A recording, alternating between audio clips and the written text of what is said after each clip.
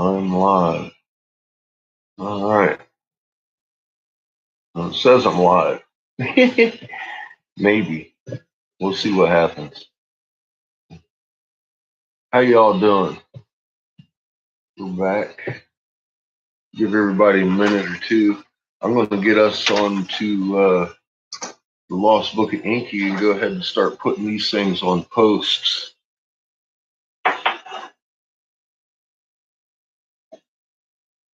And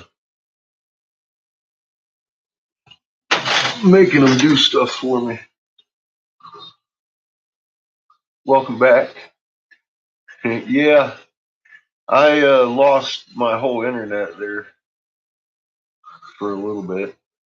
It happens. Yeah, I don't know. As soon as I got it back, I went right to ISWA. And I was like, oh, yeah, okay. It may happen again. We'll see. I wouldn't be surprised at all if it does. I'll tell you that right now. Because we are definitely experiencing a big push right now. Right now. I'll be right back.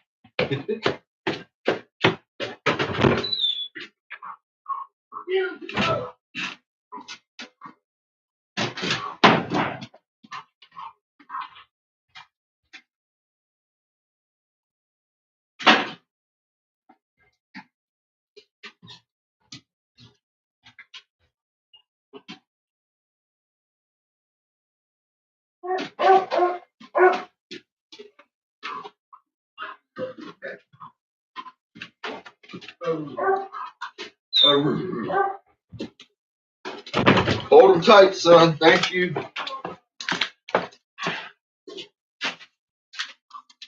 Fixing to walk the dogs. So anyway, we got old Josh lined up here for everybody. Hopefully we'll be able to keep our internet connection. Very interesting how those things go hand in hand. Oops. The Anunnaki playing a hand in being setting up the first city. Now this is the account of the first city of men and of kingship on earth. I'm pretty sure now, it's very where we interesting left how those off last things night. go hand in hand. The Anunnaki playing a hand in being setting up the first city of men on earth, and then also setting up kingships. And that's what I've been trying to tell people here for 4 years on the show now. Is that, and it's an absolute fact if you do the research. The idea of kingship and divine right to rule and all of this stuff, and it's very much alive in today's politics and today's rulers and leaders. All of that, the whole idea goes back to those families and those bloodlines who trace their lineage directly back to these Anunnaki. And that's how the kingship and the thrones and all this stuff were set up on Earth. So let's get into that here tonight. And how Marduk schemed to build a tower, wherefore Inanna had stolen the MEs. In the first region, in the lands of the Eden, and in the cities with precincts, by their Anunnaki lords, the earthlings were taught handiworks and crafts. Before long, the fields were irrigated, and on canals and rivers, boats soon sailed. The sheepfolds and granaries were overflowing. Prosperity filled the land. Yeah, this is after the flood, huh? Ki-in-gi, land of the lofty watches, the first region was called. There you go.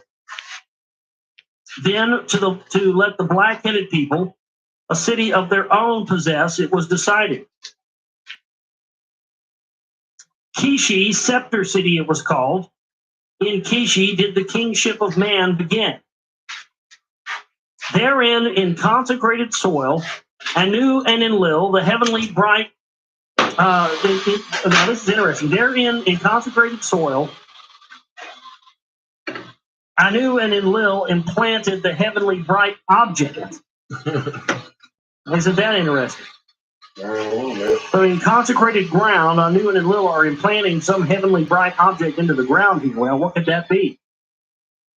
Because whatever that is, it has to do with kingship and the divine right to rule. Is this some ancient archaeological relic like the Ark of the Covenant? I don't know. In it, Ninurta appointed the first king. Mighty Man was his royal title. That was the best they could do, Mighty Man. Mighty Man, you are in charge. Run things for us here on this planet, Mighty Man.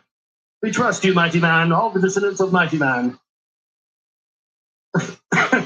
To make it a civilized center for mankind, Ninurta journeyed to Eridu. The Emmy tablets that for kingship divine formulas hold from Enki to obtain. Properly attired, with respect, Ninurta entered Eridu for the Emmy of kingship. He asked, Enki, the Lord who safeguards all the Emmys, granted 50 Emmy to Ninurta. Mitochondrial extractions, DNA to create new workers, new humans. In Kishi, where the black-headed people were taught to calculate numbers. Heavenly Nisaba writing taught them, and Heavenly Ninkashi showed them beer making. No, they showed them how so beer came from aliens. Oh, all right, that's good to know. In Kishi, guided by Ninurta, kiln work and smithing proliferated. Wheeled wagons harnessed to male asses, craftily fashioned in Kishi. Laws of justice and righteous behavior were promulgated in Kishi. It was in Kishi that the people composed hymns of praise to Ninurta. Sounds like he became a goddess worship right there, doesn't it? A little bit. Of his heroic deeds and victories, they sang. Of his awe-inspiring blackbird, they chanted. I think it's interesting that they had this craft, Ninurta has this craft called the blackbird, this ship that flies around looking at blackbirds. Would that be where we got the technology for the SR-71 Blackbird? I mean, look at that plane. Look at the SR-71 Blackbird. Think about that thing. They admitted they had that thing in 58, which means they had to have been working on it prior to 58. If 58's when they admitted they had it. Yet this is long before computer-aided design and engineering and any of this stuff, yet they were able to calculate properly how to have this plane operate without a vertical fin stabilizer. It has two small fins in the back, but no vertical fin stabilizer. And I've seen documentaries talking about the SR-71 Blackbird where they're talking about, that, but they never seem to mention that, you would have had to have computer-aided design and all that stuff to get that right. How are they able to get that right? We went from flying, prop planes just a few short years earlier in World War II to having, this supersonic thing that can fly at the threshold of space in a matter of less than 10 years. So I find that interesting. Could that SR-71 Blackbird come as a result of, these ancient plans they think? Very well could be. They try to retire those things so many times, but they can't because there's still the stuff that's in them still surpasses technology we can produce today. The U-2 spy planes the same way. Why is that? Why is there technology in these things from 40, 50 years ago we can't recreate today? That's a good question, isn't it? How in faraway lands the bisons were subdued, and how the white metal was mixed with copper, he found. Ninurta's glorious time it was. With the constellation of the Archer, he was honored. All the while, Inanna in the Unki, her lordship awaited in the third region. All the while, the domain of her own of the leaders she demanded. The third region after the second one will come, her leaders thus assured her. Having seen how Ninurta journeyed to Eridu, and how the ME of kingship he attained, Inanna devised a plan in her heart to obtain ME from Enki. She schemed. Her chambermaid Ninurshbur she dispatched to Eridu to announce a visit by Inanna. On hearing this, Inky quickly gave instructions to his housemaster, Ismud, the maiden, all alone to my city. Is directing her step to Eridu. When all alone she will arrive, let her enter into my inner chambers. Uh-oh. Uh-oh. Shit. You know what Inky's thinking. Shit, He wants to... Pour it into her open vagina. Pour the seed into Something wrong with that boy. It is your destiny to pour the seed into the womb. Pour for her cold water to freshen her heart. Give her barley cakes with butter. Prepare sweet wine and fill the beer vessels to the rim. Yeah. See, that's worked for thousands of years. It works. It always works. Get her drunk and then take her panties off. Inky knows what's up, man. I mean, he knows the rules. He knows what he knows what he's got to do. He's a pimp. Yep. He's the guy. When Inanna was alone in the abode of Inky, entered, oh shit! Ismud followed Inky's command. Trouble coming right here. Then, now. when Inky greeted Inanna, he was overwhelmed by Inanna's beauty. See, where are we going with this? With jewelry, Inanna was bedecked. By her thin dress, her body was revealed. Good night, John. When she bent down, her vulva was thoroughly admired by Inky. I can't believe I just read that. When she bent down, her vulva was thoroughly admired by Inky. Well, yeah, I like that vulva, baby. I can see it sticking out of your dress. Christ. So we got Anunnaki going commando now, huh? Now I like these guys. They're fucking Klingons all the way. They're fucking Klingons. Oh, these motherfuckers are hardcore. They're getting drunk, wearing no pants eyes. She's rolling in commando, dude. I mean, vulvas. Dude, when you got vulva sticking out of your dress, I mean, in Inky's room, you're in trouble. I mean, you're pretty much asking for it there. Yeah. I mean, seriously, you're gonna roll. You're gonna go over to a dude's house. Fucking private You're house. gonna have alcohol. You're gonna have a dress where you can see your vulva. We know he's had like 72 kids. This dude is not he's anything. I mean, come on. Give me a fucking break. You got to be. Girl showed up with her vulva all out. Come on, lady. She wouldn't roll over to a guy's house with a dress on with your vulva sticking out of it, unless you were planning on getting some, would you? All right. Well, I'll keep that in mind. Oh my God. Next time I see a lady walk my way, if I see her vulva sticking out of her dress, it's on. That's all I'm saying. I can't believe it just read that. When she bent down, her vulva was thoroughly admired by you. Like, it's like he's standing there, stroking his goatee or stroking his beard, admiring it. Oh, I see your vulva sticking out of your dress there. Oh, I'm just admiring it. Don't mind me. I just want to stare at it.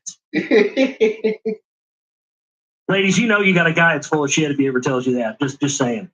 If a guy ever says, "No, honey, I just want to look at it. It's pretty. I don't want to do anything to it." Bullshit. He's lying. That or he's for another team. I don't know. From the wine cups, they drank sweet wine, and they had a beer drinking competition. Uh-oh. What? Oh shit! Dude, Inanna is the shit. Inanna's just going at it. Rolling over to a homeboy's crib, fucking all with her shit hanging out and getting drunk. She's like, "Come on, bitch, I'll drink you under the table." They're shotgunning beers. And she's, she brought the fucking beer bong from the Eden, and it smells like mint. They're just getting there. Oh, that's goddamn. I mean, that's a way to a man's heart right there. I mean, seriously. The chick that would always walk into the party or walk into the bar and be like, "I'll drink any man here under the table." I'd be like, "You're going home with me." And no, you're not going to drink me under the table. That's greatness. Show me the Emmys, Inanna playfully said to Inky. Let me hold Emmy in my hand. 7 times in the course of the competition, Inky gave Inanna Emmys to hold. The divine formulas for lordship and kingship, for priesthood and scribeship, for love dressing and for warring, Emmys Enki gave to Inanna the whole. For music and singing, woodworking and metals and precious stones, 94 Emmys that for civilized kingdoms are needed, Enki gave to Inanna. Mm-hmm. Holding her prizes tightly, Inanna slipped away from Enki while he was slumbering. To her boat of heaven she rushed out. To soar away, she instructed her pilot. Get the fuck out of here. I got all the was awakened by Izmid. Time to leave. He said to Izmid, "Get a hold of Inanna now." When from Izmid that Inanna had already in her boat departed, Enki got honeypotted. to chase Inanna in Enki's skyship, Izmid he instructed. Enki got All the honeypotted. enemies you must retrieve to him, he said. At the approach to Unaki, Izmid Inanna's boat of heaven intercepted. To return to Eridu and face the wrath of Enki, he made her. But when Inanna was brought back to Eridu, the Emmys were with her no more. She gave them to her chambermaid, Ninshubur, to the house of Anu in Unaki. Ninshubur took them. In the name of my power, in the name of my father Anu, I command you, the Emmys, to return. So Enki did angrily say to Inanna, captive in his abode, he held her. When Enlil heard of this, he came to Eridu to face his brother. By right, the Emmys have I obtained. Enki himself in my hand placed them. So Inanna did say to Enlil, the truth of that Enki meekly admitted. When the term of Kishi shall be completed, to Unaki kingship shall pass. So Enlil did declare. When Marduk heard all of this, he was greatly enraged, and his anger knew no bounds. Enough, my humiliation has been, Marduk shouted to his father Enki. Oh, Marduk's pissed again. A sacred city of his own in the Eden, he forthwith demanded from Enlil. When Enlil paid no heed to Marduk's appeal, Marduk grasped his fate in his own hands. Here we go. To a place that for Anu's arrival before Unaki was selected was considered. Nabu, the Agigi, and their offspring from the dispersal lands were summoned. For Marduk, summoning therein a sacred city, a place for skyships, was established. When his followers assembled at the place, stones to build with they did not find. Marduk taught them how to make bricks and burn them by fire to serve as stone. Therewith a tower whose head the heavens can reach, they were building. To thwart the plan, Enlil hurried to the place to placate Marduk with soothing words. To stop Marduk and Nabu in their endeavor, Enlil did not succeed. In Nibiru Key, Enlil, his sons and grandchildren were assembled. What to do, they all considered. Now listen to this. This is very interesting, and this ties in with some of the work research I've done into stargates and I'm listening, how that ties into ancient archaeological pieces found in ancient Iraq and Mesopotamia, exactly where this is taking place at, by the way. And this is very interesting because it says Marduk is building an unpermitted gateway to heaven and entrusting it to earthlings. There's a problem. It sounds to me like Marduk is setting up a stargate that he's allowing earthlings to have knowledge of. Now, that's true to me. That 100% explains why the first place we went in 2003 during the invasion of Iraq was the Iraq National Museum to get all these antiquities that pertain to the Sumerian, Akkadian, and Babylonian empires. So that's where we see the problem here. Okay, so Marduk was getting ready to open this Stargate, And they were having trouble because he was entrusting earthlings with the knowledge of this, and rightly so. So Enlil did say to his sons and his grandchildren, if we allow this to happen, no other matter of mankind shall be unreached. This evil plan must be stopped, Ninurta said. All agreed with that. Enlil is always trying to. It was nighttime when from the Viru-Ki, the Inuit Anunnaki came. From their skyships, they rained havoc and fire and brimstones on the rising tower. To the tower and the whole encampment, they brought a complete end to it. To scatter abroad the leader and his followers, Enlil thereupon decided. Henceforth, their councils to confuse their unity to shatter Enlil decrees. Until now, all the earthlings had one language and spoke in a single tongue. Henceforth, their language I shall confound, that they will not understand each other's speech. Well, why is that important?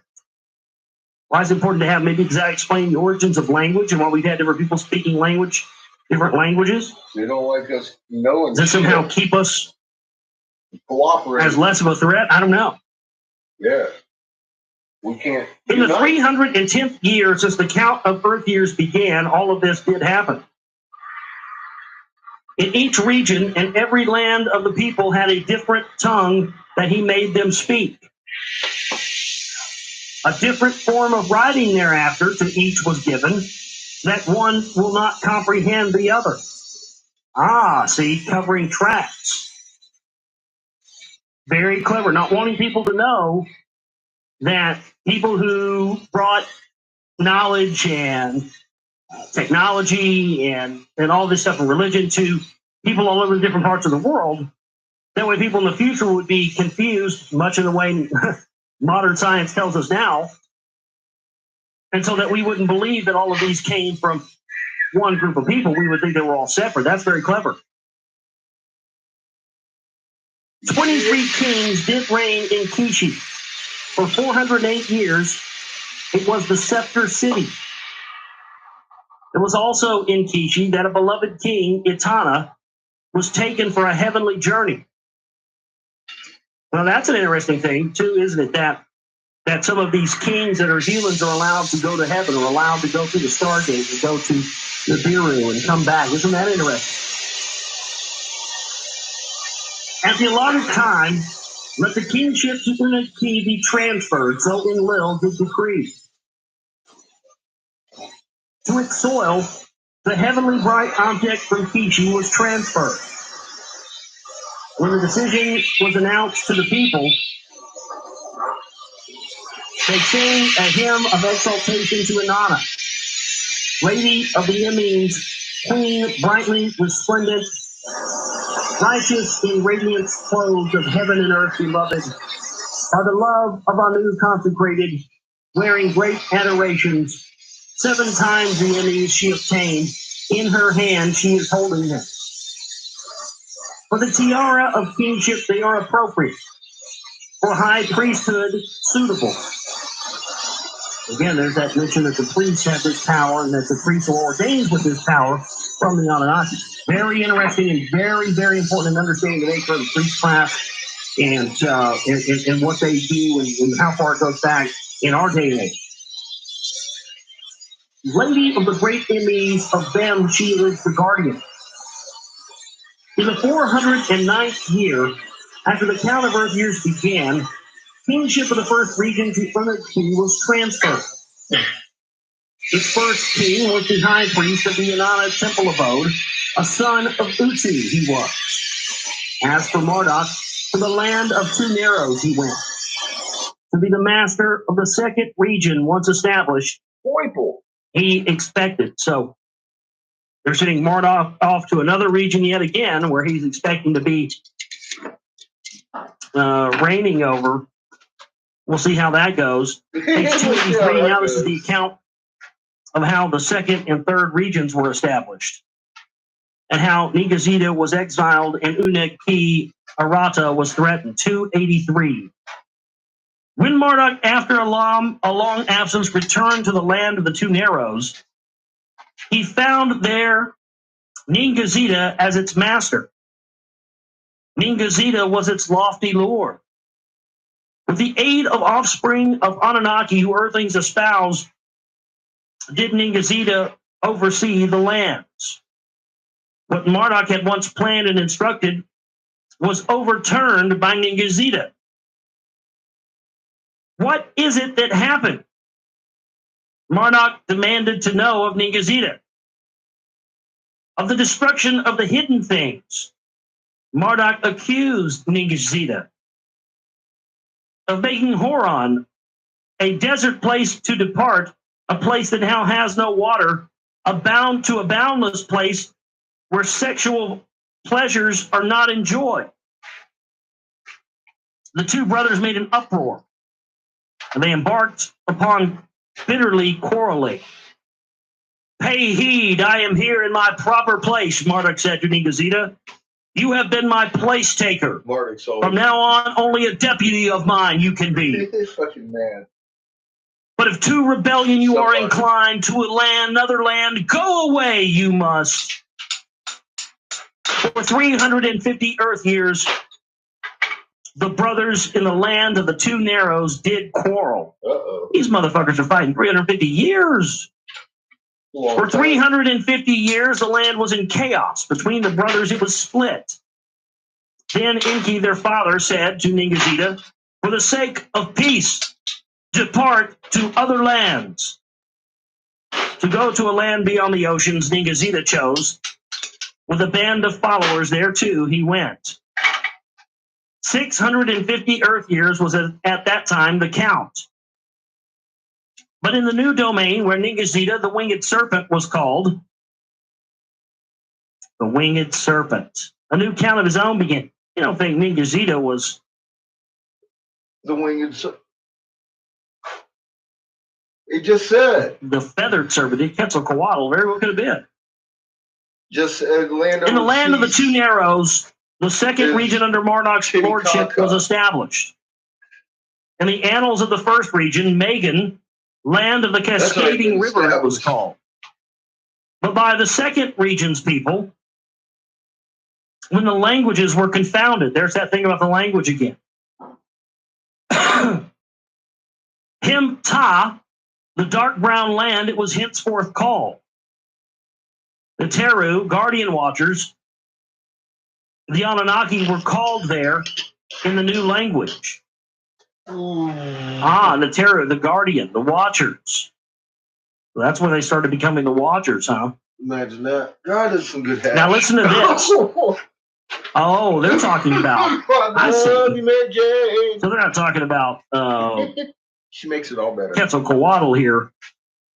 Oh. Yep, confounded our language, split us up, divided us. Marduk as Ra was worshipped as the bright one. Enki as Ptah. We still got the developer was venerated. Device we were given. So birth of when they moved to this new land, this new region,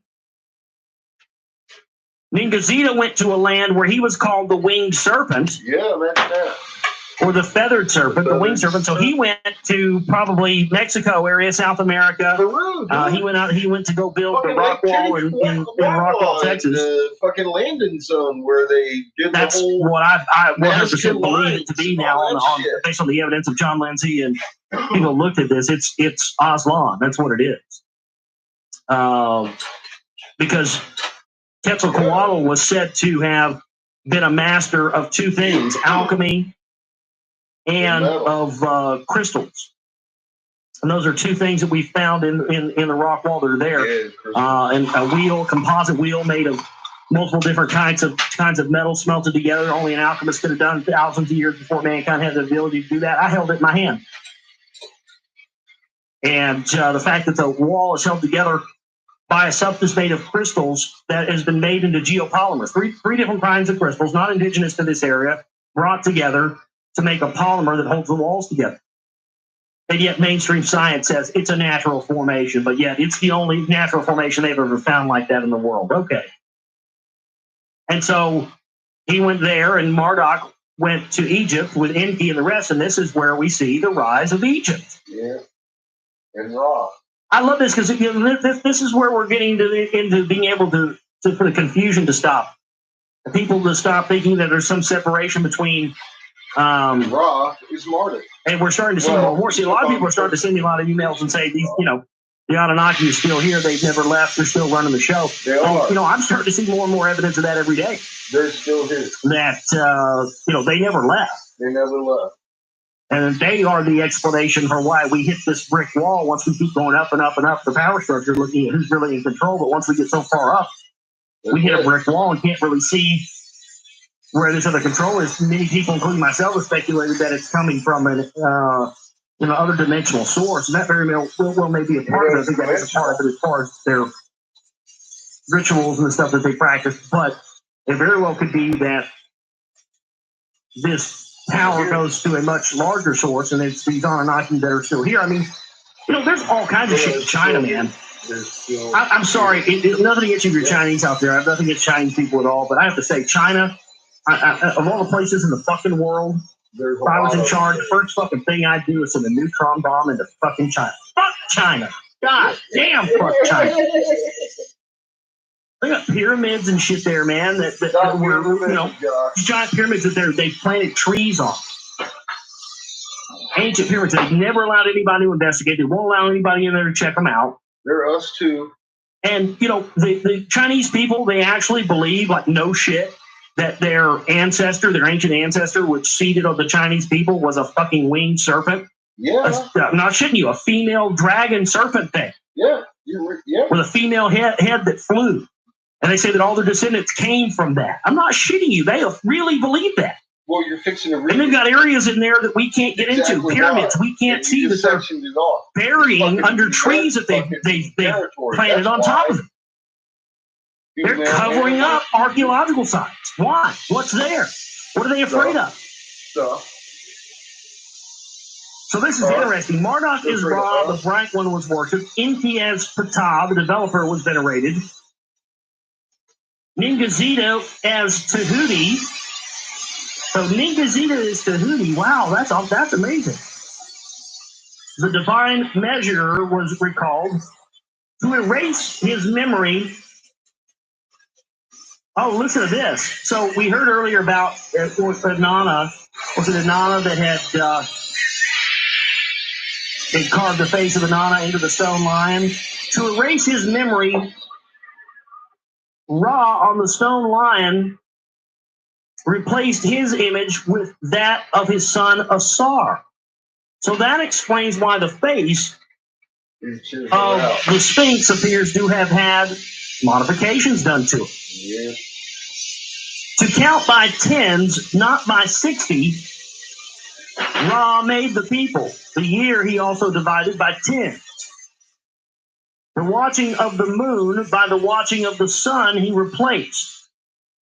Whereas under the lordship of Tahuti, the olden city of the north and the city of the south were reestablished. Well, this goes to explain, if this is what they're saying is true, then, that's it for me. Civil Hathor, Dendera, Luxor, the Great Pyramids. There's no question. Like, if you watch the documentary I was talking about last night, the revelation of the pyramids, there's just no question that there was high technology. They've talked about the high technology they've used many times in these texts. I don't know how much more you need. You don't need it. All those symbols and all that stuff. That was all just symbolic stuff. They're blah blah. No. I never believed that. Never believed that in school. I spoke up about that and got in trouble and got called names. Yep. We were that high. And I'm so fucking proud of my past self. My future self, present self is very proud of my past self for, actually speaking my mind about that when I was in school and saying, you know what? I don't think that that's symbolic.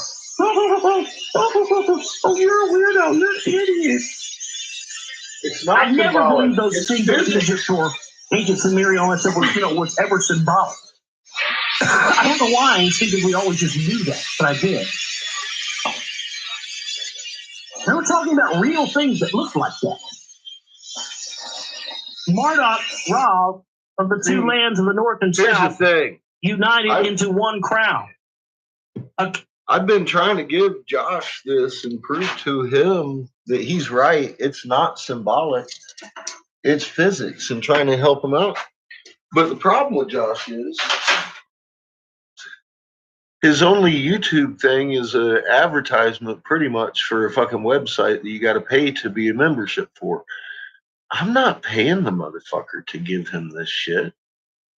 So I've posted it on his goddamn face or YouTube, and hopefully he opens it, because it's not symbolic. It's very factual. So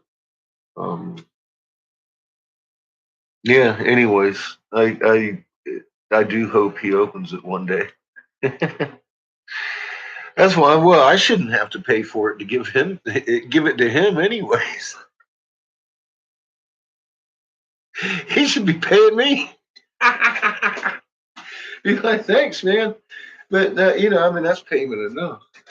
But I'm just saying, to fill in holes that he has, because he reaches a pretty big audience. I'd like it if he went and read hieroglyphs, learned how to do it, because I have a good feeling he'd start speaking some clarity on some of this subject. I can't say as how deep he is in it or whatever, or if he's CIA paid opposition or not, but he's reading Sitchin, and he's real about it. He's very real about it. He's vulgar about it, of course. But I don't think I would have listened to it so many times if he hadn't been, because if you've ever listened to the dry readings of some of these texts, or actually sat down and read one of these texts, they're very repetitive. And I just like having it read to me anyways, especially in his style. He's funny as shit to me. I mean, he fits my personality right off. He gets a little bit more vulgar than I would, but you know what I mean. He's he's not really worried about, he's obviously not too worried about viewership. He drops F-bomb every other word. But yeah, that's probably why he's off of YouTube anyways, because he has issues with their monetization shit in the first place. But yeah, I've dropped it off to him a couple of times, couple of videos I've made. Hopefully he'll go to Scientific League and learn how to do this, and finally have some of these questions that you're listening to him ask answered. Because I think it'd be cool. I'm I think it'd be cool for him to learn that shit, because I learned off of him, just like you guys are tonight. King and offspring of Neteru, an earthling he there appointed. Mina was his name. Mina, as in Mina, Arkansas, where the elite shipped all the coke. Okay. Where the two lands meet and the great river divides, a scepter city Ra established. Splendor to surpass Kishi in the first region he gave it. Mina Nefer, Mina's beauty it was called. To honor his elders, Ra built a holy city. To honor Nibiru's king, Anu, he named it. And also, here's another in your face. Also in your face of all those cocksuckers out there in Radio Land, hosts and other researchers, they're trying to tell me for years that the Ankh from Egypt didn't have anything to do with the Anunnaki. The origins of your cross, of all your religious symbology, from the fish hat to his staff with his Ankh on the end of it. What do you think that is? It all goes back to the Anunnaki. That he rules over Earth. And they're using our symbolism. Therein on the platform, a temple abode, hiding us from ourselves. For his father, Enki Ptah erected. But that's how. He doesn't have all the information. Within a high tower. See what I mean? He just asked a question. Rose skyward like a sharp rocket. In its shrine, Ra, the upper part of his celestial barge, he departed. So he put part of his fucking spaceship in one of these things in Egypt, huh? Yeah. Well, how long ago was it when we excavated the Great Pyramids? Well, that was, in the expanse of history, not a long time ago. They were buried in sand for years. There's more down there. Maybe that's what Zawas has been hiding all this time. Yeah, duh. Ben, it was called. It was the one in which he had traveled from the planets for countless years. On the day of the new year, the king, as high priest, performed the ceremonies.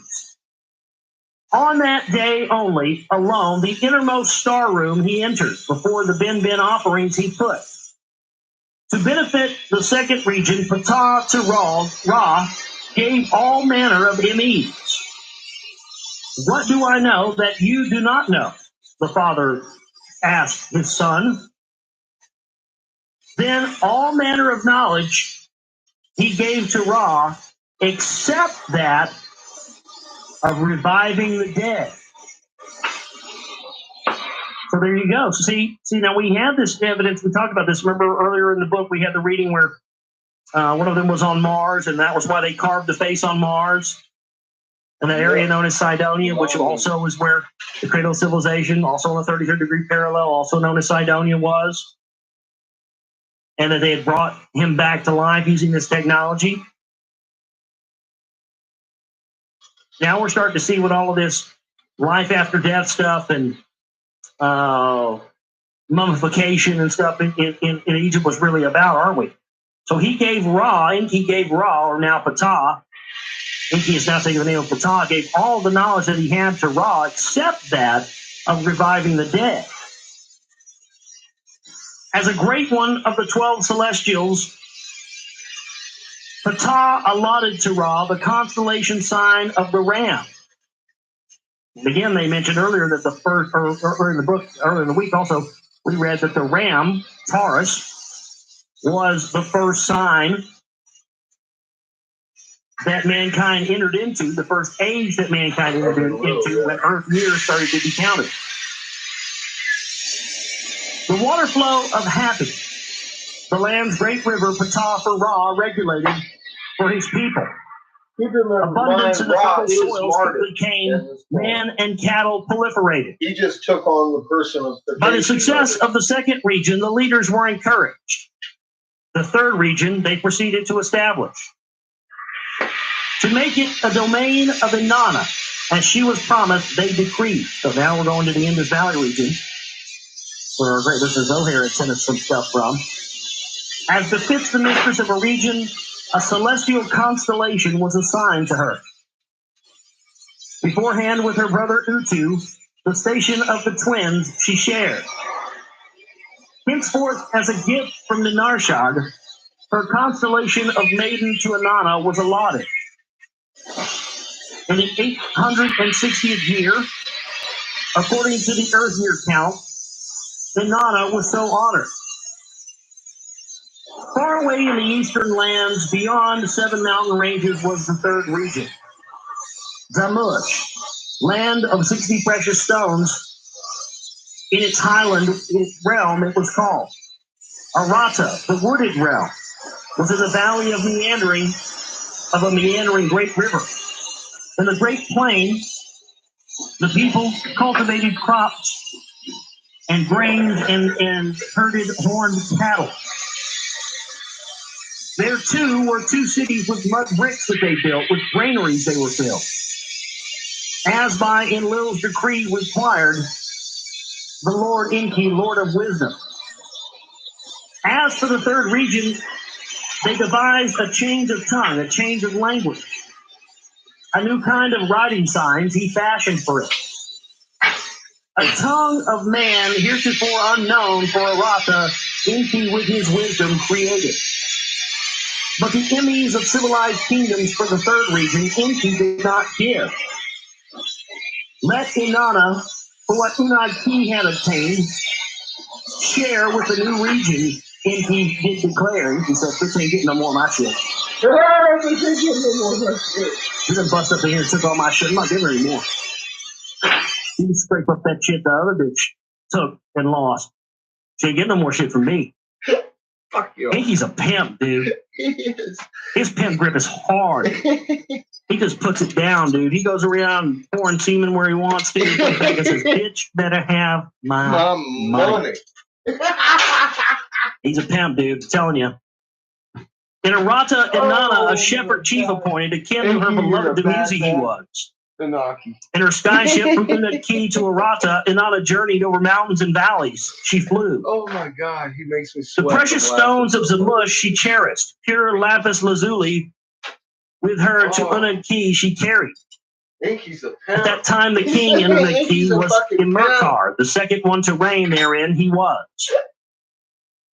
It was he who expanded the boundaries of Unadki, and Inanna was exalted by its glory. It was he who the wealth of Arata coveted. To be the supreme commander over Arata, he schemed. To Arata in Merkar, an emissary dispatched as a tribute to Arata's riches to demand. So we're going to go ahead and need a cut, basically, is what we're saying here. Over 7 mountain ranges, through parched lands and then soaked by rains, the emissary went to Arata. To the king of Arata, the demand words of Imenkar, word for word, he repeated. His language, the king of Arata, was unable to understand. Like the bray of a donkey, its sound was. Can't understand a goddamn word. A wooden scepter was inscribed with a message. The king of Arata gave to the emissary. To share Unadki's emis with Arata, the king's message was requested. As a royal gift to Unadki, grains were loaded onto donkeys with the emissary. To Unadki they went.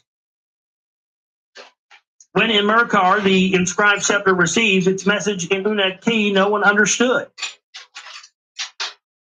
He brought it forth from light to shade. He brought it forth from shade to light. What kind of wood is this? He asked, and then ordered to have it planted in the garden. After 5 years, after 10 years had passed, a tree grew from the scepter. A shade tree it was. What shall I do? In Merkar, in frustration, asked Utu, his grandfather. With heavenly Nisaba, the mistress of scribes and writings, Utu interceded. On a clay tablet, his message to inscribe Nisaba in Merkar, and was taught in the tongue of Arata. By the hand of his son Banda, the message was delivered. Submission or war, it said. By Inanna, Arata was not abandoned. To Unadki, Arata will not submit, the king of Arata said. In warfare, Unadki desires, let one warrior meet one warrior in combat. Oh, a little mano-a-mano, huh? A little man-to-man combat. Better yet, let us peaceably exchange treasures. Let Unadki exchange its enemies for Arata's riches. On the way back, carrying the peace message, Banda fell sick and his spirit left him. His comrades raised his neck. Without breath of life it was. On Mount Huram, on the way from Arata, to his death, Banda was abandoned. The riches of Arata, Unadki did not receive. The enemies of Unadki, Arata did not obtain. Well, then where did they go? So he died, and they didn't get the riches, and they didn't get the enemies. And in the third region, civilized mankind did not fully blossom. So that's the end there of the 12th tablet. We're now to the synopsis of the 13th tablet. Royal cities sprout with sacred precincts for the gods. Demigods served as kings and priests in palace temples. Oh, we're going to get into demigod stuff next. So good stuff there. Man, oh man, oh man. This is just, reading this, it just gives you a whole new context on history. It does for me anyway. In the third region, civilized mankind did not fully blossom. What to Inanna was entrusted, she neglected. Other domains not granted to her, in her heart she coveted. When from Uniki, at the count of 1,000 years, kingship was taken away. Who could foresee the calamity by the end or the next millennium, and who could have prevented the disaster?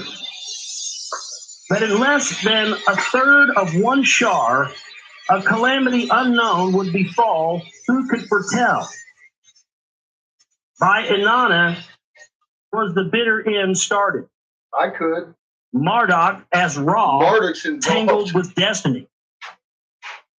With Marduk now Trouble's on becoming the way. Ra,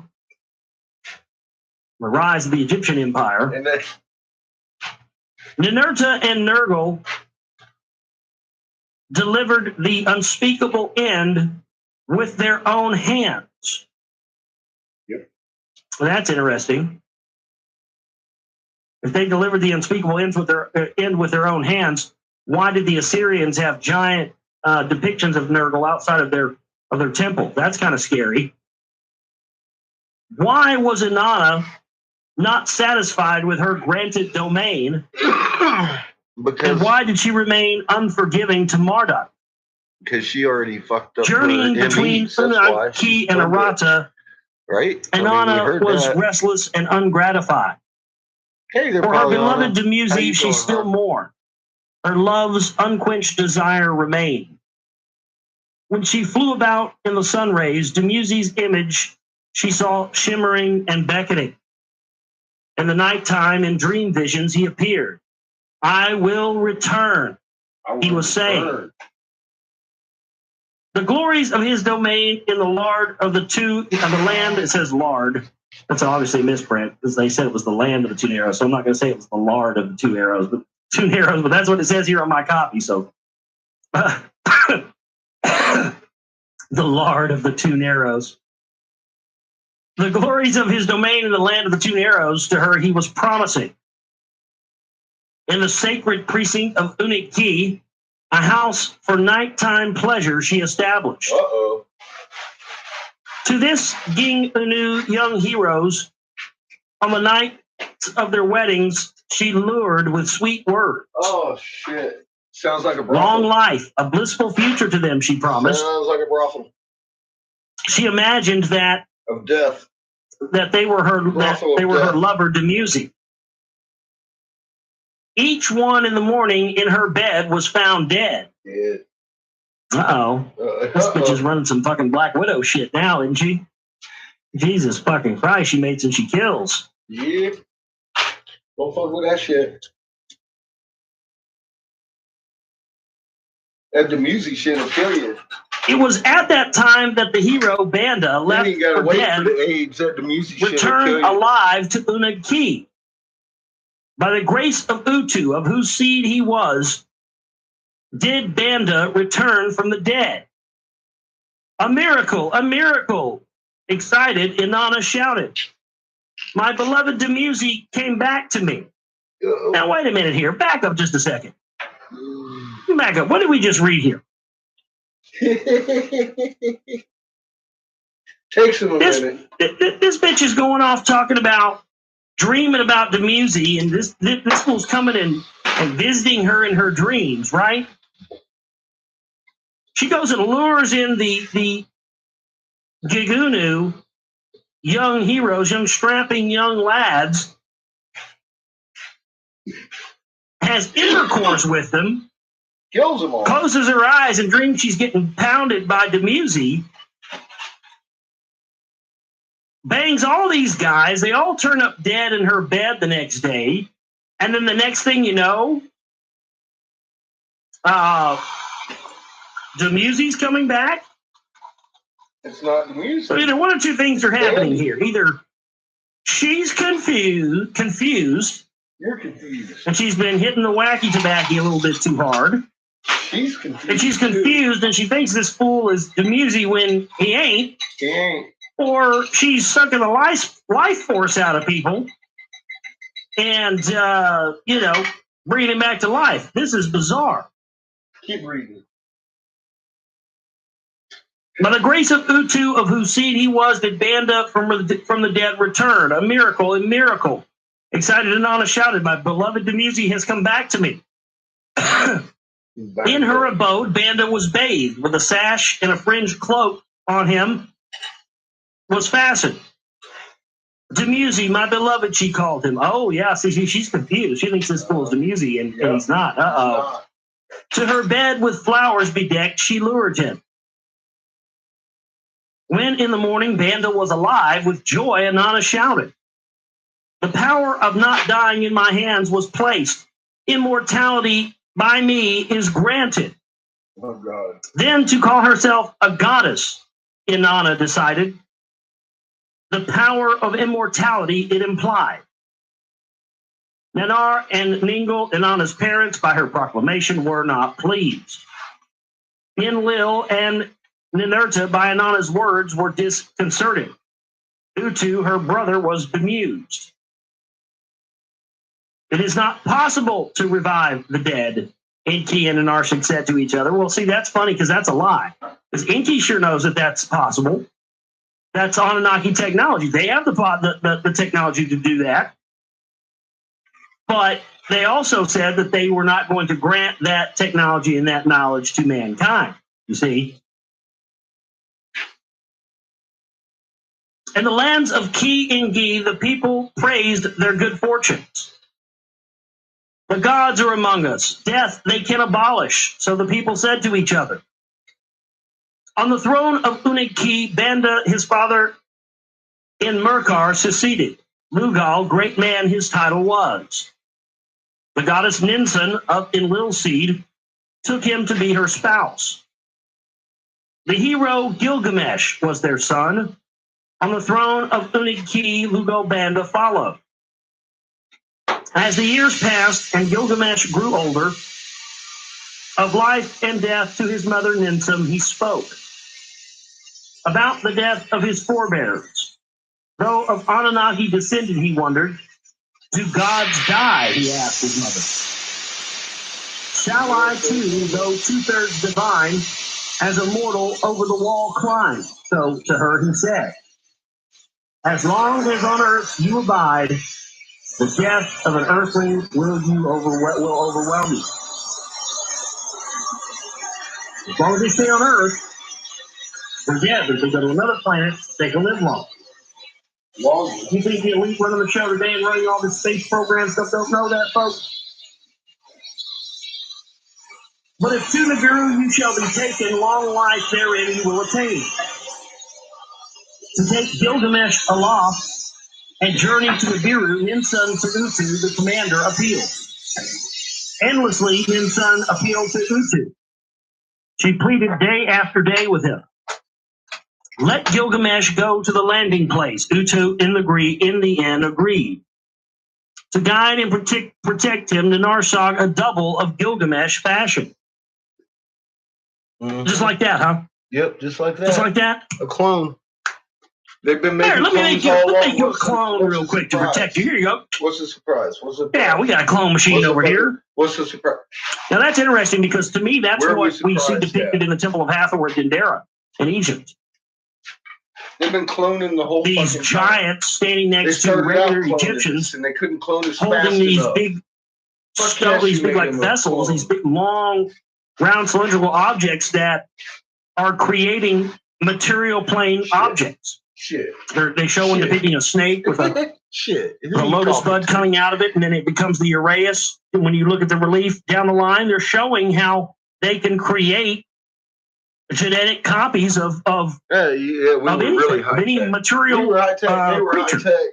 They were high tech. To me, that's exactly what they're describing. I mean, this guy just here you go to guide and protect you. We're fashioning you a double. Here you go. It's a double of Ninarshag. Here, take it. You it's can yours. see the two competing civilizations. Enkidu, as by Enki created, he was called Enkidu. This isn't even the whole story, of course. I mean, for God's sake, of a womb he was not born. Blood was not in his veins. God knows, man.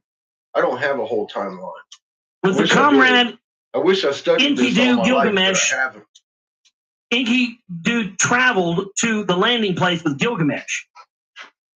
Utu oversaw his progress with oracles. That just happened. At the entrance to the cedar forest, Who its has? fire-belching monster blocked their Who's way. fucking studied this? Who has? With trickery, they confused the monster and broke it to pieces. So there's some kind of, see, They this keep is us so another interesting thing.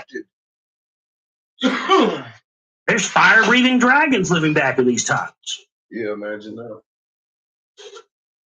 With the secret entrance to the tunnels of the Anunnaki they found, by the bull of heaven, a creature of Enlil, they were challenged with deathly snorts. So right there, again, that's what they've talked about. We've seen this is where the stories of things like the Pegasus and the Centaur and the Minotaur and all this stuff come from.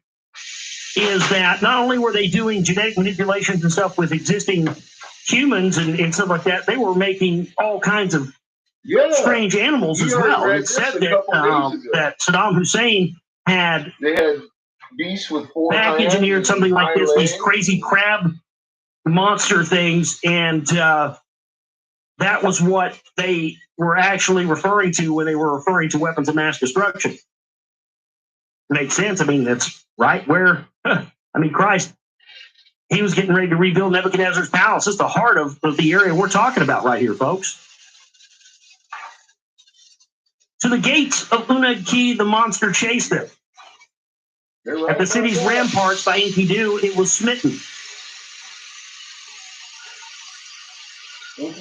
When Enlil heard this, he cried with agony. In the heavens of Anu, his wailing was heard. For in his heart Enlil knew well.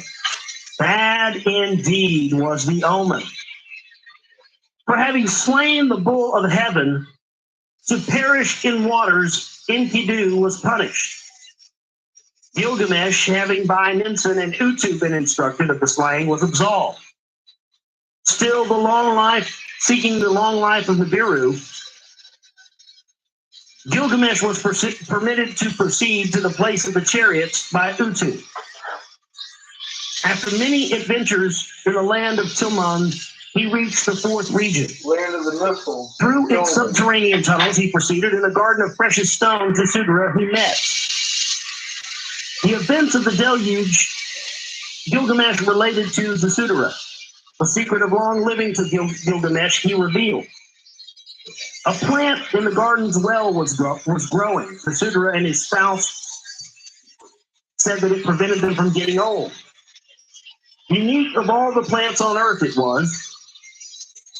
By it, a man can regain full vigor. Man at old age is young again.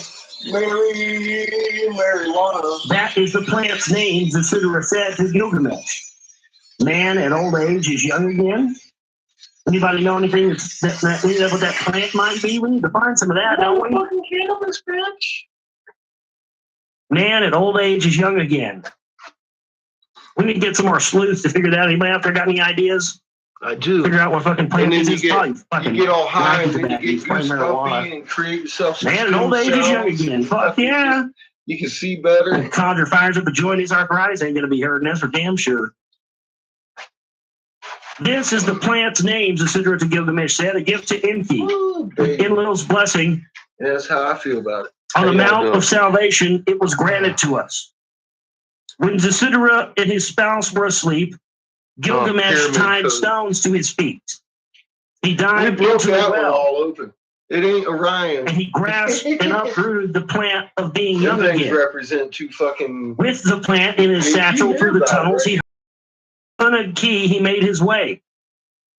When he tired and was asleep, for a smaller sun, a snake was attracted by the plant's fragrance. The snake snatched the plant from the sleeping Gilgamesh and vanished with it. That's not symbolic, is it? Snatched his shit. He's asleep with the elixir for immortality, and the serpent rolls up and takes it. Wah, wah. Oh, no. Nothing symbolic there. Go back to sleep. Yeah, go back. Oh, my God. Gilgamesh. That's totally a metaphor for the brotherhood of the snake, the brotherhood of the serpent.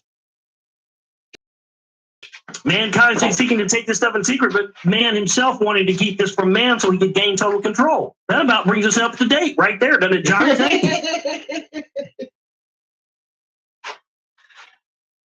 Don't help the sheeple. Oh my God. In the morning, when he God. discovered his I loss, imagine Gilgamesh he's gotten so sat much and shit. wept. To Unuk-Ki, guy. empty-handed, he returned. As a mortal therein, he died. 7 more kings in Unuk-Ki after Gilgamesh reigned. Then its kingship came to an end. Uh-oh. Precisely when the count of 1,000 years was completed, it was. To Urim, the city of Nanar and 1,000 Ningal years was apiece. kingship of the first region transferred. 1,000 years apiece. To all these matters that in the other regions were occurring, Marduk gave much heed. Marduk. By Inanna's dreams and visions, to Dumuzi's domain she was alluding. Ra was very disturbed. Uh-oh.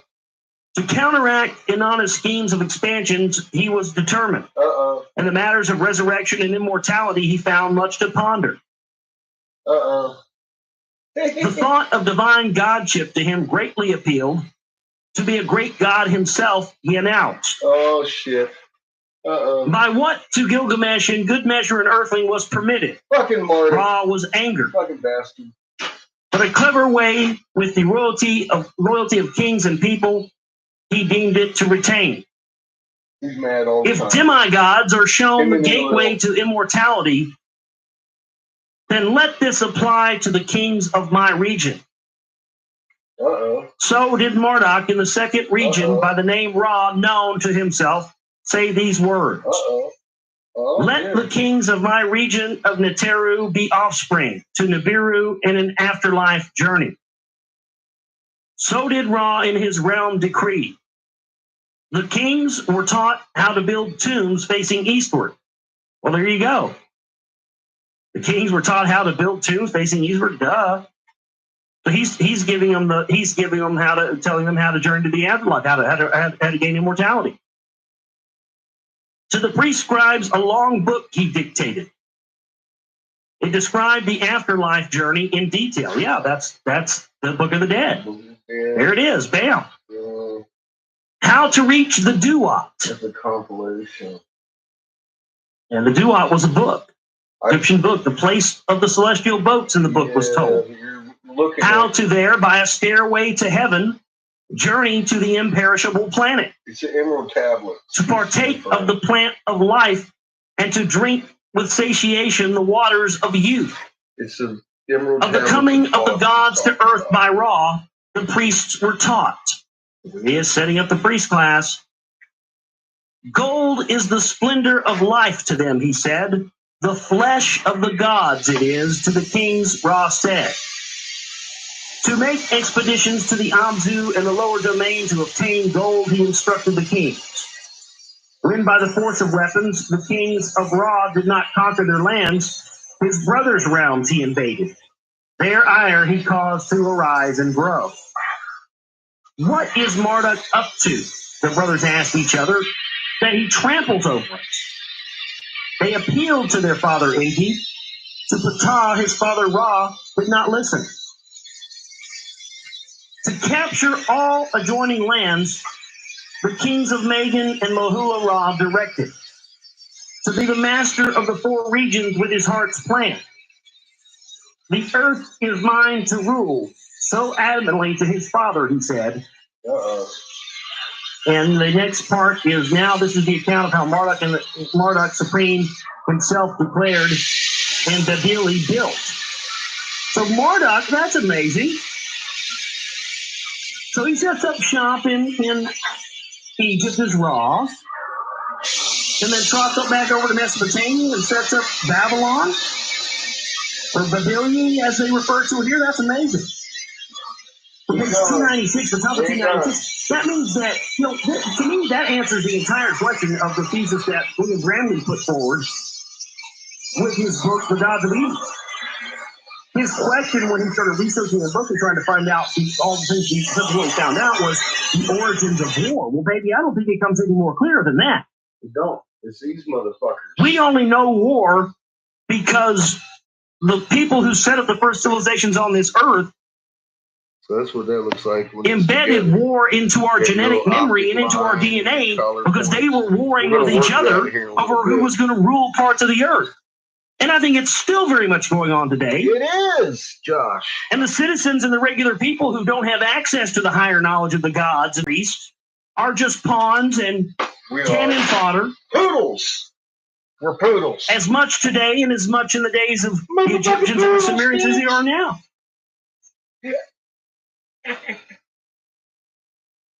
Motherfucking poodles. So if we now know what's been the cause of this all these years, We do. Let's get rid of it. we can now say no more. We're the ones doing it to ourselves. We're not going to do that anymore. For them. We're not going to kill each other problem. anymore. We're not going to have wars anymore at the expense of these Stop quote pointing the finger. unquote It's us. gods or wannabe gods and And these we need to bloodline drop people this who think they're in charge now. and we can do it peacefully, like healers would. This is the reason Stop why the doing war, the Learn the world is the fucking way truth. it is today, Stop and why we fucking have the doing elite, it. the New World Order, and the You Illuminati, stop this doing running it. stuff. It's Stop- all because of stop this and these supporting it. people and what they brought to us here. That's how they fall. That's how they fall. We'll just stop. And we have become the Fucking stop. byproduct There is no man or woman over another. It's mother, father, and child. of an industrialist Period. species. We're adults. We're the As byproduct long as you don't harm anything, you shouldn't be dealt with. of a race of You harm people yourself, harm them. who fucked They their need to planet be up dealt with. so bad with nuclear war and destruction and hierarchy of power and these hereditary dictatorships. They fucked it up so bad, they came down here to Earth, did some genetic tinkering with existing things, created us, and have come down here and set up shop and fuck things up here on this And we planet need so to their get back to progeny, our us, Because this shit's old. as in the macrocosm, so I've had fuck it all up enough. again the same way they did. We need to get back to And that's what this book was, original these design. writings and these tablets were That supposed to doesn't be. mean we're dumb. That doesn't mean we're knuckle A dragging. historical That means record we're of the intent people from who, heart and loving and put us cooperative, here and we can do anything we for want. the children of mankind, the future of mankind, so that we know, oh my God, this is what got us here, and As this long is as we how don't what we divide need to and do, harm. take steps to not allow any of this to happen. This is why they've given you religion and not this. Yes. This is why they've given you the Bible and not this. Yep. This is why they've given you the Quran and not this. Yes. This is why Include they've them all. given you the Torah and whatever else it may be and not this. Eagle commanders. Because religion could never be about All setting over. yourself free, could it? No, it's got Eagle to be commanders. about How many control. times they got to And put it's on the because eagle, it came eagle from these helmets people. and eagle suits and eagle this, eagle wings and eagle that, and go to the moon for you to fucking understand they're the eagle commanders. That the natives, the Hebrews, the descendants of Cain are talking about. the world spinning round. Ever been high as fuck? Oh, I love this song. You're in the bathroom mirror talking to yourself, and your dog's looking at you like you need help. Have you ever been high as fuck? Then you feel your heart pumping really fast, and you're convinced that you're gonna have a heart attack. Have you ever been high as fuck? You close your eyes and you're on a chicken farm. The only problem's that the chickens have human arms. You say that's fucked up. Why do the chickens have human arms? You need snacks, so you walk to the corner store, but you're scared because you think that they will know you're high. So you walk around the block to buy some time. Finally decide to go in the store, but you're so high you don't know why you're there anymore. So you just buy a pack of gum, get the hell out of there. You're walking home and your mouth is dry. Should have bought some juice and snacks, but you were too high. Thinking about ketchup chips, and for some reason the game battleship. And you start thinking about how fun it was to play games like Battleship when you're a kid. And then how as we get older, we forget how to play and just to enjoy ourselves. So you say, guess what? I'm going to make up a game right now. And it involves a baseball bat and a porcupine. And I'm going to try to kill a porcupine with a baseball bat. But then you don't know where to find the porcupine. So you go on eBay and you do a search, but people don't sell porcupines on the internet. And you say, you know what, world? You got me cornered again. I'm going to roll another joint. Get higher as fuck. After eat a whole bag of crackers that were so old that they weren't crispy anymore. Have you ever been high as fuck? Yes, I have. Me too. Now this is the account of how Marduk's supreme being himself declared and built Babili, and how Inanna, warrior kings commanding, made blood flow and allowed sacrileges. So see, now we're getting into how Inanna, through her greed, started bringing about the origins of blood sacrifice. Yep. Inanna's a bitch. Again, yet another thing that was introduced to us by these so-called extraterrestrial gods. After kingship to Urim and from Unaki was transferred, Nanar and Ningal smiled on the people. As his rank of 30 befitting as the god of the moon, Nanar was worshipped.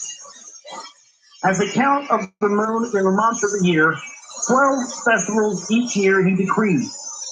To each of the 12 great Anunnaki, a month and its festival were dedicated. Throughout the first region to the Anunnaki gods, great and lesser ones. Shrines and sanctuaries were built. The people could directly pray to their gods. Now, see, that's where we start to see this changing around. Because even the Anunnaki themselves refer to the creator of all things. And they talk about how sometimes some of the things that happened to them could only have happened if they were decreed by the creator of all. So what we see here is not only that they are admitting that there is a creator of all things, but they're also admitting that they themselves are portraying themselves to the humans as being gods as well. So right there, that's a very, very important mission. Shrines and sanctuaries being built all over the world so that people could directly pray for their gods. Now, to me, this coinciding with the first occurrence of Inanna bringing blood sacrifice to humans is a very, very interesting thing. That's where we see direct evidence that blood worship, blood sacrifice, things like what the Mayans did and other groups, other tribes, and what we even see in warfare today, like we talked about last night with John D. and the macrobes, we start to see that these two things go hand in hand. The setting up of religion, the deifying of the Anunnaki, of these extraterrestrials as gods themselves, while at the same time also bringing about blood sacrifice. And this goes a long way towards trying to find out and really understanding where the origins of the elite, the New World Order, and the Illuminati really come from. Just a little bit. And, the blood and think about Catholicism. You take in the blood of Christ, the body of Christ. That's blood ritual. That's the taking into the body. So where do you think that came from? That came from these people. In the first region, civilization from Ki Engi spread to other neighboring lands. In the cities of man, local rulers were designated as righteous shepherds. Artisans and farmers, shepherds and weavers exchanged their products far and wide. Laws of justice were decreed. Contracts of trade and espousal and divorce were honored. That's just a rough beginning. In schools, the young ones studied. Oh, easy now. Scribes and hymns and wisdom, they recorded. Abundance and happiness were in the lands, but quarrels and encroachments were also there. All the while, Inanna and her skyship roamed from land to land near the upper sea with the Utu. She frolicked. Belladonna. To the domain of her uncle Ishtar she went. Dudu, beloved, she called him. Dudu, beloved. To the people who in the upper plain of the two rivers dwelt, Inanna took a liking. The sound of their tongue she found pleasant, and she learned to speak their language. By the name of the planet Lamu, which we know as Mars, in their tongue they called her Ishtar. Ishtar. Yes, And there again, another thing that some people have problems wrapping their mind around. Inanna, Ishtar, Columbia, Queen Semiramis, all the same thing. It is.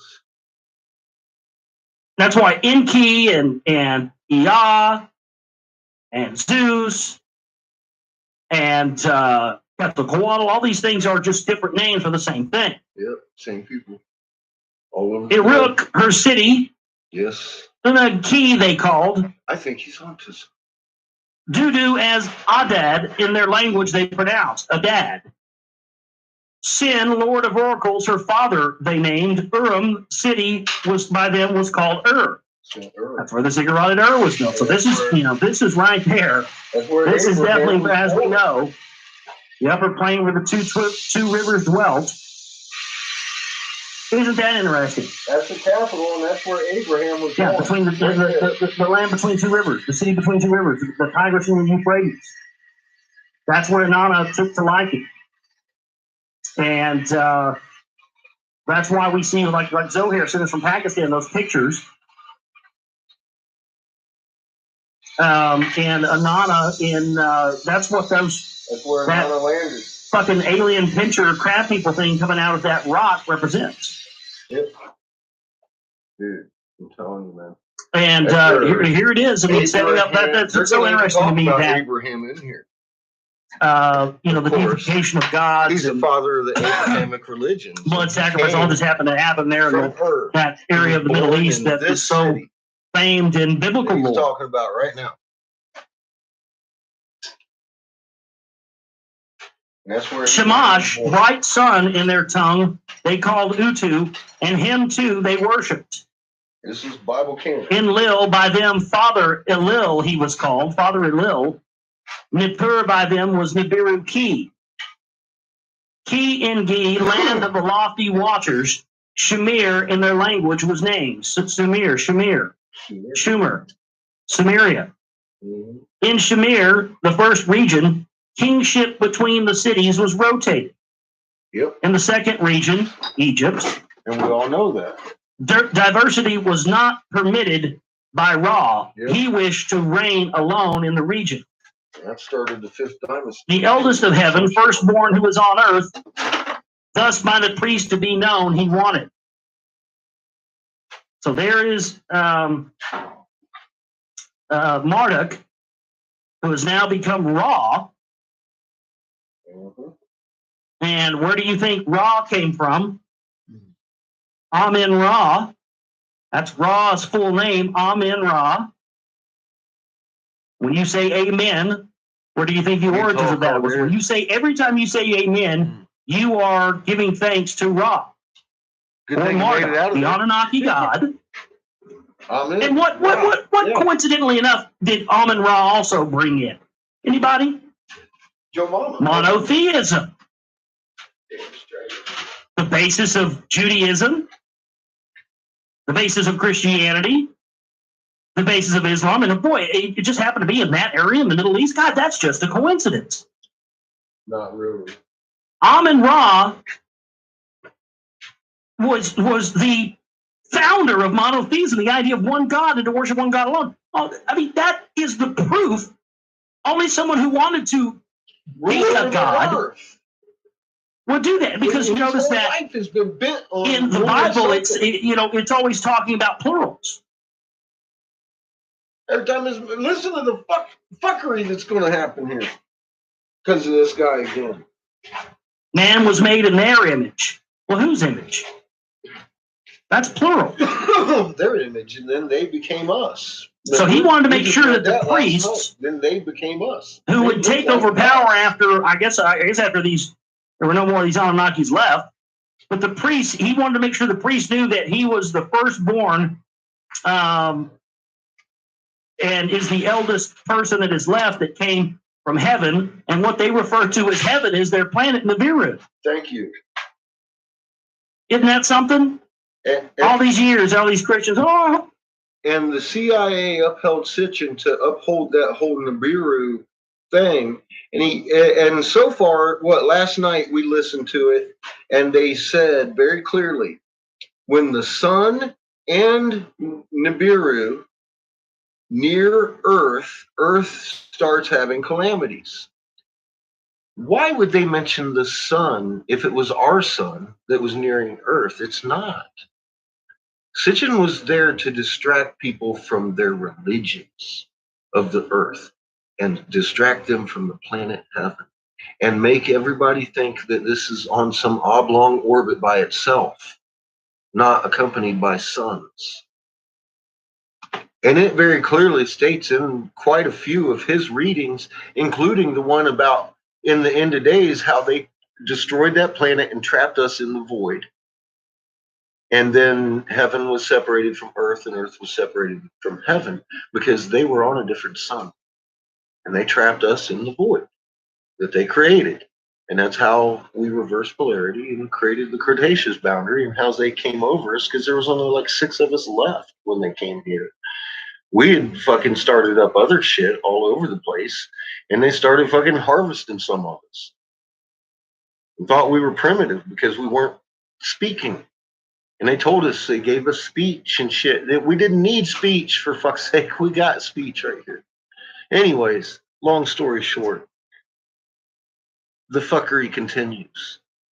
I hope when I die, I go to heaven. I hope when I die, I go to that alien planet. I hope Your grandmama's not around with us anymore, son. She went to the beer room. She went to the alien planet. Yeah, it's going to be a long flight, but she's going to be all right, baby. She's not in pain anymore. Yeah. Grandma went to the beer room, baby. It's all right. What they told me. Jesus.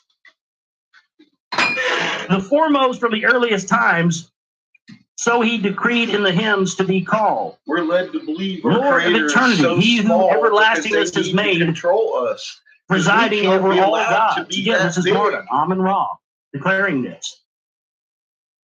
The one who is without equal, the great solitary and sole one, the sole one. We got Meaning, I'm the only one, I'm it, don't worship Give a anything but fuck me, what they want. I'm the one God, you don't need anything else, I represent the other God because I am the Son of God. Well, the real God couldn't be here. His Holy Majesty, the big kahuna.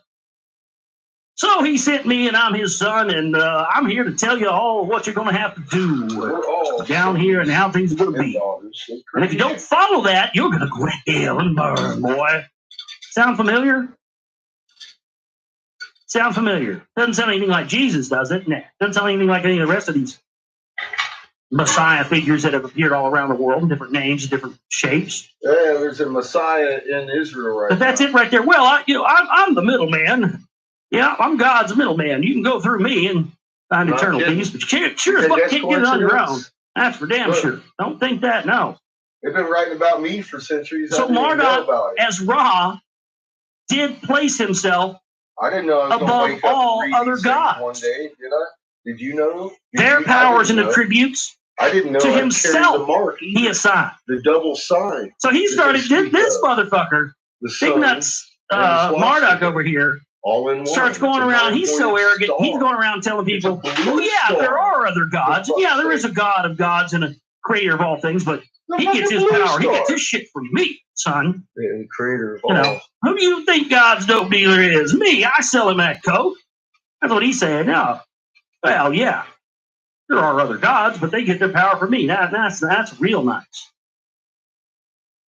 As in Lil, I am for lordship and decrees, as Ninurta for the hoe and combat, as a dad for lightning and thunder, as Nanar for illuminating the light. As Utu, I am Shamash, as Nurgle over the lower world I reign. So he's basically saying he's taking on the jobs of All of them. all these other Anunnaki gods. Yeah. As Gibble the golden depths I know, whence copper and silver come I have found.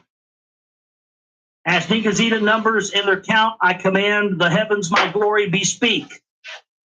By these proclamations, the Anunnaki leaders were greatly alarmed. To the father Enki, the brother Marduk spoke. Nergal to Ninurta conveyed their concern.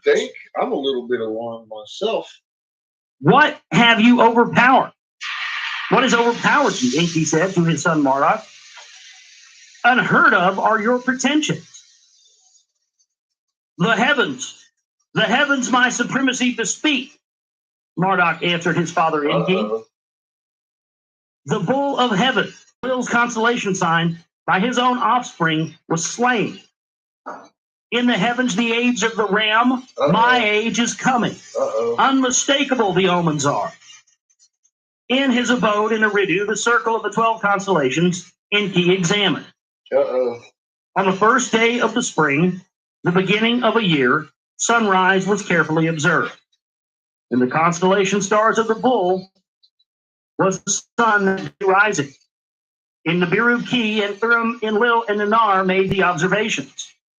In the lower world, where the instrument station had been, Nergal attested to the results. Still remote was the time of the ram. The age of the bull of Enlil it still was. Now that's interesting, because that's exactly the similar time period we're in now. And every time there is one of those ages on Earth where you're coming out of an old age and you're moving in closer to, because it happens over the course of a very long time period to move through these ages. But as you're moving out of one and it's getting closer and closer to a new age coming in, there starts to be conflicts all over the planet and all over society, in all from the top to the bottom, where the feelings and the ideas and the ways of the old age are at conflict of the new age that is coming in.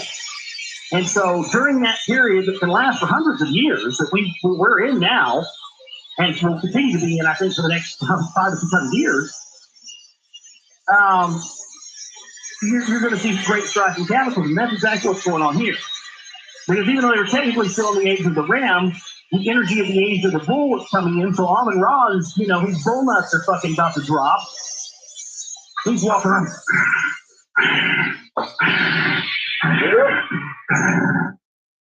Yep. Raging like a bull, right? Yes. And the energy is overtaking him. He's ready, he's ready to rule. He's ready to rule over the domain because, but that energy that's taken over him is at odds with the fact that the energy of Enlil, the age of the ram, is still very much there and still very much will be for a period of time. So, but that's interesting. So, is that an explanation to maybe you and me? Is that what's going on now? Keep reading. Is the age of the last Anunnaki god and the next Anunnaki god, which may be Enki, coming into the age of Enki, as Zohar sent the email to us that we read last night? Yeah. Could that be why all this stuff is happening? Very well could be. Yeah. In his domains, Marduk did not relent in his assertions. By Nabu, he was assisting. They're still here. To domains, he sent not his emissaries, yes, but to the people that his time has come to announce. Without question. To Ningazita, the Anunnaki leaders appeal. Keep reading. How to the people to observe the skies to teach. In his wisdom, stone structures Ningazita devised. Ninurta and Ishkar helped to erect them. In the settled lands near and far, the people saw and were taught in the skies that the sun in the constellation of the bull was still rising. They showed to the people. With sorrow did Enki watch these ongoings. How fate had twisted the rightful order, he pondered. That's an interesting idea, isn't it? How fate had twisted the rightful order. There's the beginning of my can.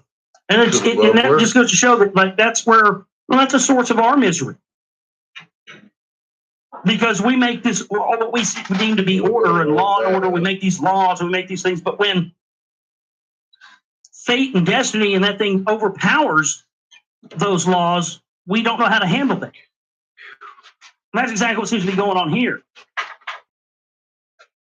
After the Anunnaki declared themselves as gods, they became dependent upon mankind's support. All right, it's hot. In the first region, the Anunnaki decided to unify the lands under one leader. They desired a warrior king. I'm gonna put on a different work shirt. To Inanna, the adversary of Marduk, the task of the right man to find they entrusted. A strong man whom on her journey she had met and loved, Inanna indicated to Enlil. Arbakad of 4 garrisons, the commander, was his father. A high priestess, his mother was. Scepter and crown Enlil gave him. There you go. There's your other proof. There's we see the scepter and crown coming down from royalty that the Queen of England and all royalty has to this day, the scepter and crown.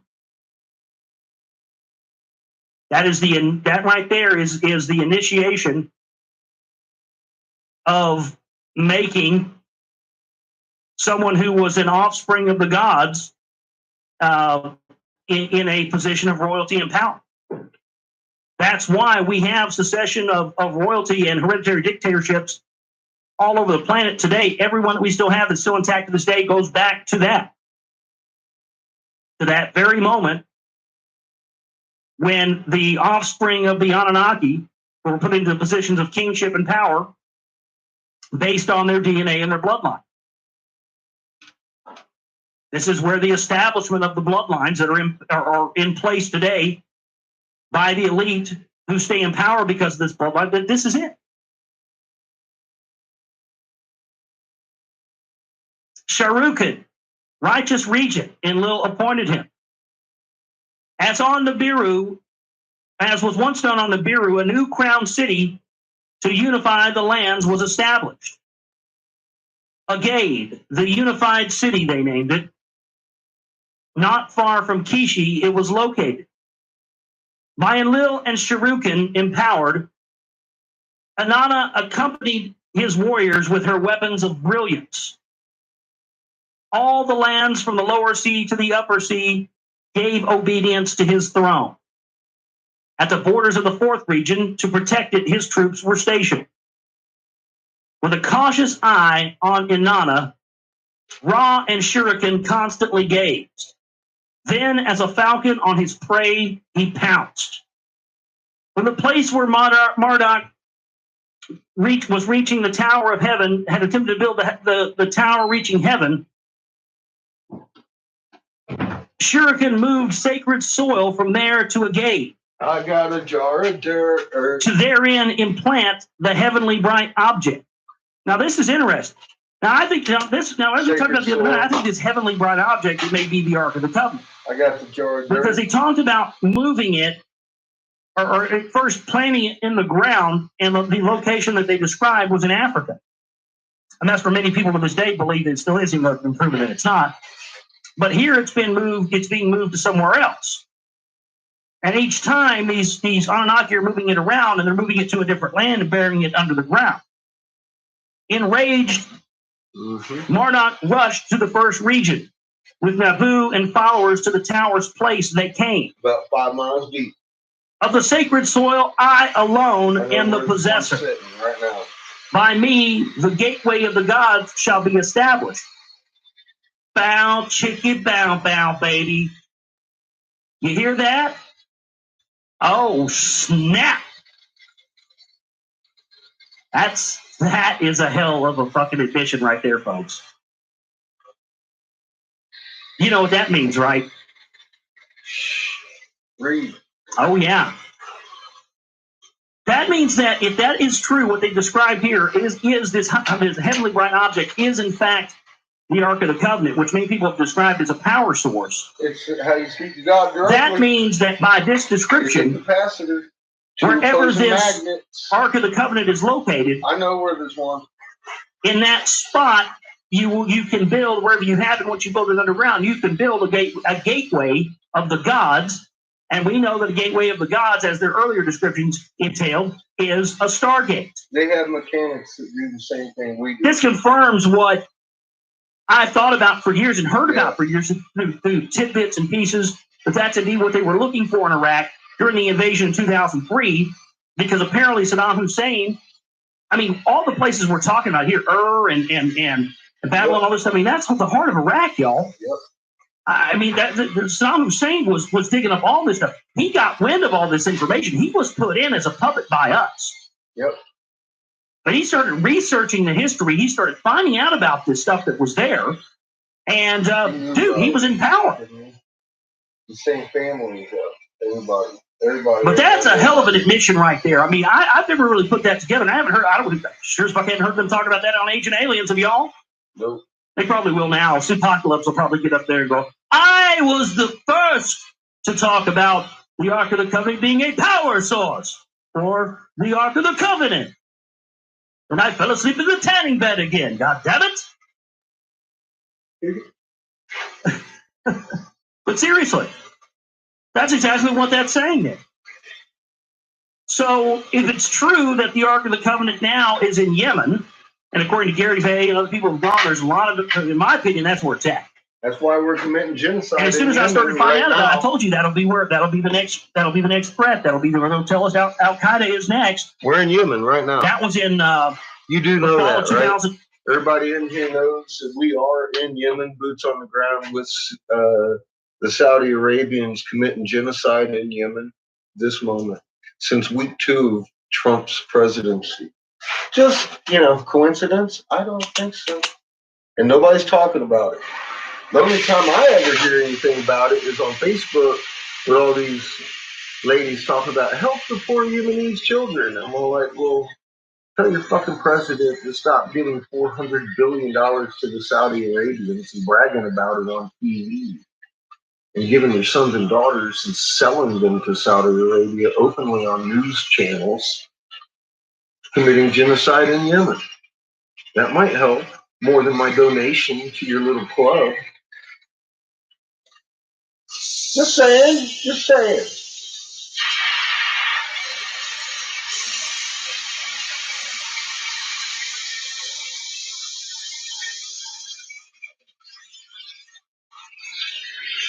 See how they do that shit there? It's a grassy knoll, man. And Trump wouldn't do that to little Yemenese children. He's saving children in tunnels underneath the United States because that's what makes sense.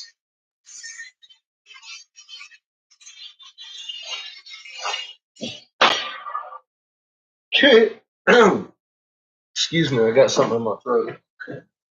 Bullshit! Oh, there it is. There we go. Got it out of there.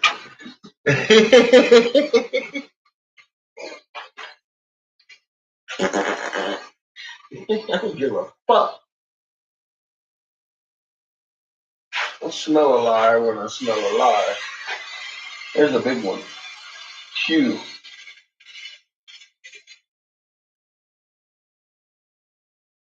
That should be all I gotta say right there. Q. That's a big lie.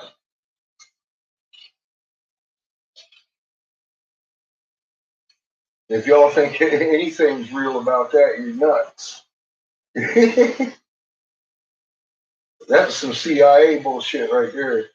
A Q. That's a straight Langley. I wouldn't be surprised if it's Donnie himself. I swear to God, I wouldn't be surprised at all.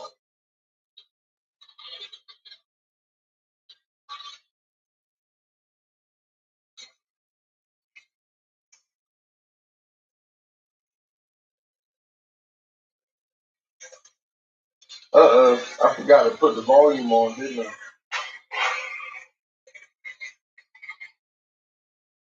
Sorry.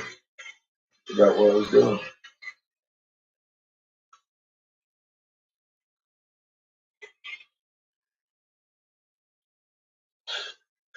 Before we go back in. It's 9, back when I was still on Oracle, when those shows were up, you can listen to those.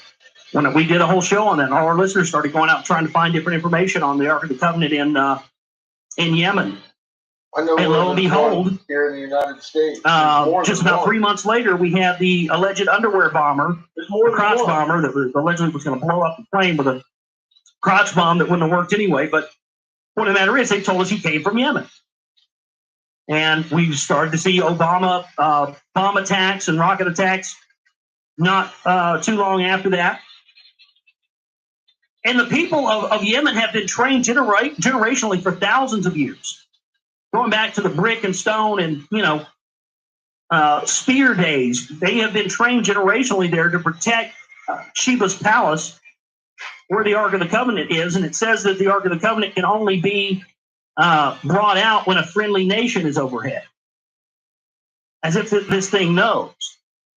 So that's why they're over there. They're sending back all these stories. Oh, Yemen's terrible. They're Al Qaeda stronghold, and their children, 8-year-olds, have AK-47s over there with Smurf stickers on them. The 8-year-olds have AKs, and yeah, the 8-year-olds have AKs because they have been trained generationally for thousands of years to protect what is there.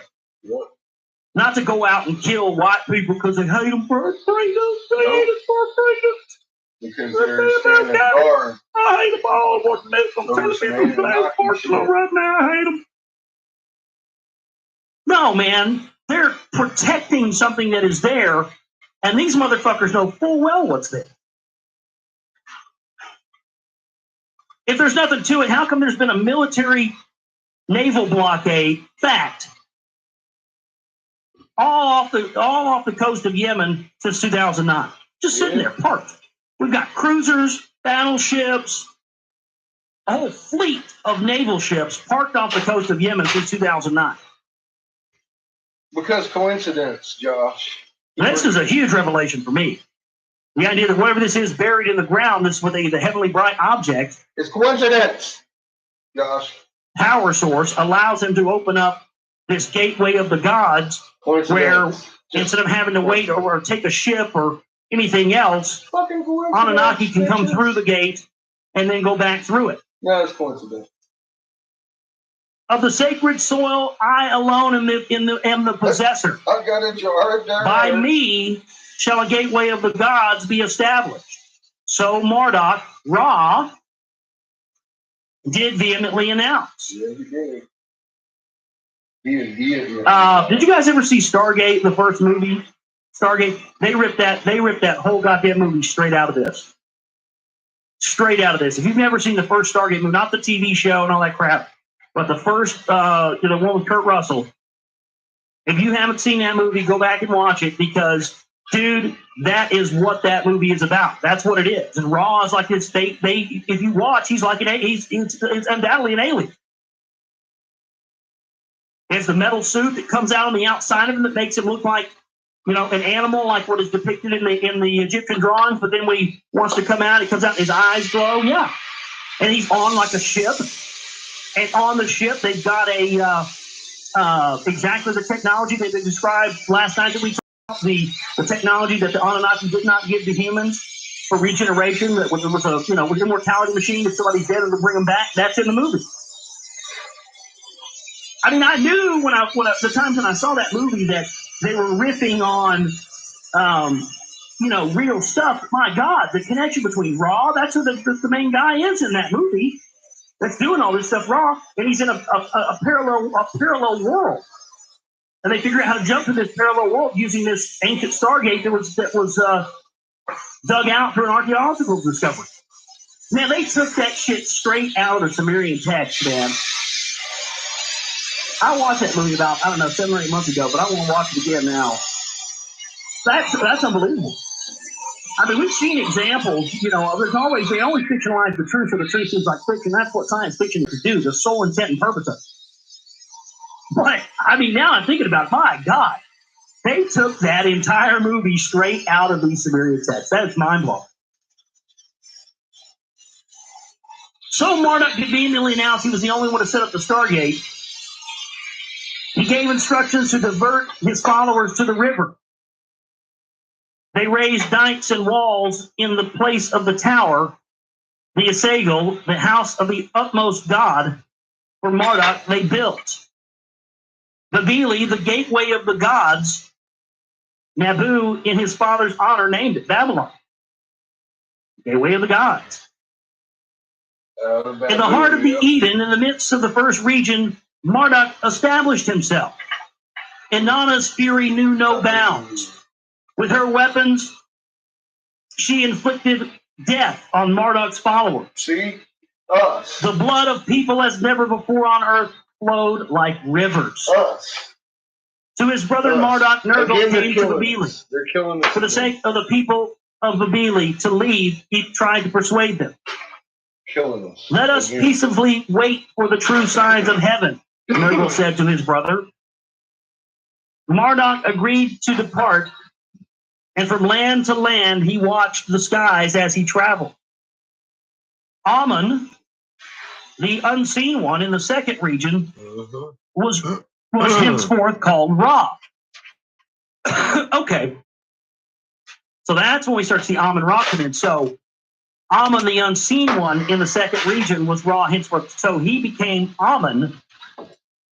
That's interesting. He was Ra first. Yeah.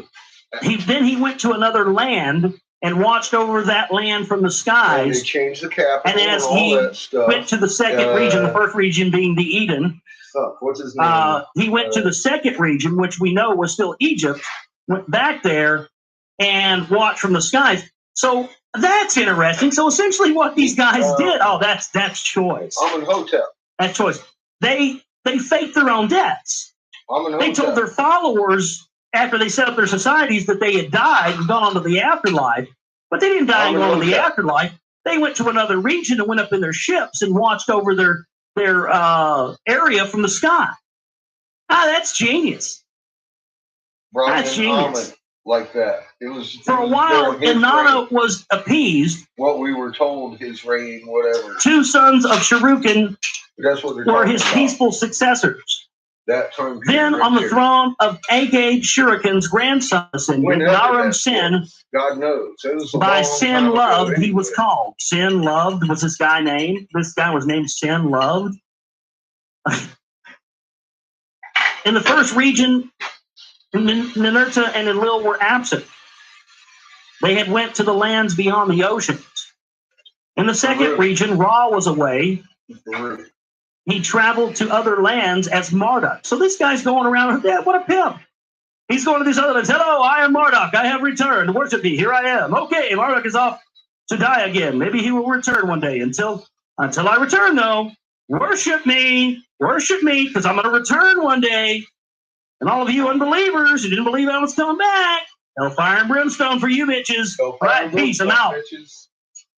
Then he flies over to some other region. Hello, I am Ra. I've returned. Yes, I'm your great God, Ra, the one true God. I've returned. You thought it was dead, but I have returned. Guess what? Any of you bitches that didn't believe in me, didn't believe I was coming back, guess what you're going to get? Yeah. Hellfire and brimstone, motherfucker. Hellfire and brimstone. That's ridiculous. This is your religion, ladies and gentlemen. This is your religion right here. Yep, and they still use it today. He just fucking rolling out there. Yeah, I'm Ra. Yeah, that's me. Yeah. Oh, you don't believe in me?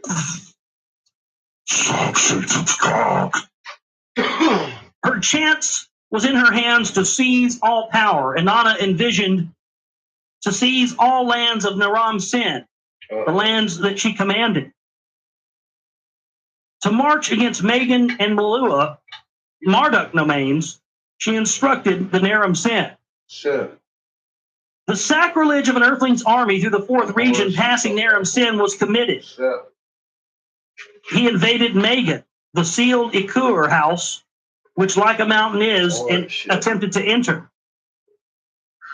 By the sacrilegious and transgressions, Enlil was infuriated. Upon Naram Sin and Agade, he put a curse. Curses. By a bite of a scorpion, Naram Sin did die. By the command of Enlil was Agade wiped out. At the count of 1,500 years on Earth, this did happen. Now, this is the account of the prophecy by Galzu and to Enlil to the vision. So that leaves us at the top of page 30, or actually towards the bottom. Right in the middle, rather. We'll get it right eventually. 301, page 301. And we're going to leave it right there at 9. Man, interesting stuff here. All this stuff we've been reading. The connection of the Ark of the Covenant and the Stargate thing, that's huge. That's huge. You certainly didn't hear that on Ancient Aliens, I don't think. Good stuff there. Now this is the account of the prophecy by Galzu given to Enlil in a vision about Marduk's supremacy and how man chose to survive a calamity. Very important. After Marduk became Amun, as in Amun-Ra, the monotheistic sun god of Egypt, who brought about the one God system that all religions are based on to this day. Kingship in the major religions, kingship in the second region disintegrated, disorder and confusion reigned. After Agade was wiped out, in the first region there was disorder, confusion reigned. In the first region, kingship was in disarray. From cities of gods to cities of man, it moved about.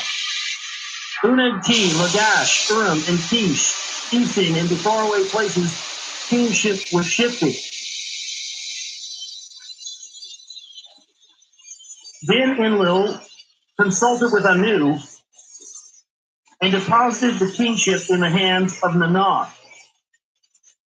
To Urim, in whose soil the divine heavenly bright object remained implanted, kingship was granted for the third time. In Urim, a righteous shepherd of men, Nanar as king was appointed.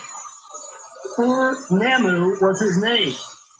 Like the name of the area, Equity in the lands Namu established. He made an end to violence and strife in all lands. Prosperity was abundant. It was at that time, in the nighttime, that Enlil had a dream vision. The image of a man appeared to him, bright and shining like the heavens he was. As he approached and stood by Enlil's bed, Enlil recognized the white-haired Galzu. In his left hand, a tablet of lapis lazuli he was holding.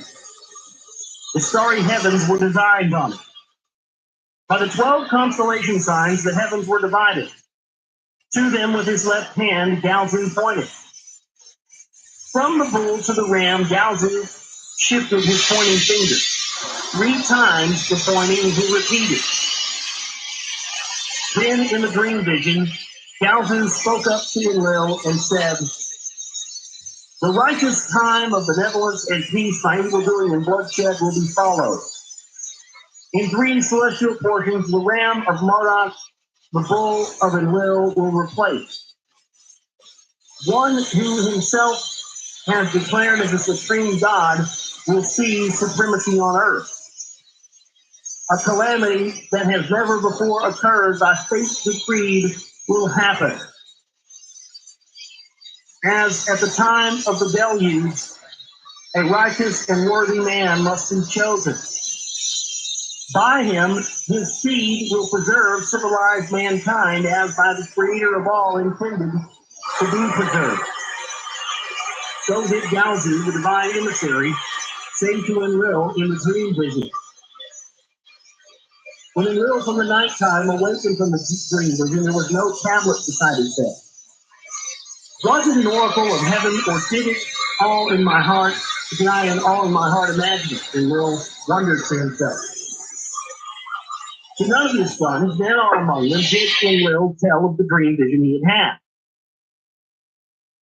Among the priests in the Nibiru-Ki temple of celestial savants, Enlil inquired. Tirhu, an oracle priest, indicated him to the high priest. Of Ibru, of Abarkad, the grandson, he was descended. 6th generation of Nibiru-Ki priests he was. With the royal daughters of Urims, they were intermarried with the kings. Get yourself to Nanar's temple in Urim and observe the heavens for the celestial time. 72 earth years is the count of a celestial portion. The passage of 3 thereof record carefully. So did Enlil say to Tahiru the priest. He made him count the prophesied time. While Enlil pondered the pertinence of the dream vision, Marduk went from land to land. Yeah, he's going around setting himself up as shop, setting himself up as a god everywhere. Amun Ra over here, Quetzalcoatl over here. He's going around setting up shop everywhere. Of his supremacy, he was telling the people to gain followers was his purpose. In the lands of the Upper Sea and the lands of the Ki-Engi border, Nabu, Marduk's son, was inciting the people. To seize the 4th region was his plan. Between the dwellers of the west and the dwellers of the east, clashes were occurring. Kings of hosts of warriors formed. Canvas ceased going, and the walls of cities were raised. What Galzin had foretold indeed is happening, Enlil said to himself. Upon Tiru and his sons descended a worthy lineage. Enlil set his gaze. This is the man to choose, by Galzin indicated, Enlil said to himself. To Nanar, without revealing the dream vision, Enlil thus said to his son, in the land between the rivers, the Tigris and the Euphrates, in Mesopotamia, Arbakad had come, established a city like Urim. A home abode away from Urim, let it be for you in Ningo. In its midst, establish a temple shrine, and appoint the priest Prince Tiru to be in charge thereof. By his father's word, dividing Nanar and the land of Arbakad, the city of Haran established. To be high priest in his temple shrine, Tiru he sent. His family he sent with him. When 2 celestial portions out of the prophesied 3 were completed, Tiru went to Haran. At that time, Ur-Namu, the joy of Urim in the western lands, fell from his chariot and died. On the throne of Urim was his son Shulgi, who succeeded him, full of bile and eager for battles. Shulgi was. In the Viru-Ki, he anointed himself high priest. In an Unag-Ki, he sought the joys of Anana's vulva. Straight up with it right there. Yeah. So this is Mr. Big Nuts, what we ought to call him. Shulgi. S-H-U-L-G-I, Shulgi. Shulgi comes in and is like, all right, let's fuck some shit up. Fuck you, fuck you, fuck you, fuck you, fuck you. I want to fuck you. Fuck you, fuck you. I want to fight, I want to fight, I want to fight. Fuck you, fuck you. I'm going to get me some of Anana's vulva. He sought the joys of Anana's vulva. That's going to be my new pickup line. Excuse me, miss. Hi, how you doing? I'm seeking the joys of your vulva. You want to go back to my place? You might actually get some with that one. A chick would probably be so thrown off. I'm interested in the joys of your vulva. Hey, you might be interested in that? Warriors from the mountain lands, not beholden to Nanar, in his army he enlisted. With their help, he overran the western lands, and he ignored the sanctity of the Mission Control Center. In the sacred 4th region, he set his foot. He declared himself king of the 4 regions.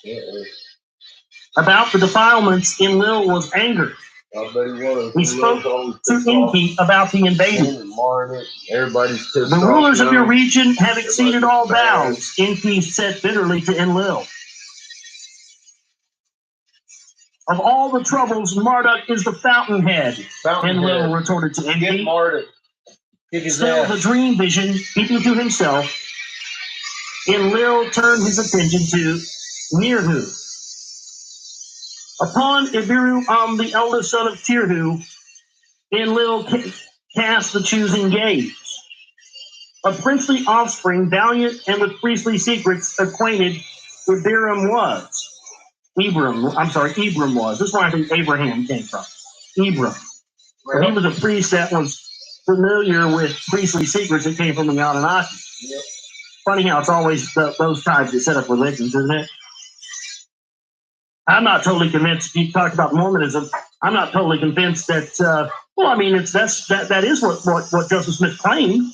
Yeah, what would you would call a spiritual, like an extraterrestrial experience? Yeah, and he was chosen as the one to bring those out because of his bloodline, because he was of that bloodline that came from the Anunnaki. That's why he was chosen to bring it out. All religions are like this, folks. All religions of the world come from these people. Yep. To protect the sacred places, enable the chariot ascents and descents, Enlil commanded Ibram to go.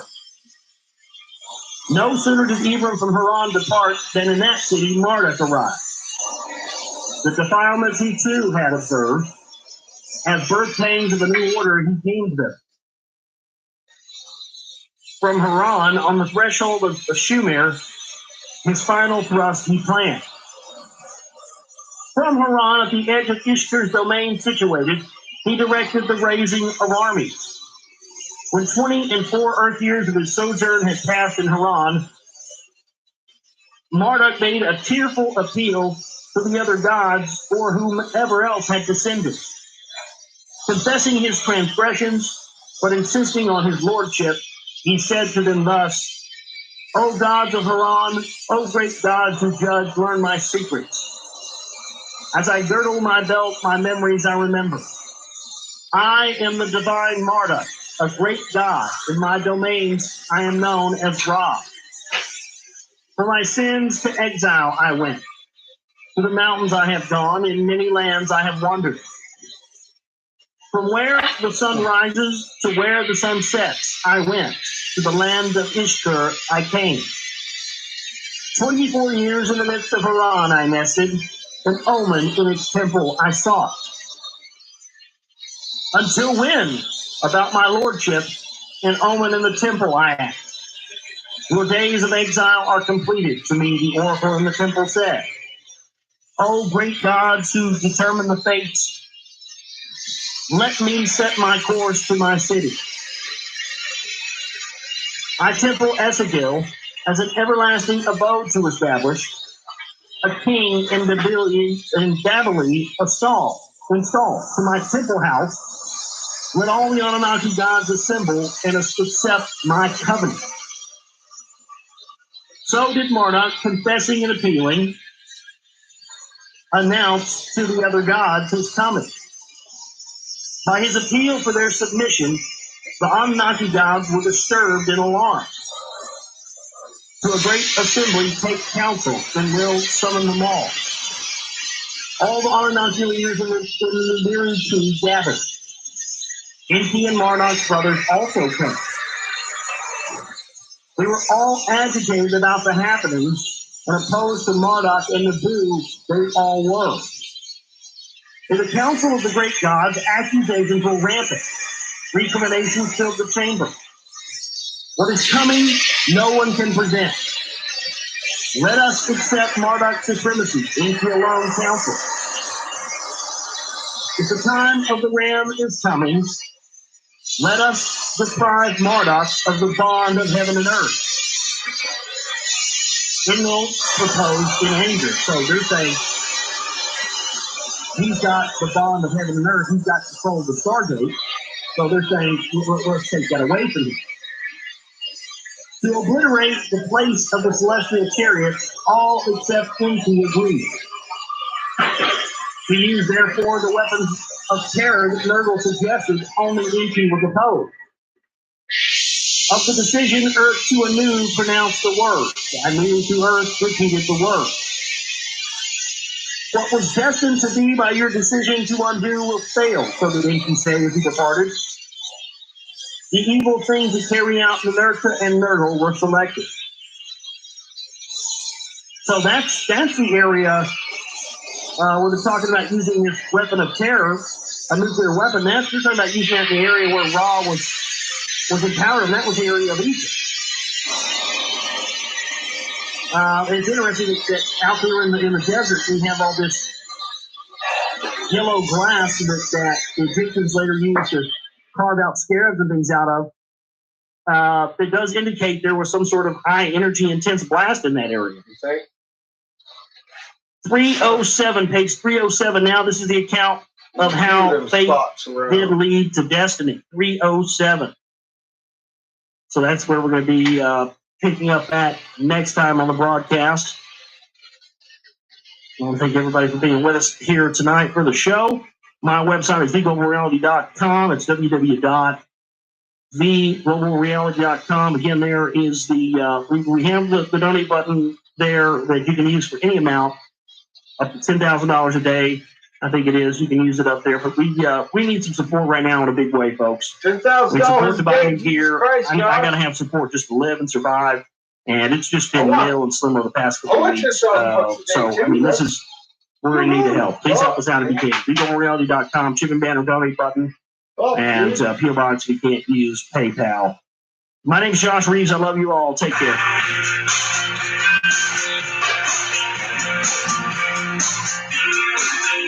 I was walking down the street, in the town I was born.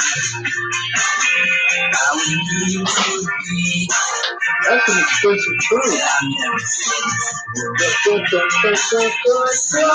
In my eyes, and I take a look there. Saw you written across the sky. The melody starts now.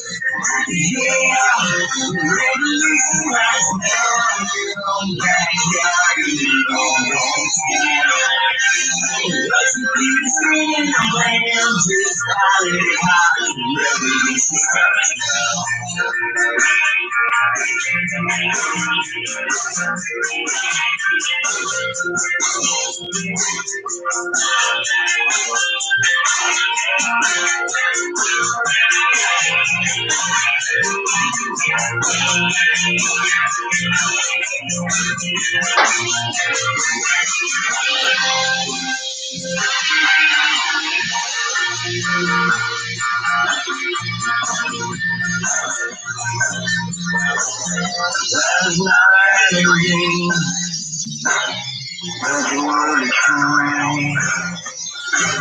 All I hope to come to me, and we can gather around.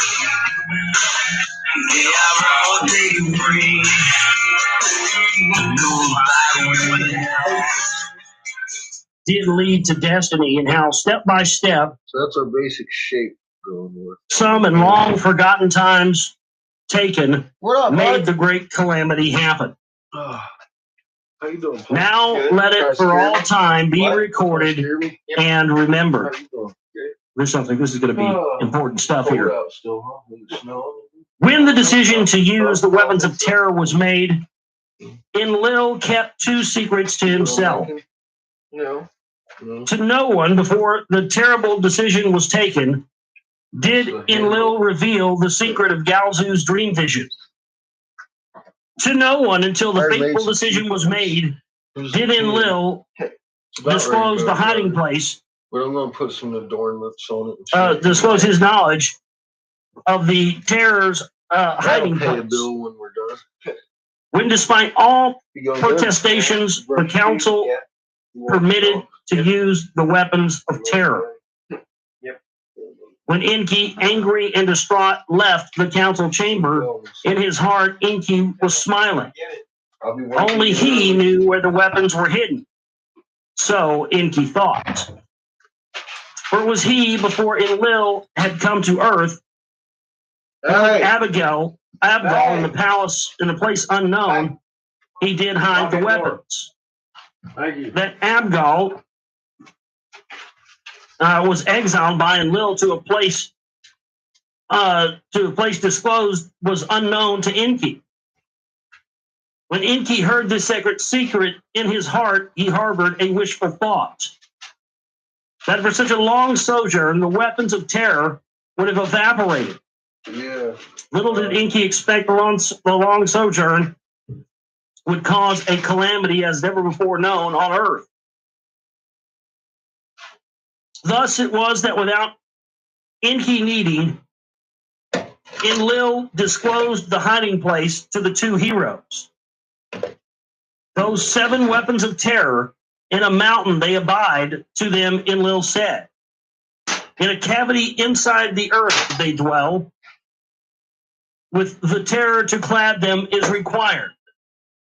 Then the secret of how the weapons awaken from their deep sleep, Enlil did reveal to them. So these weapons, these 7 weapons, are buried in the mountain somewhere deep inside of the earth, and they're referring to them as being asleep, and they have to be woken up. So what are they referring to here? Could it be that they're referring to almost as what we refer to as a computer in sleep mode? Yeah. You think? It looks like it's off. I mean, it's on, basic functionality, but it's there, but you had to pull it out of sleep mode for it to work. You could be what they're talking about here. Before the 2 sons, one of Enlil, one of Enki, they departed to the hiding place. Enlil said words of forewarning to them. When the weapons are used, the place of the chariots must be vacated by the Anunnaki. The cities must be spared, the people must not perish. In his ship, Nergal soared to the hiding place. Ninurta was delayed by his father. A word to his son alone Enlil wished to say. A secret to him alone to reveal. About the prophecy of Galzu and the choosing of Ibram to Ninurta, he told. Hot-headed is Nergal. Make sure that the cities are spared, that Ibram is forewarned, to Ninurta, Enlil said. When Ninurta arrived at the place of the weapons, Nergal had already brought the weapons from out of the cavity. As their enemies from the long slumber he awakened, to each one of the 7, Nergal gave a task name. The one without rival, the first weapon he called. The blazing flame, he named it, the second. The one who with terror crumbles, he called the third. Mountain melter, he called the fourth. Mountain melter, wow. What a weapon to just melt mountains, so that's good quality. When that the rim of the world seeks, he named the fifth. And the one who above and below no one spares was the sixth. The 7th was filled with Anu's blessing. The 7 were given to Ninurta and Nergal, with therewith to destruction. When Ninurta arrived at the place of the weapons of terror, Nergal was ready to destroy and annihilate. I shall kill the son and I will annihilate the father.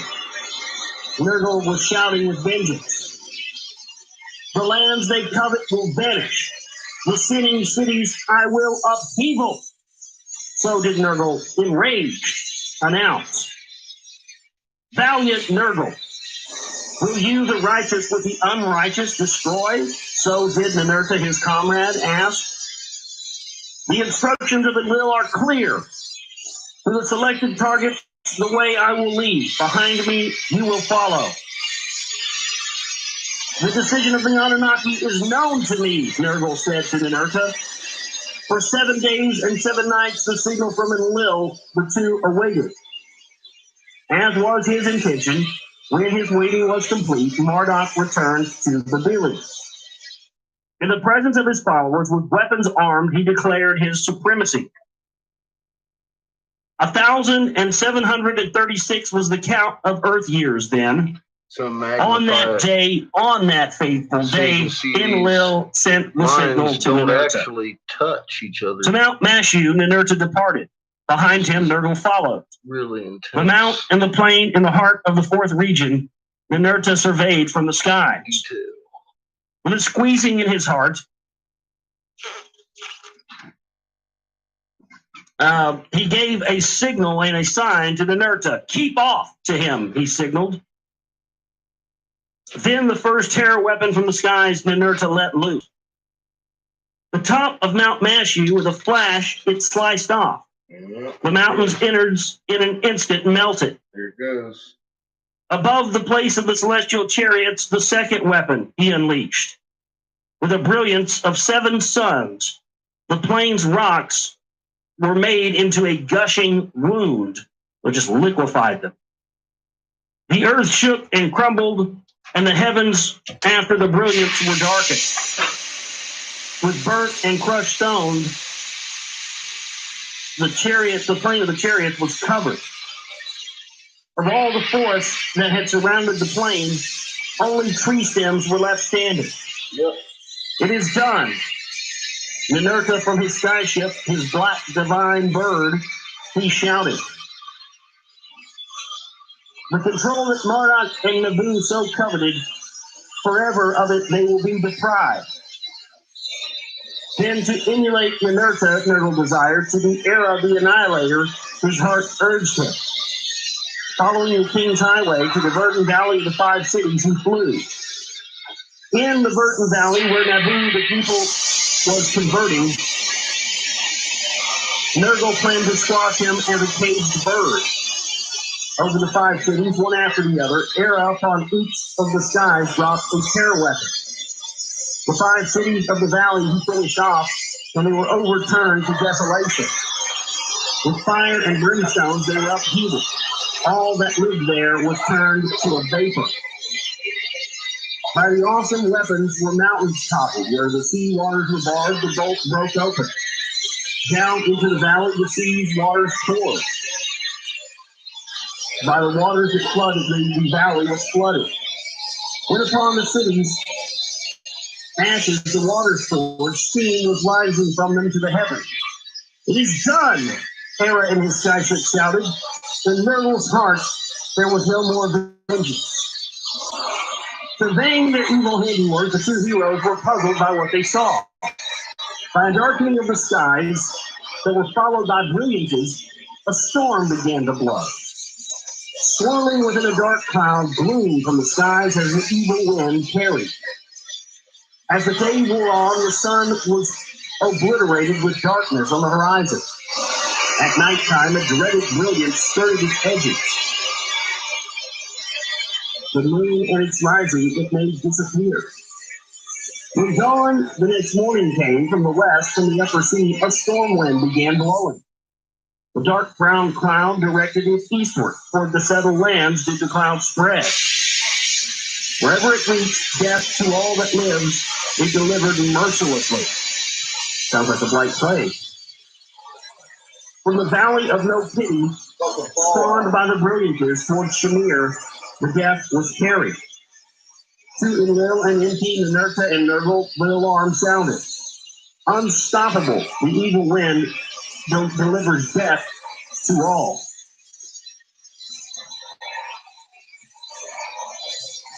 Enki and Enlil transmitted the alarm to the gods of Shamir. Escape, escape. To all of them they cried out.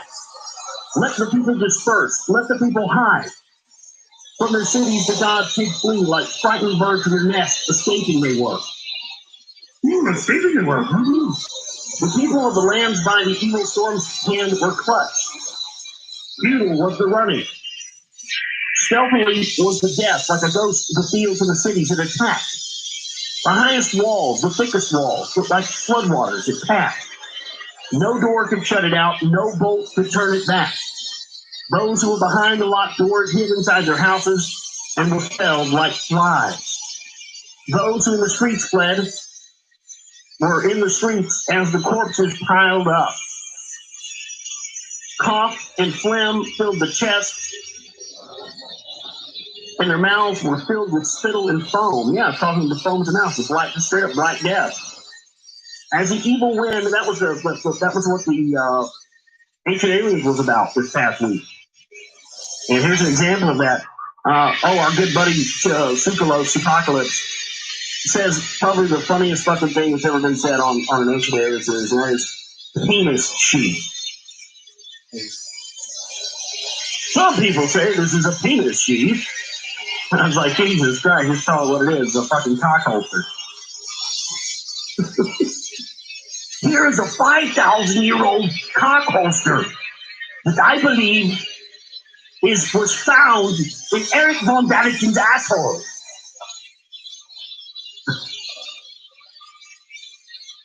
As the evil wind was unseen to the people, engulfed their mouths were drenched with blood. Slowly over the lands the evil wind blew, from west to east over plains and mountains it traveled. Everything that lived behind it was dead and dying, people and cattle, all alike perished. The waters were poisoned. In the fields, all vegetation withered. From Meridian in the south, this is far from the north, the evil wind did overwhelm the land. Mabili, where Marduk's supremacy was declared, was spared by the evil wind. So Babylon, Babili, was, interestingly enough, spared by the wind. So let's see, in the 13th tablet, we have here the synopsis of the 14th tablet. And we'll go ahead and read this tonight. I'll probably read it again before we start the 14th tablet tomorrow. Synopsis of the 14th tablet. The dealing Marduk's chosen sinner survives the calamity. Inti sees it as an omen of Marduk's inevitable supremacy. Enlil ponders the past, fate, and destiny. Accepts Marduk's supremacy and retreats to faraway lands. The brothers bid a sentimental goodbye. Inti sees the past as a guide for foretelling the future. He decides to commit it all to record for posterity. And colophoned by the scribe in Dubsoft. So 314 is where we'll pick up next year. And that's interesting, that brings us up to what this whole thing was supposed to be about. And it's interesting when you read this, and some people say, "Oh, this is bullshit. This is just like research and stuff." And it very well may be. But the fact of the matter is that these texts exist. They are there. They are real. And you can't deny that the things that we're being warned about in this are exactly the things that have taken over our planet. And that's why all this stuff was taken and turned into religion and phony fairy tales without any context. No, because if we truly know what happened in the past of our ancestors, and possibly on other planets happened, according to this genealogical and historical record of Nibiru, then this is a warning that we should all take serious heed to, so that we don't go the same way that these people who created us went on their planet. And that just seems to be exactly the way the New World Order wants to take us. We're still here. Time to pull our heads out of our asses and realize that this, You're still here. This is what they've been hiding. And I know there's more that we haven't found yet that they probably got in the Vatican Library, but we'll get there. They're still here. Thanks everybody for tuning in tonight. Again, folks, we are in desperate need of your support right now. TheGoldReality.com. Use the chip and banner, the donate button. Please help us meet our goal, so we can take this thing to the next level, because it's time. Can't wait another year. We've got to do this now. My name is Josh Reeves. I love each and every one of you. We'll see you next time on the broadcast. Have a great one. Take care. They're still here. I was born in the street, in the town I was born. I was moving to beat, but I never felt before. So loud in the mind, for all I told you, sorry you didn't cross the line. That's it.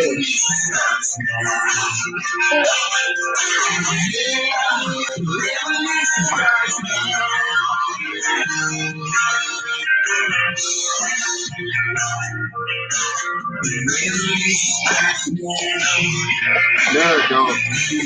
The marijuana smoking starts now. Motherfucker, you get that little break.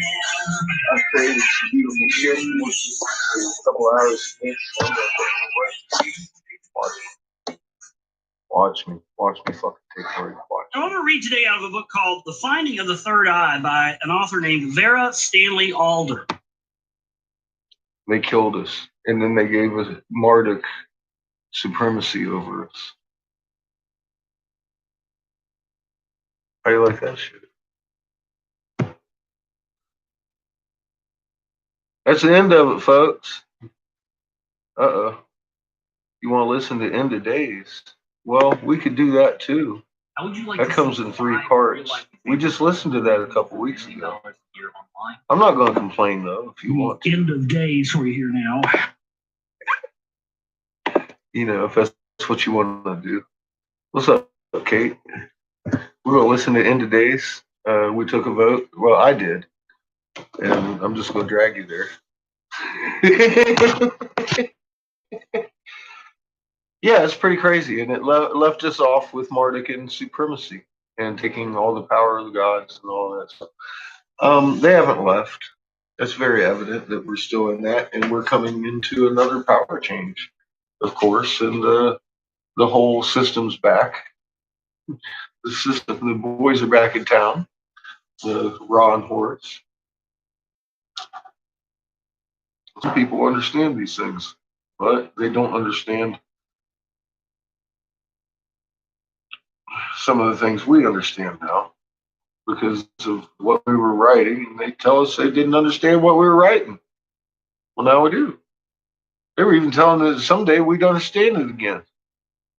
Some dumb motherfucker would wake up and read the ancient languages as if they were his own. And that came straight out of fucking Giza.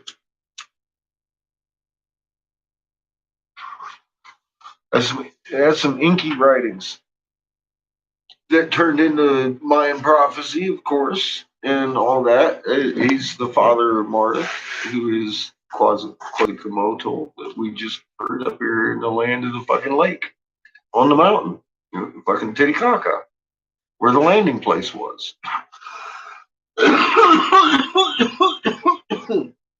They sheared off that fucking mountaintop. Like they always say down there in fucking, where's that, Peru, with the Nazca lines and the landing place. I mean, they fucking sat there and they just told us all about our history on Earth and how it's been them destroying us after another. And in this next one, like I said, they get into the creation myth. And they'll tell where they destroyed Tiamat, and then they trapped Earth in the void, and then that's how we got separated. But in the other versions, because there's a lot of different versions of this, like the Enuma Elish, that gives it all to Enki, and then they turn all these things into the destruction. They say with the one of the versions goes into the earth forms out of what's left out of Tiamat, which isn't what this version is going to tell us, and it's an earlier version. And then the next version of it down the line has Marduk as the god, because that's after the flood. You can tell it's post flood because Marduk all of a sudden is centered in that same fucking creation story. But I've tracked it down that far. Anyway, so it's pretty fucking interesting to see the different versions of the Enuma Elish through looking at all of it, because some of them post-date others, and you can tell in what chronological order they come in from reading all these texts and getting a rainbow version of a timeline, just like we did in the Lost Book of Inky. So now we got a little bit of a timeline going on there until like post flood, and then they killed us off, and we even know the descendants of Cain are. We know what the mark is, and we know exactly who they are, where they settled, and that's right over there. We're in Peru, and it's as simple as that. They can't grow hair on their face. That's the mark of the descendants of Cain. They can't grow hair on their face. They can't grow beards. Well, who can't do that? Anybody down there in fucking Peru? Somebody over here in the Western United States? People we know? You know, they're people. I'm just saying that I've been saying that's where they came from. And here we are hearing it in the cuneiform. That's where they came from. I'm going to turn this on play and go eat myself or grab a piece of pizza. Chapter 7, we're starting right Destiny had 50 names. Chapter 7? What the fuck? The resort to nuclear weapons at the end of the 21st century BCE ushered, one could say, with a bang, the era of Marduk. It was, in almost all respects, truly a new age, even the way we understand the term nowadays. Its greatest paradox was that while it made man look to the heavens, it brought the gods of the heavens down to earth. Right now. The changes that the new age has wrought affect us to this day.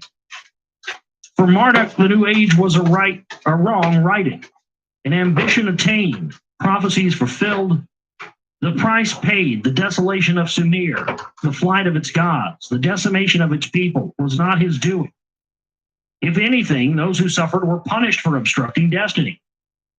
The unforeseen nuclear storm, the evil wind and its course that seemed selectively guided by an unseen hand, only confirmed what the heavens proclaimed. The age of Marduk, the age of the ram, has arrived. The change from the age of the bull to the age of the ram was especially celebrated and marked in Marduk's homeland, Egypt. Astronomical depictions of the heavens, such as the Dendera temple, showed the constellation of the ram as the focal point of the zodiacal cycle. Lists of zodiacal constellations began not with the bull as in Sumer, but with the ram. The most impressive manifestations were the rows of ram-headed sphinxes that flanked the processional way to the great temples in Karnak, whose construction by pharaohs of the newly established Middle Kingdom began right after Marduk's ascent to supremacy. And if you want to see, really, the best representation of Marduk that to me that's ever been captured is in the movie Stargate. Not the TV show and SG-1 but just the original one with Kirk Douglas. Because that's, and I mean, they show Marduk as this, he's an alien. And he inhabits the body of this, kid, and the alien takes on the body and he looks like a human, but he's an alien. And then when they kill him at the end, you can see his, I don't want to ruin it for you if you haven't seen the movie, but if you've never seen the movie, or maybe it's been a long time. By the way, you can get, I don't know, for those of you out there who have Blu-ray players, the Blu-ray players are really cheap now. You can get them for like $5. Around Christmas, they're like 30 at some places. And the Blu-rays are really cheap too. You can get Stargate on Blu-ray for $5. I got it at Target for $5 on Blu-ray, dude. Yeah, they got Running Man for $5 too on Blu-ray. You can't beat it. There's some good deals, and the quality is superb. But yeah, Stargate. I mean, that's. They show Ra as an extraterrestrial in that movie. That movie's made like 1994, 1995. So Wow, if you watch that movie, or if you haven't watched it in a while, go watch it. All the stuff that we're reading here is you're just going to go, oh my God, they're throwing it right in our faces. Mama been showing me fire tornadoes. They were I've been pharaohs who talking were about 'em for born months. theophoric names honoring Amun and Amen. So both temples and kings were dedicated to Marduk Ra Crazy when you as start Amun. seeing shit like that. Amen Ra, yeah. He was the monotheistic sun god. That's, he brought in monotheism. It's about 11:30 p.m. here. Good morning. That's what the one got. It was always multiple gods. That's where the Holy Trinity comes from. The Father, Son, the Holy Ghost. Yeah, it's Isis, Osiris, and Horus. That's the original Trinity. That's where the whole thing comes from. The unseen for Marty. Yeah, let me just throw this in. Every time you're around the dinner table at Christmas or something, you have to say amen. Huh? Just make sure you say Amen Ra at the end. Nice. And if your relatives ask any questions about it, just say, hey, well, I'm thanking the monotheistic sun god from the, old dynasties of Egypt. Where it comes from. The unseen for Marduk, absenting himself from Egypt, selected Babylon and Mesopotamia to be his eternal city. Both Marduk and Nabu survived the nuclear maelstrom unharmed, although Nabu was personally targeted by Nergal. He apparently hid on one of the Mediterranean islands and escaped harm. Oh, did he dump the Enicothera mechanism there while he was there too? I just want to bet. That's interesting. It would be in the Mediterranean. That's where they found that at. The clockwork meshing gear mechanism that accurately tracks the movements of the stars thousands of years before we had any kind of gears like that, found off the coast of Crete in the Mediterranean. Subsequent texts indicate that he was given his own cult center in Mesopotamia called Borsippa, a new city situated near his father's Babylon, but he continued to roam and be worshipped in his favorite lands of the West. His veneration both there and in Mesopotamia is attested to by sacred places named in his honor, such as Mount Nebo near the Jordan River, where Moses later died, and the theophoric royal names such as Nabu-Pul-Assar, Nebuchadnezzar, and many others. Nebuchadnezzar, yeah, that's where that comes from. By which famous kings of Babylon were called, and his name, as we have noted, became synonymous with prophet and prophecy throughout the ancient Near East. Marduk himself, it will be recalled, was asking until when from his command post in Haran when the fateful event took place. In his autobiographical text, the Marduk prophecy, he envisioned the coming of a messianic time when gods and men will recognize his supremacy, when peace shall replace war and abundance will banish suffering, when a king of his choice will make Babylon the foremost, with the Assagial temple, as its name meant, raising its head to heaven. A king in Babylon will arise. In my city Babylon, in its midst, my temple to heaven he will raise. The mountain-like Assagial will renew the ground plan of heaven and earth. For the mountain-like Assagial he will draw. The gate of heaven will be opened, the Stargate. In my city, Babylon, a king will arise. In abundance he will reside. My head he will grasp. He will lead me in processions to my city, and my temple Assagial. For eternity I shall enter. The new Tower of Babel, however, was not intended, as the first one was, as a launch tower. His supremacy, Marduk recognized, was now stemming not only from the possession of a physical space connection, or a Stargate, but from the signs of heaven, from the zodiacal celestial time, from the position and movement of the celestial bodies, the Kakavoo, the stars and planets of heaven. Accordingly, he envisioned the future of Assagial as the reigning astronomical observatory, making redundant Ninurta's in Inu and the varied Stonehenges erected by Thoth. When the Assagial was eventually built, it was a ziggurat erected according to detailed and precise plans. Its height, the spacing of the 7 stages, and its orientation were such that its head pointed directly to the star Iku, the lead star of the constellation of the Ram circa 1960 BCE. The nuclear apocalypse and its unintended consequences brought to an abrupt end the debate regarding whose zodiacal age it was. Celestial time was now Marduk's time, but the god's planet Nibiru was still orbiting and knocking divine time, and Marduk's attention shifted to that. As his prophecy text made clear, he now envisioned astronomer priests seeing the skies from the ziggurat stages for the rightful planet of his savior. Omen knowers put to service shall then ascend in its midst. Left and right on opposite sides they shall separately stand. The king will then approach the rightful Kakaboo of the Esagil over the land he will observe.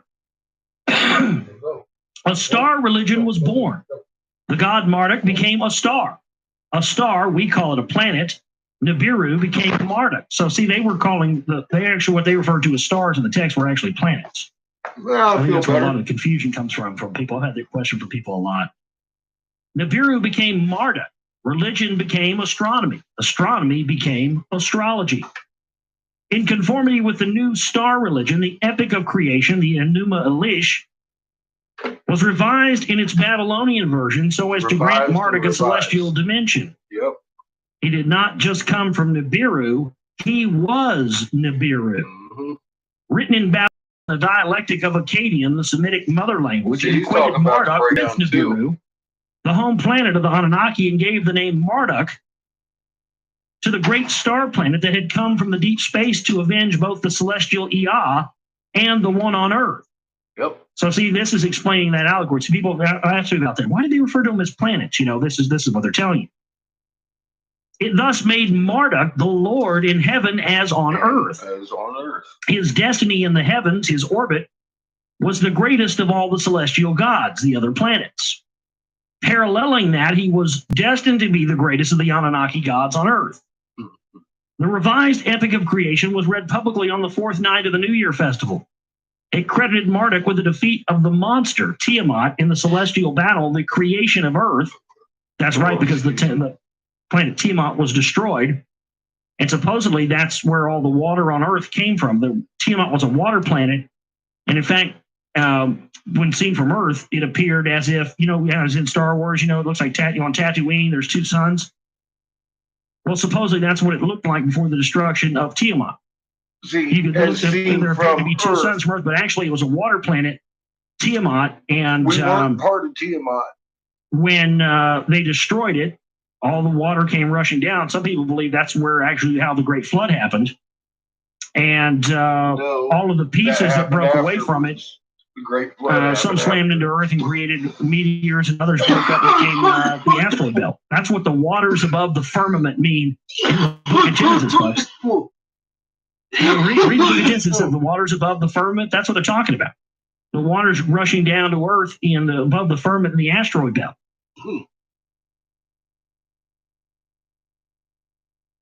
Keep reading, Josh.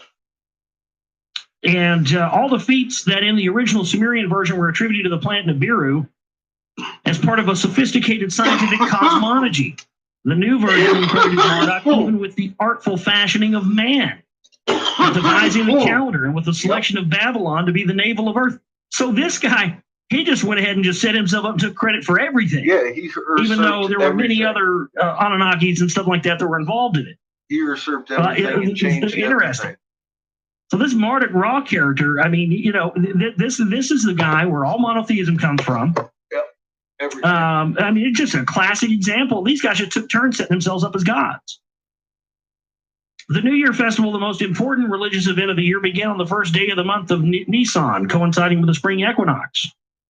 Calling it in Babylon the Akkadi festival, it evolved there into a 12-day-long celebration from the Sumerian 10-day Akkadi on Earth Bring Life festival.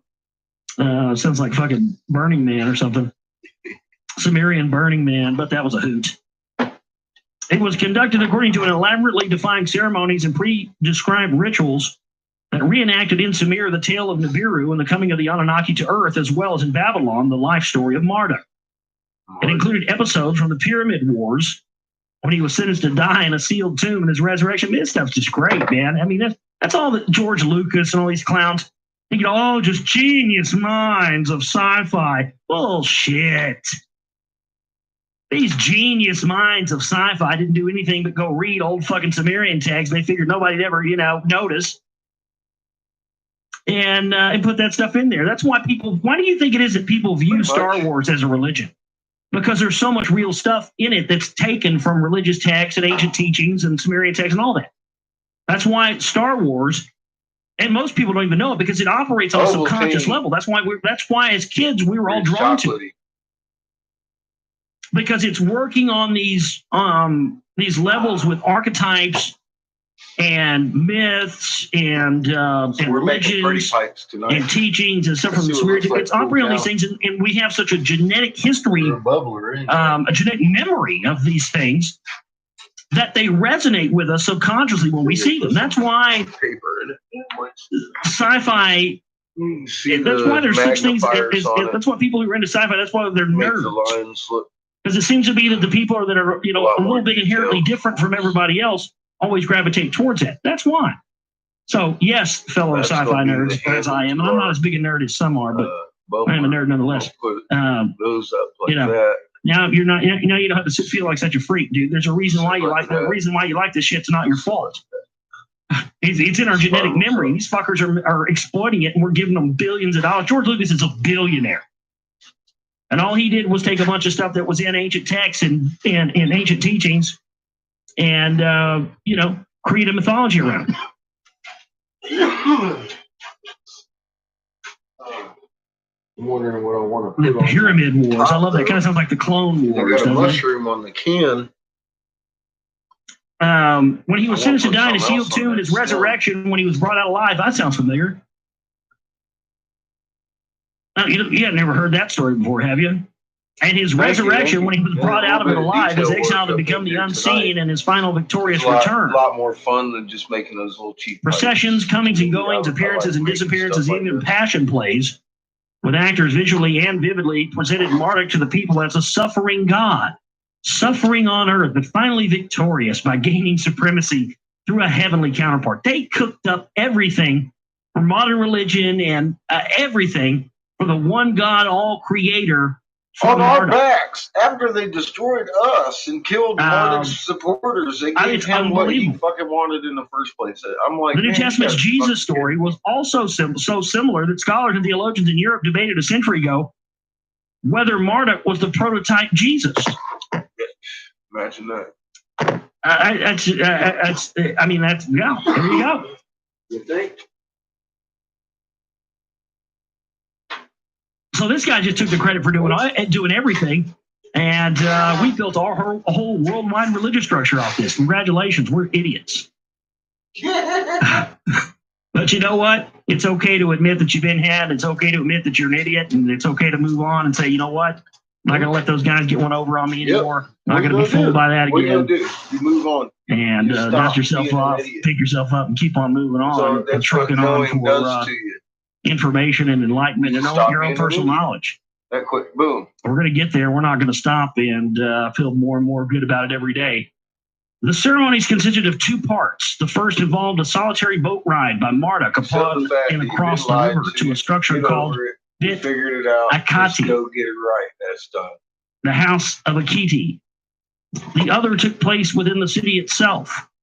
It is evident that the solitary part symbolized Marduk's celestial travel from the home planet's outer location in space to the inner solar system, a journey in a boat upon waters.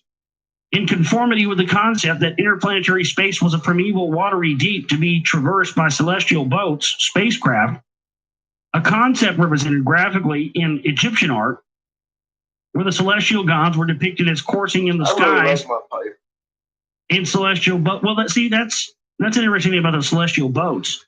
That's another thing. I've been looking at some of these depictions of tunnel systems that go underneath the pyramids in Giza and underneath the Sphinx and go all the way into inner Earth and come out in the middle of this huge, gigantic ocean inside of the inner Earth. And I'm not making the bubbler that fancy. So a lot of people have believed those boats to be spaceships or be symbolic, but some of my research has shown me that those boats actually may have actually been, because they found some that were actually full size that they built. The Egyptians built. I got to pull out some wings too. And so it may not be that those were, those ships were spaceships as Zachariah mentioned these, but actually ships that went through these supposed tunnels and these tunneling systems that went into inner Earth. We're doing good. Almost got this. It was upon Marduk's successful return from the outer and lonely Bikadi that the public festivities began. Those public and joyous ceremonies started with the greeting of Marduk at the wharf by other gods and his accompaniment by the king and priests in a sacred procession, attended by ever larger growing crowds. The description of the procession and its route were so detailed that they guided the archaeologists who excavated ancient Babylon. From the text inscribed on clay tablets and from the unearthed topography of the city, it emerged that there were 7 stations at which the sacred procession made stops for prescribed rituals. The stations bore both Sumerian and Anunnaki within the solar system, from Pluto to Earth, the 7th planet, and in Babylon, the stations in Marduk's life story, his divine birth in the pure place, how his birthright and his entitlement to supremacy was denied, how he was sentenced to death, how he was buried alive. First time I've caught that, so I'm going to point it out. From Pluto to Earth. Doesn't include Nibiru in our solar system. And it never has been. It's been in the binary. We used to be in it. In the Great Pyramid, how he was rescued and resurrected, how he was banished and went into exile, and how in the end even the great gods Anu and Enlil bowed to destiny and proclaimed him supreme. The original Sumerian epic of creation extended over 6 tablets. I swear every time I listen to these things, I hear something new. Every one of these freaking stories is like, it's either after you've discovered something, of course, put 2 and 2 together, and then all of a sudden what they say means completely something different. That's a lot of the tablets of Thoth right there, too. That's an amazing read. But it's Anunnaki. They just told us about those anyways, the tablets of the secrets of man, shit like that. That is because like Ra took on these personifications all over the globe. They just walked us through that process. So I'm not sure. I think in chronological order, because you're going to hear him ask a whole bunch of questions in this reading that were answered in the last reading. So I actually think he read this one, the End of Days, before he read the Lost Book of Enki. I'm not sure, but it seems that way with some of the things he asks. And if not, then Josh Reeves is probably compromised. Because he asked some questions that he should really, truly have the answers to, because he's the one that just read us the Lost Book of Enki. So I'll let that continue. Paralleled by the biblical 6 days of creation. In the Bible, God rested on the 7th day, using it to review his handiwork. The Babylonian revision of the epic culminated with the addition of a 7th tablet that was entirely devoted to the glorification of Marduk by the granting to him of 50 names, an act that symbolized the assumption of him of the rank of 50. Yep. That was until then Enlil's, and to which Ninurta had been in line. Yep. Starting with his traditional name, Marduk, son of the pure place, the names alternating between Sumerian and Akkadian granted him epithets that range from the creator of all to the Lord who fashioned heaven and earth. Yep. All that. And other titles relating to the celestial battle with Tiamat and the creation of the earth and the moon. That's the whole problem with religion, folks. Yeah, it's smarter. Careful you're not worshiping some alien who tried to set himself up as a god just because he had to have more technology than you. It almost smells like a Girl Scout cookie that's... Other titles relating to the celestial battle with Tiamat and the creation of the earth and the moon, foremost of all the gods, a lauder of tasks to the Yi. Well, that's the that's the same as the Hindu gods. The Hindu gods had the same thing. Or one of those Andes chocolates. You know, there's a it's one of the buildings. I think it might be the Trammell Crow building downtown Dallas. In the Rockefeller Miniature, they've got a big Eastern art exhibit. They have like the 50 names of Shiva, the 50 names of one of the Hindu, one of the Hindu gods. Yeah, that's where that 50 name comes. That's interesting because What are the Hindu gods always? Well, they look like straight up aliens, or blue skin, looking Avatar or something. Yeah, absolutely. So Worldwide. that's interesting that we see that correlation there. I don't see Mr. Sitchin pointing that out here. Yeah, he didn't, but he did. I would think that'd be important, Mr. Sitchin. I think you should point out that, today these Hindu about gods the have 50 Hindu, names as well. and I'm like, yeah, absolutely. And there's the correlation. Other names included a lauder of tasks to the Agigi and to the Anunnaki and their commander, the god who maintains life, the god who revives the dead. Well, that's interesting. He had the power to, because they have the power to revive the dead. So now Lord of all the lands, the God whose decisions and benevolence sustain mankind, the people he had fashioned, bestower of cultivation, who causes rains to enrich the crops, allocates fields and heaps abundance for gods and people alike. Finally, he was granted the name Nibiru, he who shall hold the crossing of heaven to earth. Now, I find that interesting there, that Sitchin would put that in there, because if that's true, and what we already have read and talked about last night was true,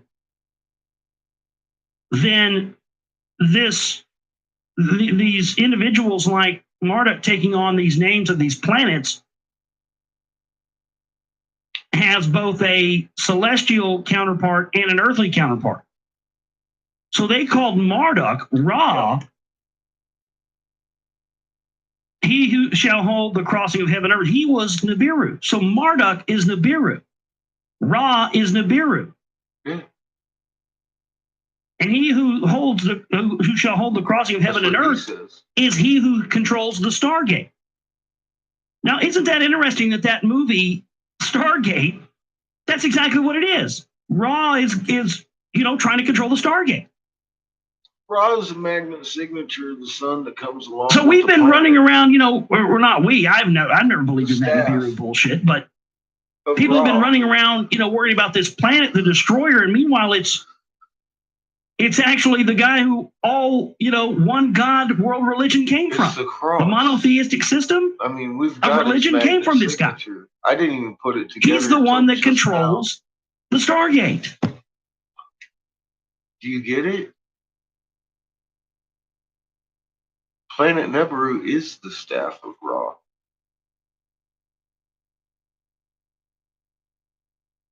Is that what I'm hearing? Look, I need to back this whole little section up. Sorry, folks.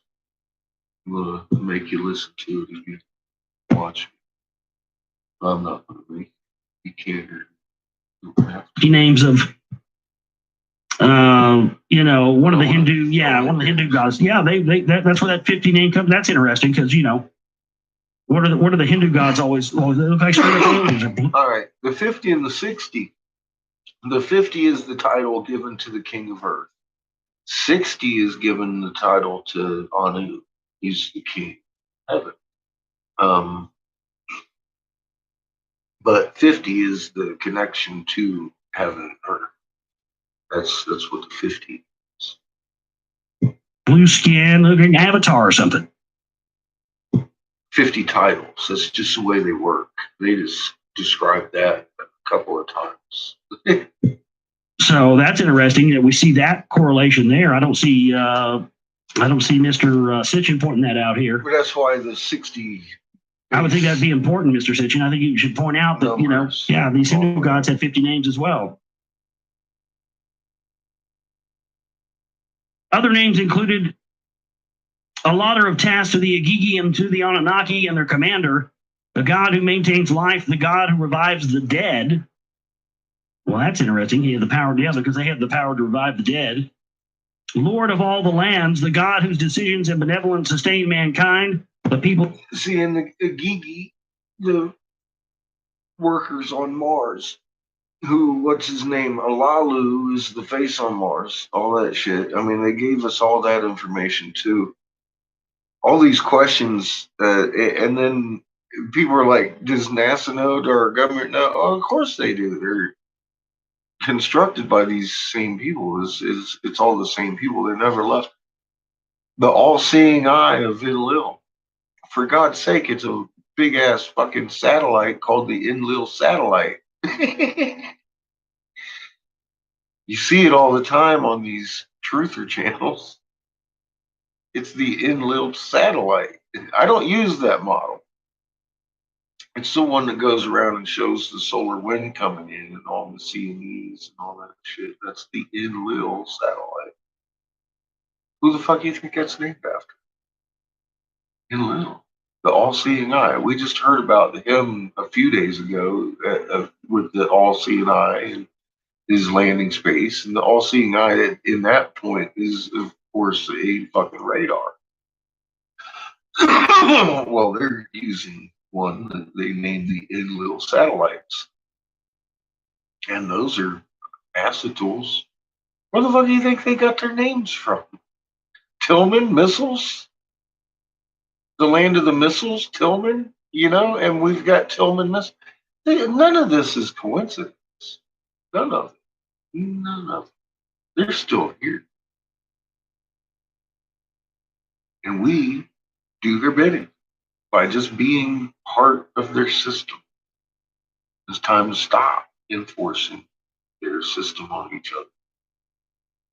And that's just where we have to be as a human race. So I keep telling people, there's one thing more powerful than this stuff is the moon, of course, because most people are overlooking the fact that that motherfucker's rising wax, rolling 180 degrees and setting wane every night now. And it has been for almost 10 years. They've been given 10 years for the time of tribulation in the cuneiform. I heard it last night myself, the first time, and I pointed it out too. I was like, God, they just gave him time of 10 years. And I'm just going over it and over it and over it and over it. And I'm all like, yeah, it's 10 years. Well, it's been 10 years next month that I noticed the moon was doing cartwheels, which is when they straight say that's when the tribulations begin on Earth. And that'll be said sometime throughout one of these 3 programs here that we're going through tonight or tomorrow. I think they're 3 7 hours long at some point. Yeah, I don't know. But I mean, these things are giving me an awful lot of. Yeah, that's why I'm listening to it again. I don't give a fuck. Every time I listen to it, if I hear something new, that means I ain't listened to it enough yet. To me, that's just the way I work. I get kind of neurotic about shit. So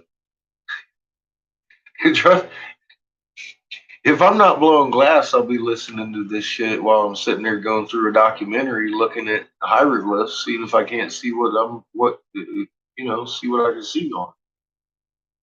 That's just what that's what I've been filling my time with a lot. Just looking at stuff, taking it in. I don't understand yet everything I'm looking at, and I don't know what dynasties they're in. As you can hear from what we were listening to just tonight, they took over control of some of this shit and changed everything.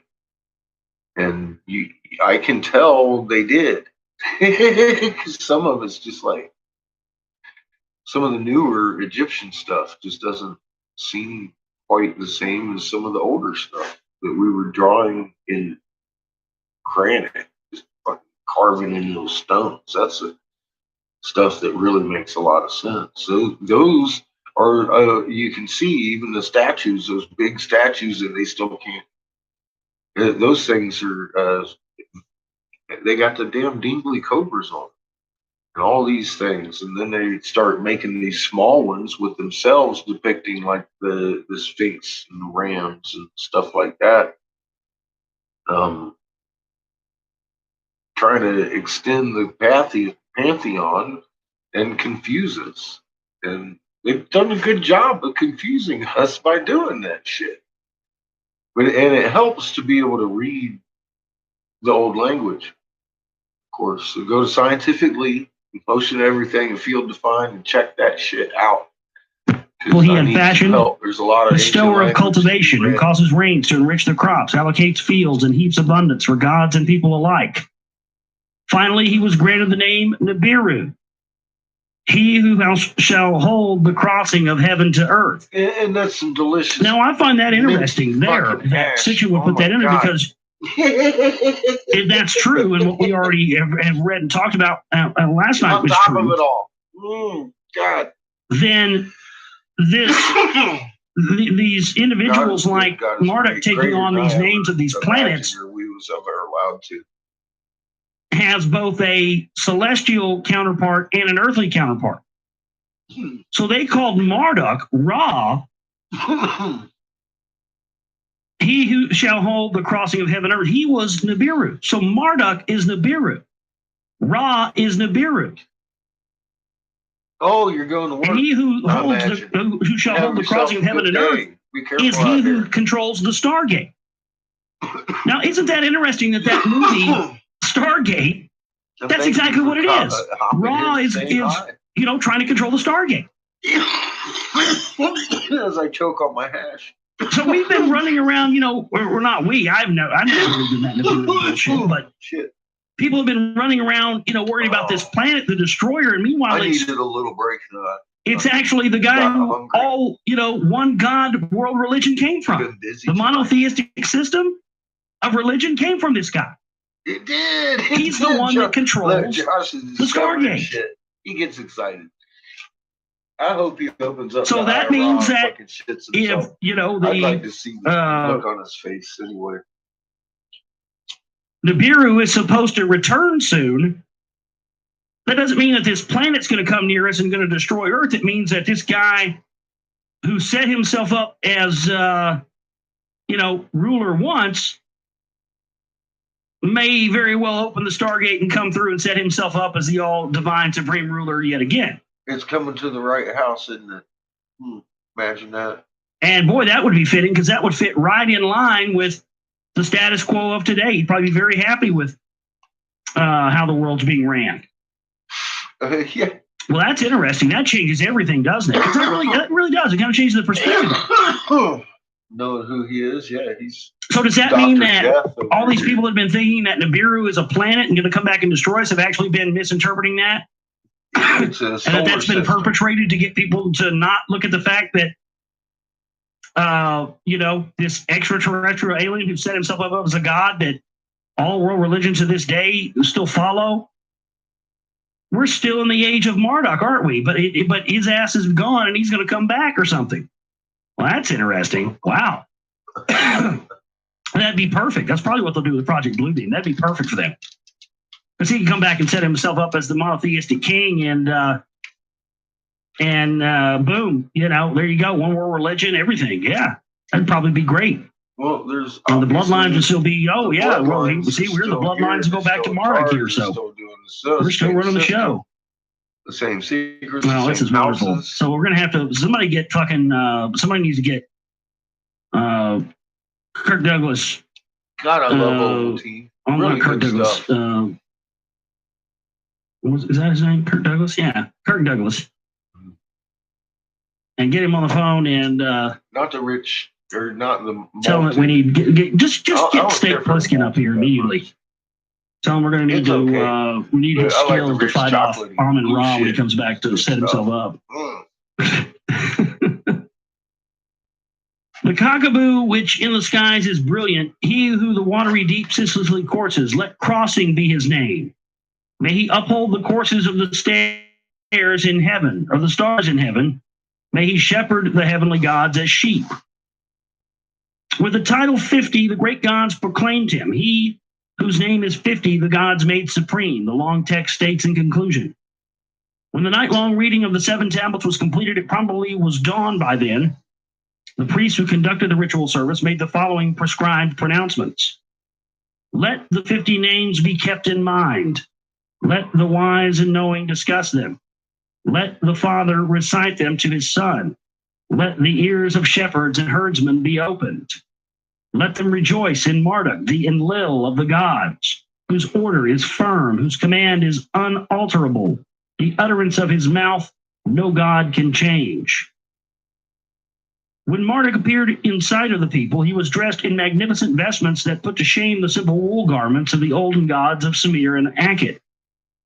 Though Marduk was an unseen god in Egypt, his veneration and acceptance there took hold rather quickly. A hymn to Ra Amun that glorified the god by a variety of names in emulation of the Akkadian 50 names called him the Lord of the gods, who behold him in the midst of the horizon, a celestial god who made the entire earth, as well as a god on earth who created mankind and made the beasts. See, Who he created takes the on the fruit tree, persona of all made of them, everything. herbage, and gave life to cattle. A god for whom the sixth day is celebrated. Hi, Valeria. The snippets of similarities to the Mesopotamian and the biblical creation tales are clear. According to these expressions of faith on earth, in Egypt, Ra Marduk was an unseen god. It has more actual vitamins than anything else in the grocery store. Big long list. I was just thinking about that. I've got a story about Ovaltine. It used to be provided by a small company out of Florida. They got bought out by Nestle. Nestle changed the formula, turned it into these big, lumpy, fluffy, it was almost like cereal. And I called up that whole Nestle, and I was like, y'all suck. Long story short, I went on about what I didn't like about it. I'm an Ovaltine motherfucking connoisseur. So they're like, well, we changed it to improve the formula, and it makes it easier to dissolve in the milk. And me in my typical fashion says, I don't think you understand. You've acquired a product that is consumed by some people because of the way the product acts in milk. Because I'm a lazy cocksucker. And it stays in there. I don't care if it mixes, because next time I pour some fucking milk in there, that's just as fresh as it was 10 minutes ago. And I'm going to swirl my little milk around there and make it as chocolatey as I particularly want that next swig, ma'am. And now, I know it wasn't just me that called in that line when they changed that formula, because I'm going to tell you something right now. Ovaltine is just the way I remember it as a child now.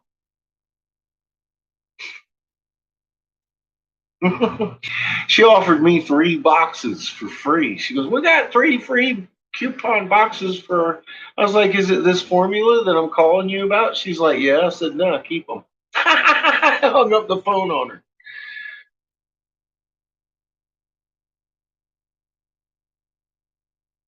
Corporations. It's the same fucking Ovaltine I grew up on. Changed my formula. I stopped using it. You know, when I found out, and this is what, like 20 some years ago, I had quit using it until my son was born, and I didn't have the right titties. So I had put him on Ovaltine early and shit, like around maybe 2 or 3. He started drinking Ovaltine.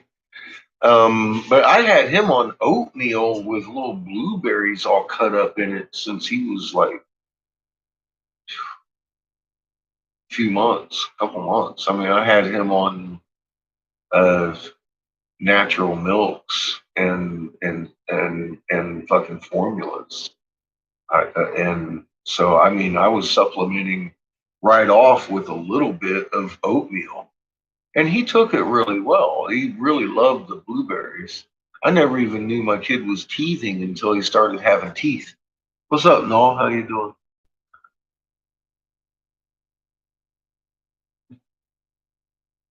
Chef Boyardee pizza. Oh, I've never gotten those kits since I was a kid.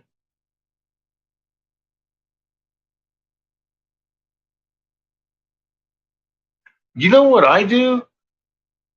Uh, I'm gonna. Well, I'm. I'm gonna have to make another live show making me pizzas because I go to the Dollar Tree and I'll get. They got them big flat pizza things. They're like pita pizza for $1, and then I get the. They got boxes of pepperoni for $1. They got pizza sauce for $1, mushrooms for $1. So for about $6 or $7, me and Seamus are grubbing on some good pizza because they also have regular cheese, but you have to grate it. But if you buy a grater for $1, you can grate cheese for a long time. I love Dollar Tree. I just fucking love a good dollar store.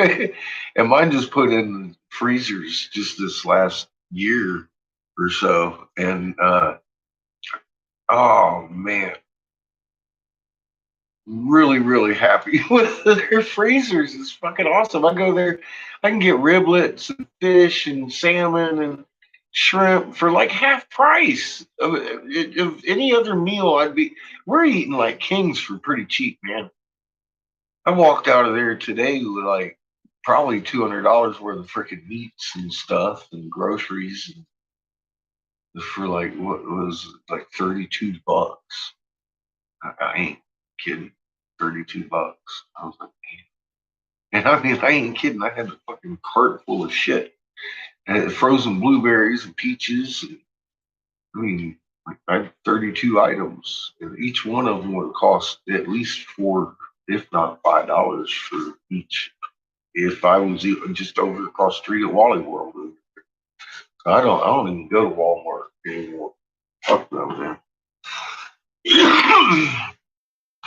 Dollar Tree put in the freezers. Boy, I'm at home over there. I love them.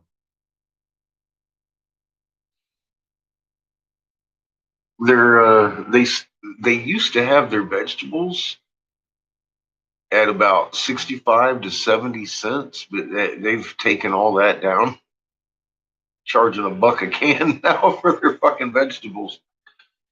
Whew. Vegetables prices is just going to fuck up. That's all there is to it everywhere. Even Dollar Generals are 75 cents where they used to be 65. Same as the dollar store over here. Yeah, they're readjusting everything now because it's the vegetables and shit that are actually doing horrible, of course, because well, they're domesticated and they're not really ready for this whole. We've been on our side for a while, and these magnet forces are what drives our weather. Anything that's strong enough to show up in the ionosphere is a magnet force is going to affect our weather, and that's just the way it is. And our weather's getting crazier and crazier. And it's been like a slow train wreck, but now at this point, it's starting to get so noticeable that some of the sheep are getting skittish. That's for sure. Look at them; they're all running around with a mask on now.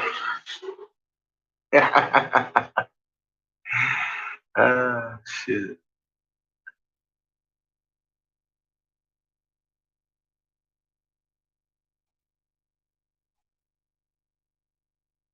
Yeah, this has been planned for quite some time since the last time it happened. You know, these same families have been consistent all the way down to the sons of Enki and Enlil, all the way through our history, uh, Roman, Greek, Egypt, Sumer, uh, all of just their bloodlines have been the bane of our existence. And we just heard them 3 times. In that last time, The creator of all told him, look, man, you need to get the fuck off this planet and give this planet back to these people. And they went and killed us again and then gave it to Marduk. Did they not? I mean, the creator, that one came from fucking Enlil, even the one that's been persecuting us all this time. He started having a dream of fucking Gudzu or whatever his fucking name is, the white haired Anunnaki. The creator of all, they'd already decided he was because he had come to them 3 times now in their dreams, haunting them. Each, the brothers, Enlil and Inky. And sometimes he left physical objects, these tablets. Well, the tablet, I got a tablet, and that's literally the crystal tablets with the images and the fact. What do you think they're talking about? I've got a crystal tablet, literally. This thing's running on crystals, is it not? And it's a fucking, it's a crystal laptop. See, see, you know, we.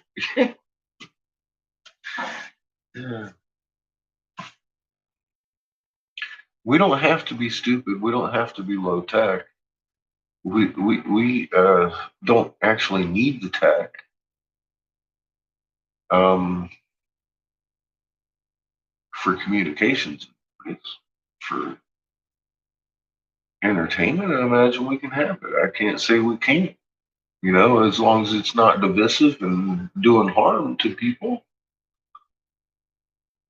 That's the way we should live, in harmony with each other. We don't have to sit around and sing hymns in the heart of mom. We can roll around in creation because we got a whole great big old globe. They got us, our population, all trapped in here. Do the math though, with the square mileage of just the land that there is. Man, oh, there's plenty of room for everybody. With way a lot of room left over.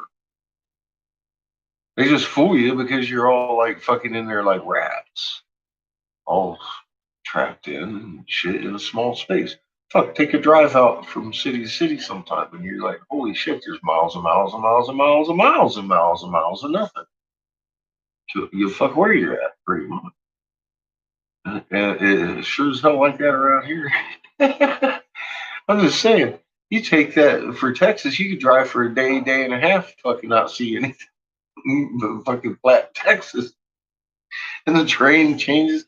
And you see, they selling in some places in Texas acres for $99 last time I drove through. But I mean, that's just going to show you that's some cheap ass land.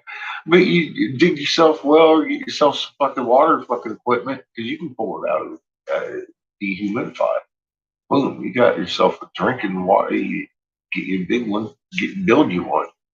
Fucking get yourself shower water, all kinds of stuff. Cisterns, big cisterns. You can have water, recycle that shit. You don't need their systems. You don't need to pollute stuff. You know, you use all that stuff. They got these earth houses. I mean, they work really well. Shit, you can recycle your stuff to the plants over here and they thrive and stuff. And then all of a sudden you're eating fucking plants that are growing in your house, or you just we can live with Earth. We don't have to do what we've been doing, and we can change all this stuff real easy. We don't have to rule over each other. Who's going to harm if we're working together? It's anybody can have anything. You know, people will make medicine and people will make food. I like to make glass. I like to plant things too. And it would be really nice if we were fucking working with each other. We could all do that kind of shit. And that's the kind of thing we should be doing and wandering around and healing bunnies and healing trees. After storms, I'm looking at some of these things where they've got some shit broke and they're fixing it. And I'm all like, well, that, I don't know how that works. But apparently, I can't say it doesn't. because it's energy moving through matter, and we are healers. I've never tried to heal a broken tree before, other than patching it with like a mud to keep bugs from getting out of it till it can scar itself. That's always a good practice. But I've never tried to put that kind of energy through my body like that. Yeah, I mean, it's like, I'm like, fuck, man. But you see it on these walls, and it just, we were doing some crazy shit. No wonder we scared these fuckers, is what I'm saying. We got magnets in our chests. No wonder we scared these fuckers. We are really masterful healers and very strong defenders. And they had to make us forget who and what we are so they can just, of course, do exactly what we've been listening to them do, dominate over our asses.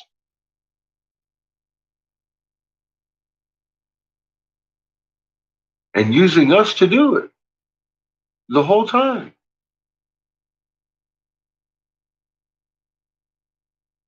Oh shit. Hey,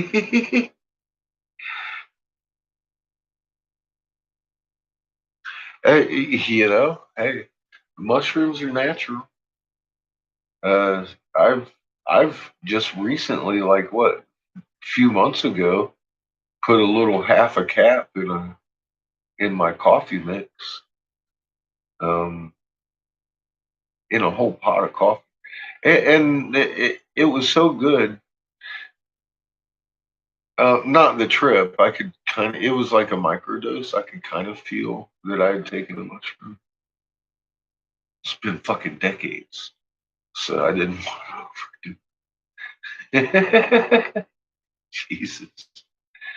But I had the thought while I was drinking it. I was like, "What the fuck?" And then it kind of goes in the hand like this was youth wasted on the young. Because I mean, you remember making mushroom tea at some point and how nasty? I mean, trying to flavor it up with Kool-Aid and all that shit. Why the fuck didn't we make mushroom fucking coffee? Because this shit was pretty fucking good. I mean, I like coffee. I like coffee. And the coffee is strong. You can put creamer in it and shit. And I didn't taste no mushroom in that shit. But like I said, I only put like a fucking half a cap in my coffee. But I had never even thought about it. I don't know if y'all did. I might just be the jackass fucktard over here making mushroom tea. But yeah, I did that in my coffee.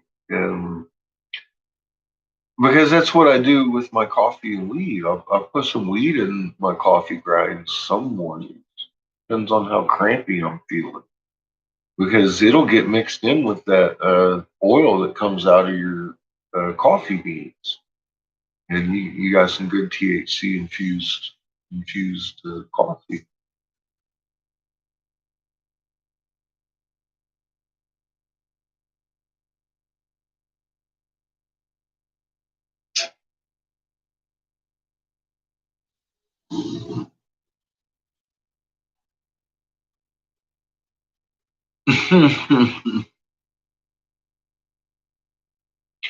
Mushroom coffee. Okay, so I'm not the first one to have the idea. Good. I thought it was. I was impressed with myself that because I could stomach that shit. Because I remember the taste of mushrooms. Now, when I was young, we used to go out and pick Liberty caps out there in Bremerton, Washington area, in particular. Um, Fresh, of course, and that's a different monster.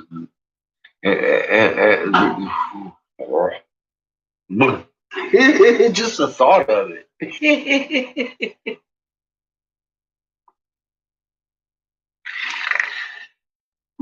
Ooh, the things we used to do when we were young.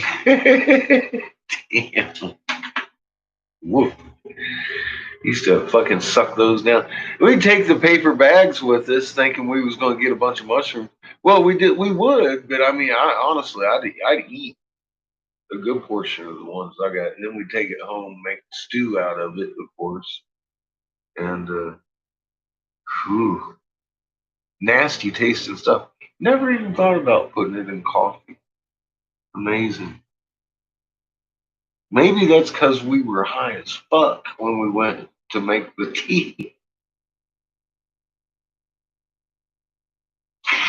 I don't know. Oh my god. Powdered instant coffee. Very interesting. Hmm. Well, it's infused. You grind it together and shit. It mixes a lot better, especially the finer grain it is, the more penetration it gets into the material that will pull out the either psilocybin, THC, and or the oil that it could either or combines with. So yeah, it's a good medium coffee. You just gotta get to fine grind on it for sure. Uh, yeah, I just put a little half a cap in there because I was afraid to put any more. I, man, I haven't done mushrooms like since I was young. Of course, I don't have it in me to need to anymore, or even want to really.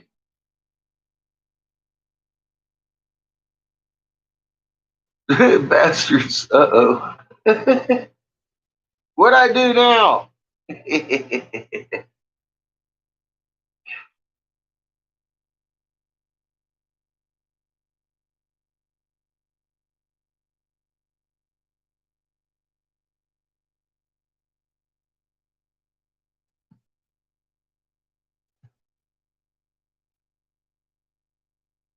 Yeah, hmm,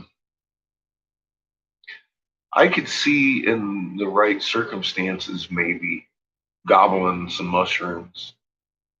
Uh,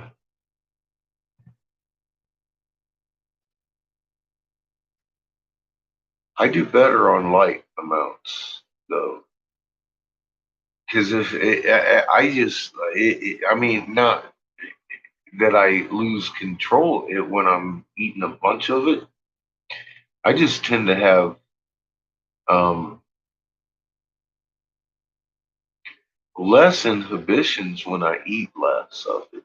Is what I'm saying. I control my high when I eat too much because I'm fucking high as fuck. So I'm gonna maintain everything I do because I know I can do some crazy fucking shit. So I become the calm one in the group when I'm really fucking watching walls melt. I know that I've been there. I don't like that situation, but I used to do that a few times when I was real young on LSD. Man, I tried that shit. That was just way harder than mushrooms, and then I started picking mushrooms and liked that a lot better because it was a lot more mellow. It was a lot more earthy and shit like that. But then, of course, we grow up and I just stopped doing it. Years and years. The fuck. Uh, then I came across a few mushrooms and I was like, you try a half a cap in my coffee. And I kind of liked it. I haven't done it since, you know. Yeah, acid. God, man. Woo. I, I've eaten that a few times. I've told how I got a letter of accommodation. High as fuck. On some acid that my medic gave me. So there's that. I don't know if that's on tape or not. I don't think so. That's probably in one of the ones that got took down. I can only imagine. But I'm thinking, what should I put on the front of this thing now?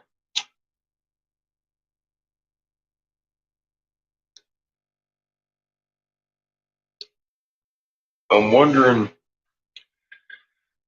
maybe I should put a honeycomb on it.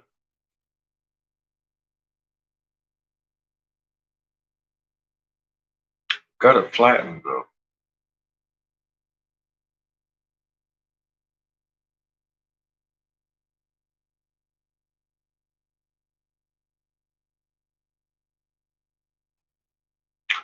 Yes, I could make another honeycomb to put on it. I could make a big fat rose to put on the front of it too. It's a pretty purple. It's kind of gender neutral at the moment. It's got a glow in the dark mushroom and some expander marbles that really expand the detail in it. Have you seen it, Noel, or have you been in here for a while since I showed off? Since you seen, I mean, we're making some nice glass tonight.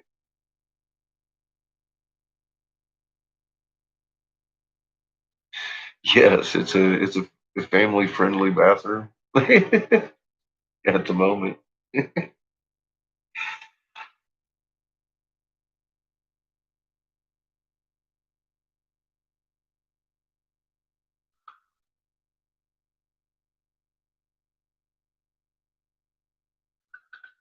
Well, in the Navy, you got 30 days for THC to get out of your system. So weed's kind of like out of the question unless, of course, you're trying to get out of the Navy. And I wasn't. I was having a good time out there killing people.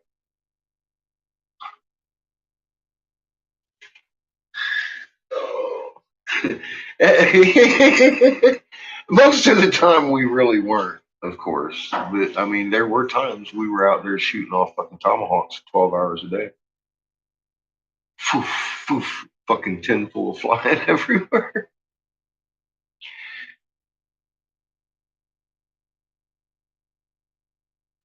Yeah, the gods are still fighting. We're in Yemen right now. Like I said, Josh Reed's talking about Yemen, and we're in Yemen right now. So you did hear that story, good. 87, 89.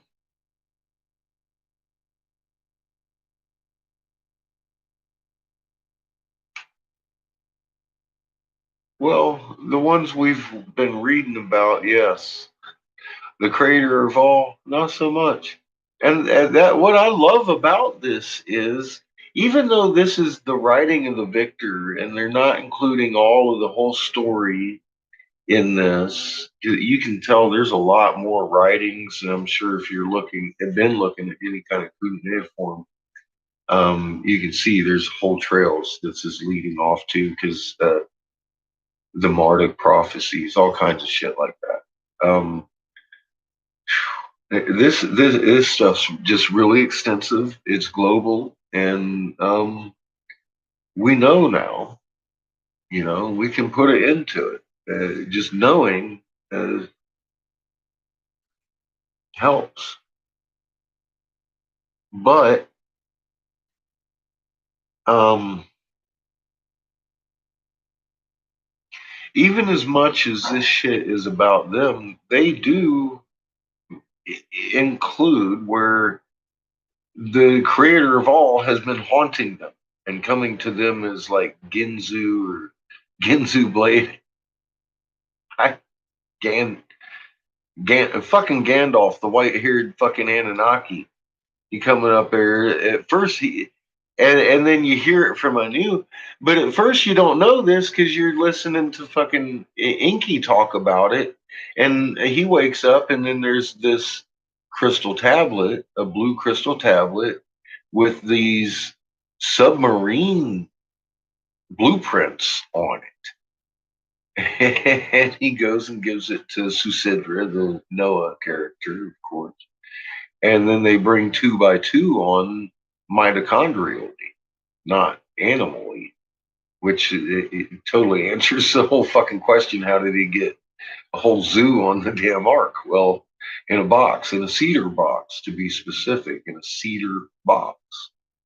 He brought it into the fucking boat. The pilot brought it in because Inky and one of the nurses and some of her nurses group had gathered all the mitochondrial DNA from man and woman of all these animal species on Earth and useful plants and shit. And I was like, holy fuck, man. I mean, that answers so many questions I've had since I was as tall as my kneecap. Because mom and dad had me going in there reading Bibles and going to the different versions of different churches all the time. So, it's just reading the Bible, you're generally going to get questions. One of the first ones I remember sitting in Bible school thinking to myself, how in the hell? And I got in trouble for asking, they're like, well, because God said so. Oh, fuck. We're in trouble over here. That was just short. But how in the hell did Adam and Eve get kicked out of the Garden of Eden? And then in the very next paragraph, it starts talking about it names the two cities that they got kicked out of the Garden of Eden into, and they're totally populated. I'm like,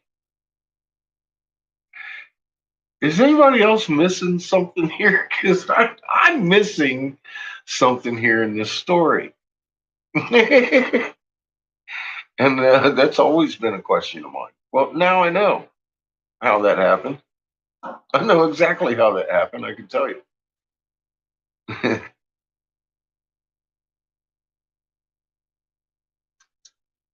That guy that fathered Cain and Abel, he got kicked out of the Eden because fucking Enlil's a dick. That's why.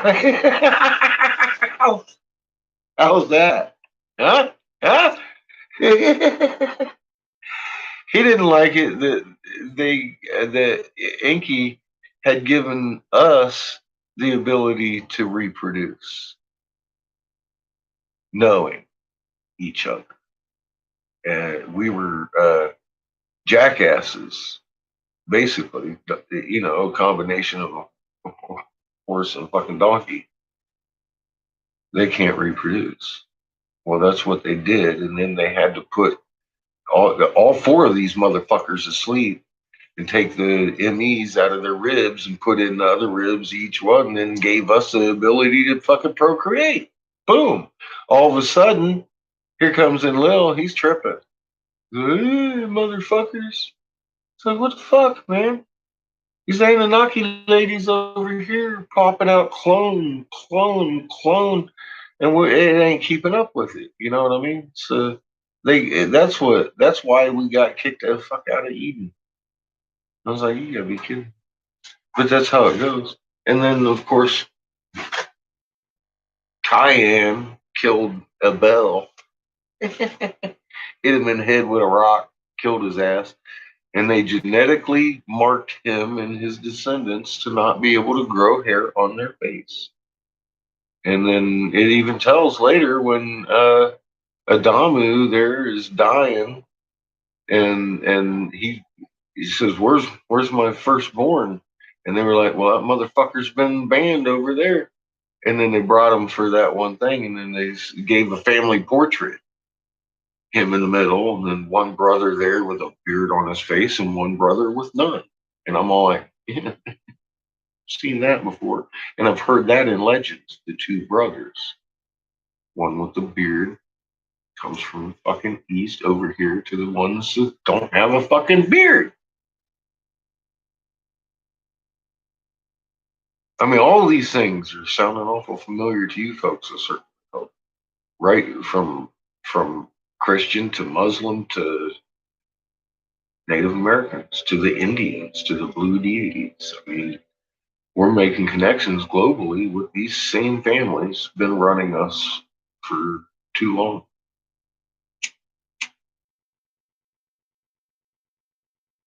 And the creator of all told them, They will inherit the earth. You motherfuckers are going to get the fuck off. And they haven't yet. And here we are. I don't think it's a coincidence.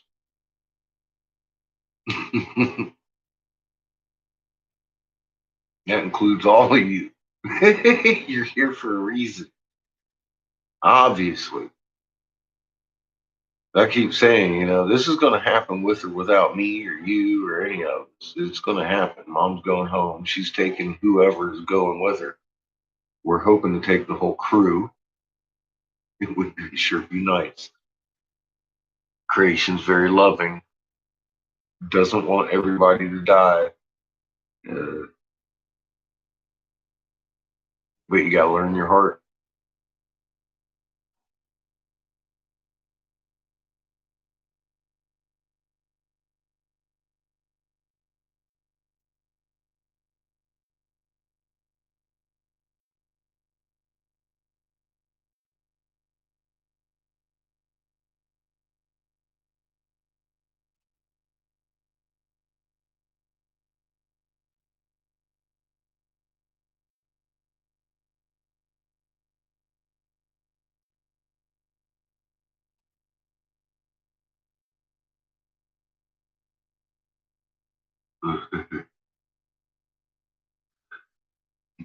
Yeah, I haven't looked at Bill and Ted's thing yet again since that, but that was just last night. Slept till noon. I was up till 4. It's already getting late here too. Speaking of which, I need to get busy. So I'm gonna take another hit off of this fucking mint, chocolatey minty hash. Oh my god. And then I'm gonna get back to work on this beautiful bubbler I'm working on.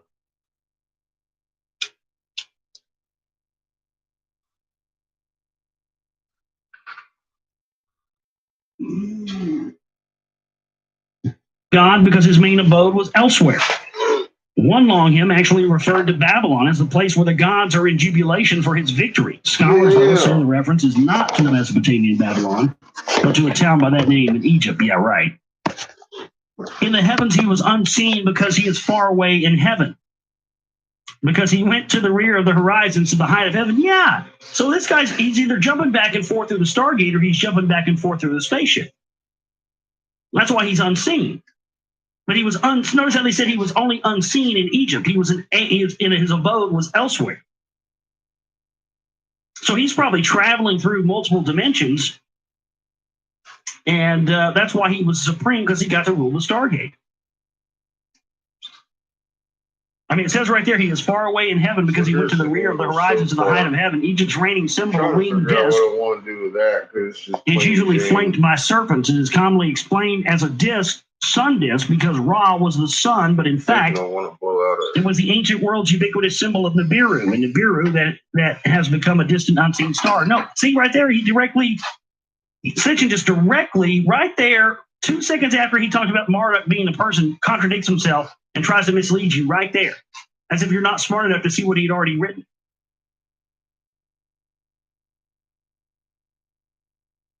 It wasn't representing the Nibiru. It was representing Marduk, because that's exactly why you had the winged scarab beetles in Egypt. Same thing. There's on the Behistun inscription that represents what's it that we were talking about the other night? The Behistun inscription in King Darius.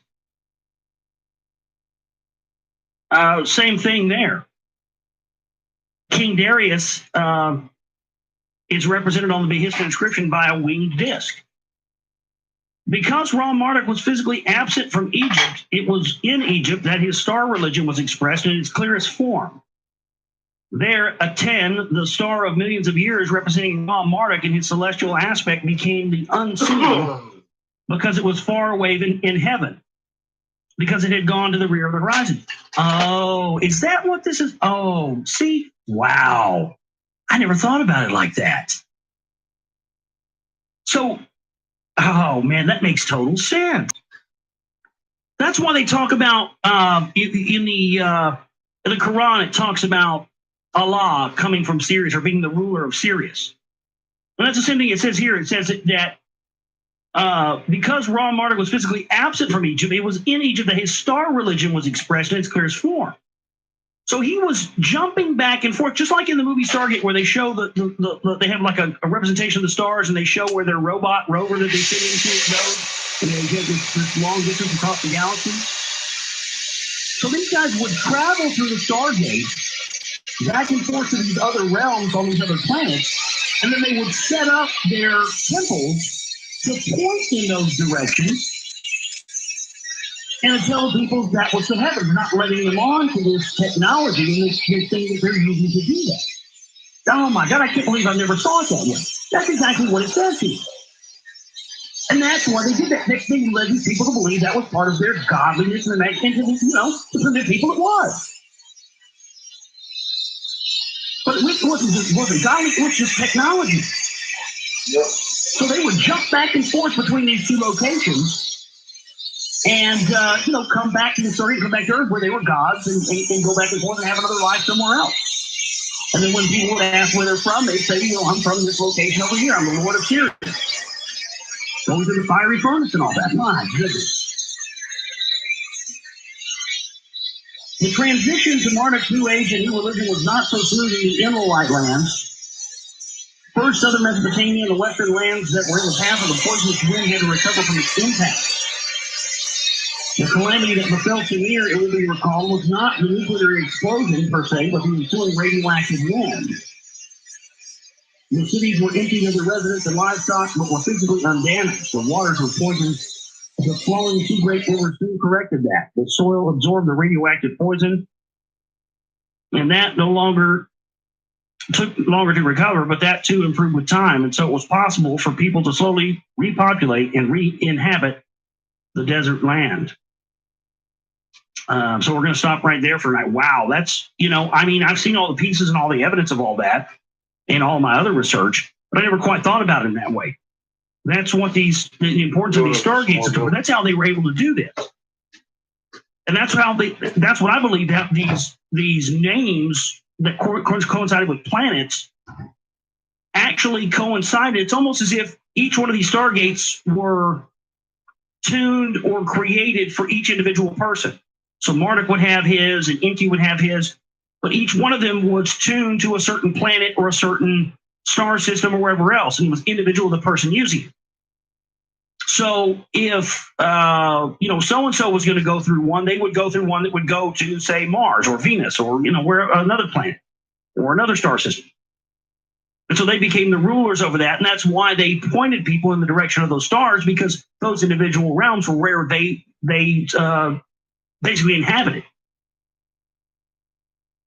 That's fascinating stuff, man. That makes total sense. See, when you get over this idea of religion, and when you start to understand that, that the lies began farther back than government, farther back than the current religious. This lie that's being perpetrated by the priest class today is a lie that was set up long before modern man was running it.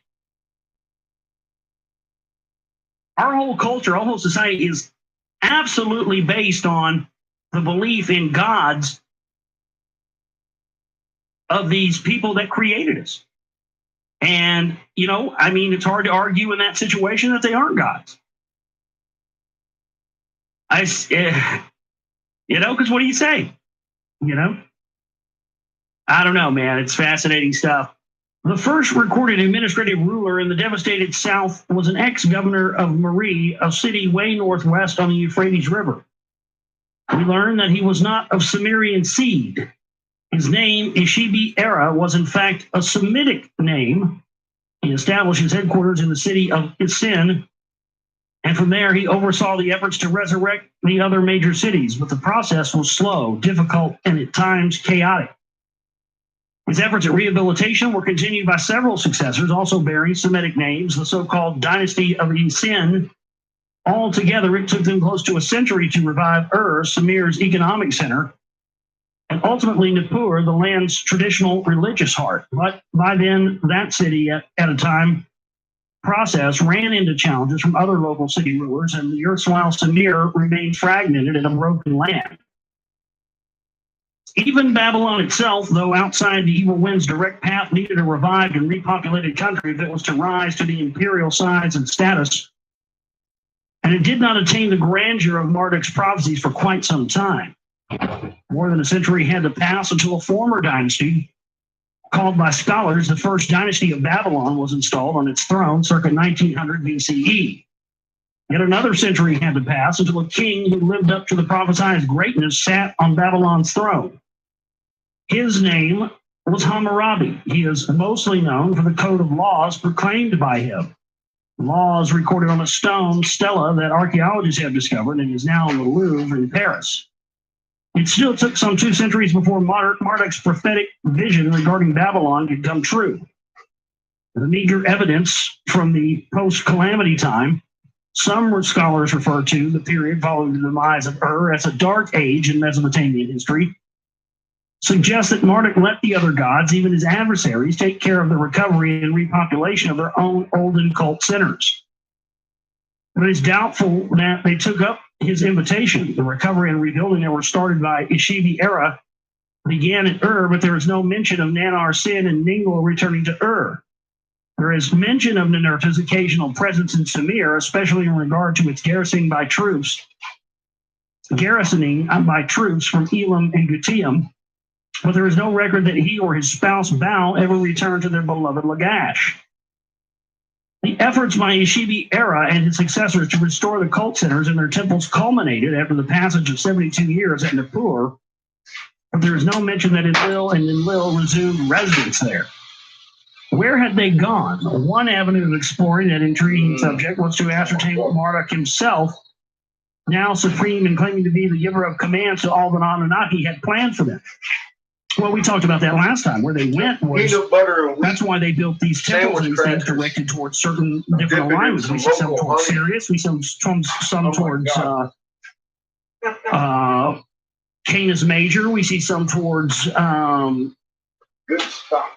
Cygnus and the Cygnus system. So, that's kind of been one of the things for me, is that yes, we do see a lot of things all over the planet lined up to different locations, but some of them were located to different ones. And I think that's what this trick was, that of these gods. They were using a stargate to jump back and forth, and that other, when they would point their temples towards this other location, what they were pointing to was the jump point. And that represented one location where the stargate was on Earth, and then the other location where the stargate was on this somewhere else. And they made their followers believe that that was where they were the lords of it. That's why you had Allah being the Lord of Sirius. This guy came through a stargate and set himself up as a god on Earth. The textual and other evidence from that time show that Marduk's rights and supremacy did not end polytheism, the religious belief in many gods. On the contrary, his supremacy required continued polytheism, for to be supreme over other gods, the existence of other gods was necessary. That's why, put no other gods before me and all that stuff in the Bible. Okay, well, what other gods? That was everybody's immediate question. I mean, it was mine. Who are these other gods that you don't want me to put before you? And what do they have to offer, good or bad, if you require my undying servitude and my, you're going to give me your protection, if so long as I don't worship these other gods? Well, can we have an interview process here, please? I'd like to interview these other gods individually, including yourself here, Mr. Christ. We just like to do this all formal and nice here, make sure we get all the particulars taken care of. I'd just like to interview each one of these gods individually.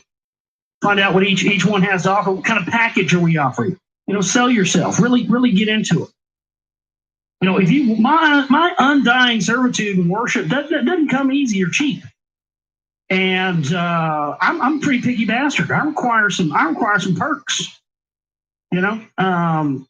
So let's get in here and talk about these other gods first before you start telling me you want me to disavow them, because I might be missing out on a good deal here. You know, these other gods may, you know, may be providing a lot more than what we're getting out of Eddie. You see what I mean here? Best man wins. Let's be democratic about this, and we'll line up these gods one by one, bring them in here, give them a little test. Sounds fair. And Let's do it. you never know. I may decide I want to put this god over here above you. Doesn't make you less of a person. You're going to be able to go out and find a lot of other people who are going to worship you and join your cult, and it'll be all good. You know, don't take offense at me just because I feel this god over here has a little more to offer. You know, you weren't even allowing these other gods to even speak their case. You know, we had to go and find those. I mean, but don't you think? I mean, put no other gods before me. Well, okay, let's see. We haven't even had a chance to see what these other gods have to offer yet before we make that promise. That's a little unfair. He was satisfied to let them be as long as their prerogatives were subject to his control. A Babylonian tablet recorded in its undamaged portion the following list of divine attributes that were henceforth vested in Marduk. Ninurta is Marduk of the hoe. Nergal is Marduk of the attack. Zababa is Marduk of the combat. Enlil is Marduk of lordship and counsel. Sin is Marduk, the illuminator of the night. Shamash is Marduk of justice. Adad is Marduk of reigns. The other gods remained, their attributes remained, but they now held attributes of Marduk that he granted to them. He let their worship be continued. The very name of the interim ruler, administrator in the south, Ishibi Era, priest of Era, i.e. of Nergal, confirms this tolerant policy. What Marduk expected was that they come and stay with him in his envisaged Babylon, prisoners in golden cages, one may say.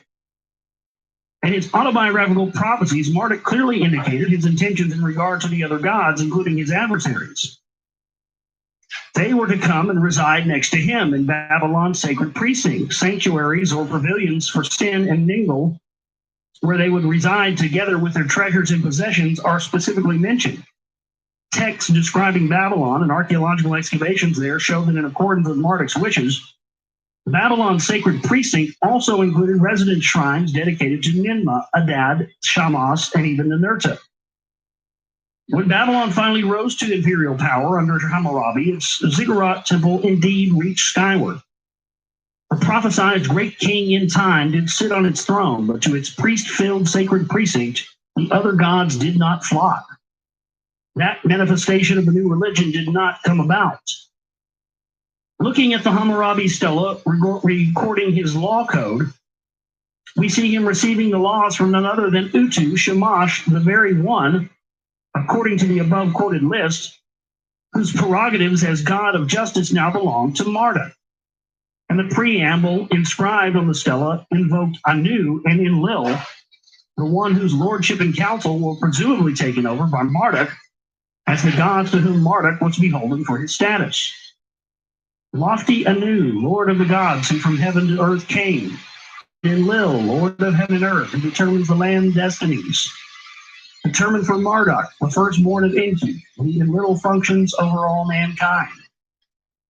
These acknowledgments of the continued empowerment of Enlil-like gods, 2 centuries after the age of Marduk began, reflect the actual state of affairs. They did not come to retire in Marduk's sacred precinct. Dispersed away from Sumer, some accompanied their followers to follow at faraway lands in the 4 corners of the earth. Others remained nearby, rallying their followers, old and new, to a renewed challenge to Marduk. The sense that Sumer as a homeland was no more is clearly expressed in the divine instructions to Abraham of Nippur on the eve of the nuclear upheaval to semitize his name to Abraham, and that of his wife Sarai to Sarah, and to make his permanent home in Canaan. Abraham and his wife were not the only Sumerians in need of a new refuge. The nuclear calamity triggered migrational movements on a scale unknown before. The first wave of people was away from the affected lands, its most significant aspect, and one with the most lasting effects was the dispersal of Sumer's remnants away from Sumer. The next wave of migrants was into that abandoned land, coming into waves from all directions. Whichever direction those migration waves took, the fruits of 2,000 years of Sumerian civilization were adopted by the other peoples that followed them in the next 2 millennia. Indeed, though Sumer as a physical entity was crushed, the attainments of its civilization are still with us to this day. Just look up your 12-month calendar. Check the time on your watch. That retained the Sumerian sexagesimal base 60 system, or driving your contraption on wheels, a car. The evidence for a widespread Sumerian diaspora with its language, writing symbols, customs, celestial knowledge, beliefs, and gods comes in many forms. Besides the generalities, a religion based on a pantheon of gods who have come from the heavens, a divine hierarchy, God epithet names that mean the same in different languages, astrological knowledge that include the whole planet of the gods, the zodiac and its 12 houses, virtually identical creation tales, and memories of gods and demigods that scholars treat as myths. There are a host of astounding specific similarities that cannot be explained other than by the actual presence of Sumerians. It is expressed in the spread in Europe of the American double eagle symbol. Oh, see, there you go. The double eagle symbol of America, which we saw looking over the see? The fact that many European languages and Hungarian, Finnish, and Basque are akin only to Sumerian, and the widespread depiction throughout the world, even in South America, of Gilgamesh fighting off with bare hands two voracious lions. In the Far East, there is a clear similarity between the Sumerian cuneiform writing and the scripts of China, Korea, and Japan. The similarity is not only in the script, many similar glyphs are identically pronounced and also have the same meanings.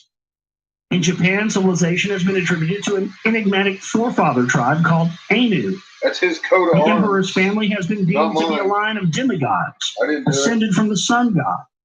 And the investiture ceremonies of the new king include a secret, solitary nightly stay with the sun goddess, a ritual ceremony that uncannily emulates the sacred marriage rites in ancient Sumer, when the new king spent a night with Inanna or Ishtar. In the erstwhile four regions, the migratory waves of diverse peoples triggered by the nuclear calamity in Marduk's New Age, and much like flowing and overflowing rivers and rivulets after stormy rains, filled the pages of the ensuing centuries with the rise and fall of nations, states, and city-states. Into the Sumerian void, newcomers came in from near and far. Their arena, their central stage, remained what can rightly be called the lands of the Bible. Indeed, until the advent of modern archaeology, little or nothing was known about most of them except for their mention in the Hebrew Bible. It provided not only a record of those various peoples, but also of their national gods and of the wars fought in the names of those gods. But then nations such as the Hittites, states such as the Mitanni, or royal capitals such as Mari, Carchemish, or Susa, which were doubt-filled puzzles, were literally dug up by archaeology. In their ruins, there were found not only telltale artifacts, but also thousands of inscribed clay tablets that brought to light both the existence as well as the extent of their debt to the Sumerian legacy. Virtually everywhere, Sumerian firsts in science and technologies, literature and art, kingship and priesthood were the foundation on which subsequent cultures were developed. In astronomy, Sumerian terminology, orbital formulas, planetary lists, and zodiacal concepts were retained. The Sumerian cuneiform script was kept in use for another 1,000 years, and then more. The Sumerian language was studied. Sumerian lexicons were compiled, and Sumerian epic tales of gods and heroes were copied and translated. And once those nations' diverse languages were deciphered, it turned out that their gods were, after all, the members of the old Anunnaki pantheon. Did the Enlight gods themselves accompany their followers when such replanting of Sumerian knowledge and belief took place in faraway lands? The data are inconclusive. But what is historically certain is that within 2 or 3 centuries of the New Age, in lands bordering Babylonia, those who were supposed to become Marduk's retired guests embarked on an even newer kind of religious affiliations, national state religions. Marduk may have garnered the 50 divine names, but did not prevent from then on nation fighting nation and men killing men in the name of their God, or in the name of God in general. If you can see the And so that detail. leaves off. Let's see, That's chapter a 7, honeycomb. chapter 8, in the name of God. Will be our next chapter. I'm sure that'll get into what we already know. Wars being fought in the name of God, in the name of this religion or that religion. Really, That's how you do that. It's best if you do it with no error, just like I just did. If the protestations attended on the new way was today, the battle cries of the subsequent centuries would not sound strange either. If in the 3rd millennium BCE, God fought using armies of men, in the 2nd millennium BCE, men fought men in the name of God. It took just a few centuries after the start of Marduk's new age to show that the fulfillment of his prophecies of grandeur would not easily come. Significantly, the resistance came not so much from the dispersed single-like gods, but from the people, the masses of their loyal worshippers. More than a century had to pass from the time of the nuclear ordeal until Babylon, the city, emerged on the stage of the first history as Babylonia, the state, under its first dynasty. During that interval, southern Mesopotamia, the Sumer of old, was left to recover in the hands of temporary rulers, headquartered in Asin and then in Larsa. Their theophoric names, Lipit, Ishtar, Ur, Ninurta, Rim, Sin, Enlil, Benai, flaunted their Enlilite loyalties. Their crowning achievement was the restoration of Nippur's temple exactly 72 years after the nuclear habit. Another indication of their loyalties lighted. And of his appearance to zodiacal time test. Those non-Babylonian rulers were the scions of Semitic speaking royals in a city-state called Marie. Now that's interesting. The non-Babylonian rulers were scions of Semitic speaking royals in a city-state called Marie. What do you think the same people that started Hitler to exterminate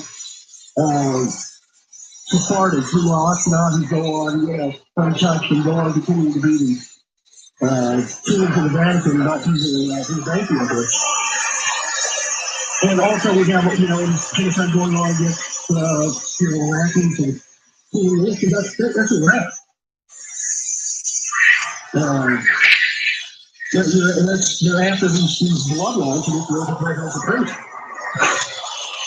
As one looks at a map showing the ancient states in the first half of the 2nd millennium BCE, it becomes clear that the non-Marduk-type state formed a formidable vice around Greater Babylon, starting with Elam and Zikkium on the mid-south, north and south and east, Assyria or the Hattis in the north, and the western anchor in the chain, Marie on the Euphrates. Abdul Marie was the most Sumerian, even having served once as Sumer's capital. As that function located among Sumer's major cities, the ancient port city on the Euphrates River was a major crossing point for people, goods, and culture between Mesopotamia in the east, the Mediterranean land to the west, and Anatolia in the northwest. Its monuments bore the promise of buildings of Sumerian writing. An achieved central palace was decorated with murals astounding in their artistry, honoring Ishtar. A chapter on Marie and my visit to its ruins can be read in the Earth Chronicles Expeditions. Thanks for that plug, Zachariah.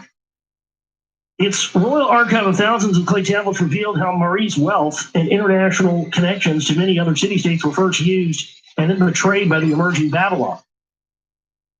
After at first attaining the restoration of southern Mesopotamia by the Marie royals, Babylon's kings, feigning peace and unprovoked, treated Marie as an enemy. In 1760 BCE, the Babylonian king Hammurabi attacked, sacked, and destroyed Marie, its temples, and its palaces. It was done, Hammurabi boasted in his annals, through the mighty power of Marduk.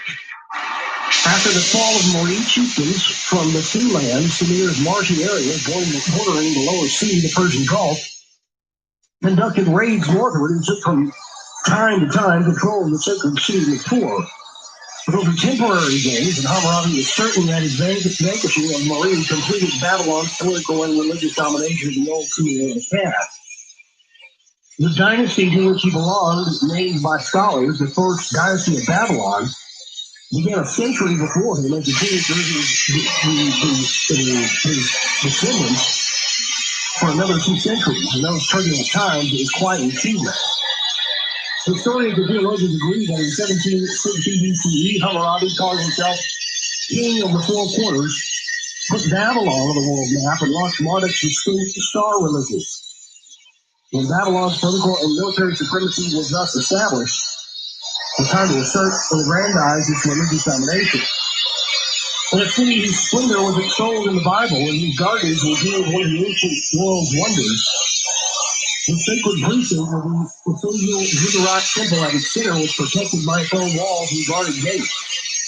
Inside, processional ways were laid out to fit the religious ceremonies, and shrines were built for other gods, and Mars was taken to be this unwilling guest.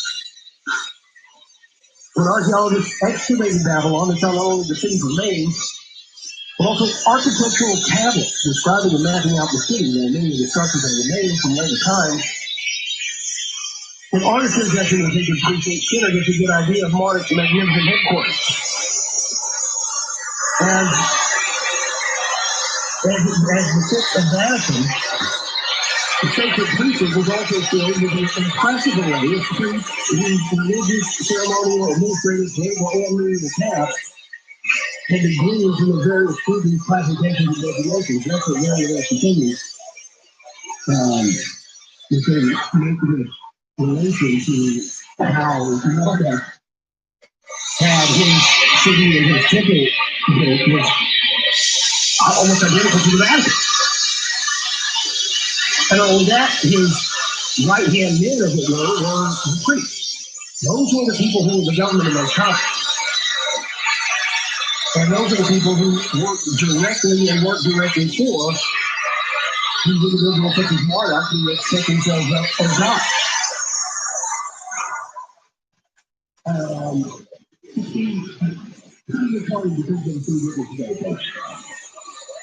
At the bottom of the hierarchy were the service personnel, the idolaters, the builders, the things that the temple and the building, providing tools and utensils that the other priests required.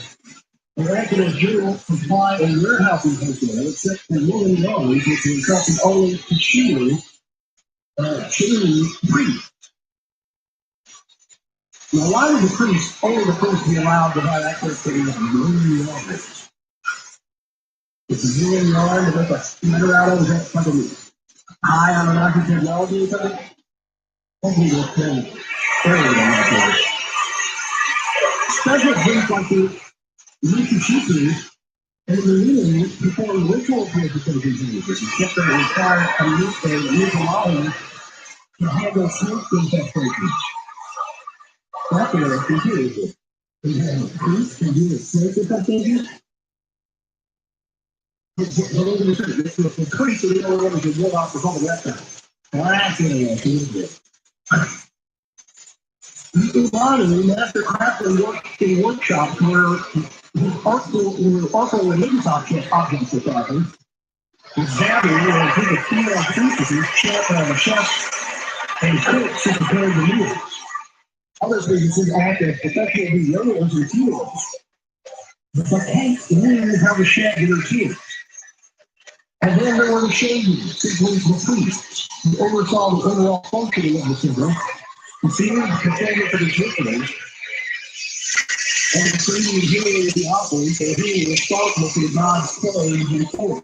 God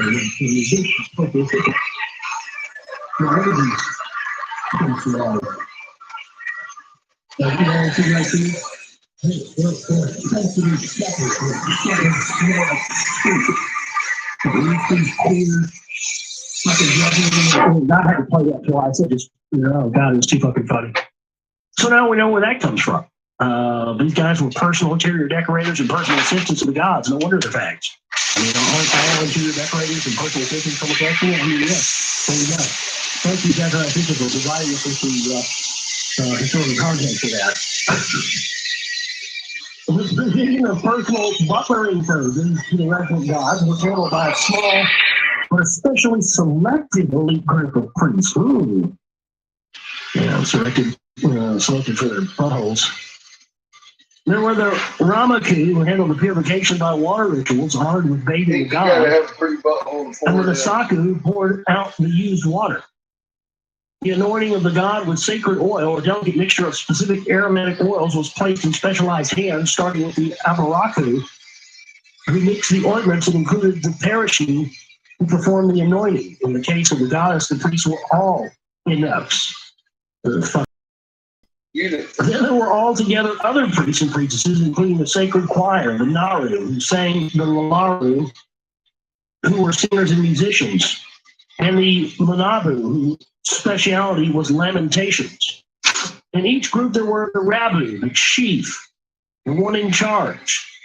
As envisaged by Marduk, once the Seyil Zirat temple was raised heavenward, its main function was to constantly observe the heavens, and indeed the most important segment of temple priests were those whose task it was to observe the heavens, track the movement of stars and planets, record special phenomena such as a planetary conjunction or an eclipse, and consider the heavens bespoke omens, and if so, to interpret what they did portend.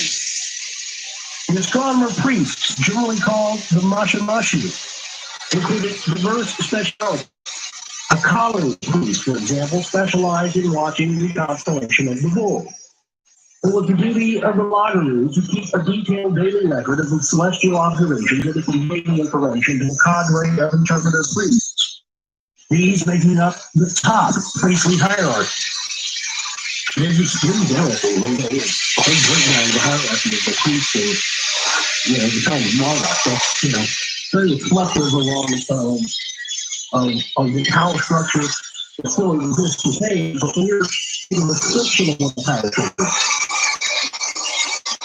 But in reality, our power structure today still exists in this kind of setup of the priests and all this stuff in direct connection with the overlords. And they give us all this bullshit of, sin and God and all this stuff, and it's, it's about touching overlords, man. That's really what it boils down to. They included the Ashipu, omen specialist, and Mahu, who could read the signs, and the Baru truth tellers, who understood mysteries and divine signs. A special priest, the Zakiku, was charged with giving the divine words to the king. Then at the head of those astronomers trained the heavens. Notice that? So let me get this straight. The great priest, the guy on the tip top of the pyramid, right? The guy who's running the whole show, the guy who's directly working with Marduk or whatever god is currently in charge. He was a holy man who was a magician, not a musician, a magician, magician, a doctor. That looks like big magnifier. That's amazing. On our honeycomb. Because a magician and a physician and a musician are all pretty much close to each other. Magnifiers, all that. The discovery of some 70 talents that formed a continuous series of observations and their meaning named after the opening words of the Enuma, Anu, and Will on my purple revealed both the transition from Sumerian astronomy and the existence of oracular formulas that dictated what a phenomenon meant. In time, a host of diviners, so now, dream interpreters, fortune tellers, and the like joined the hierarchy.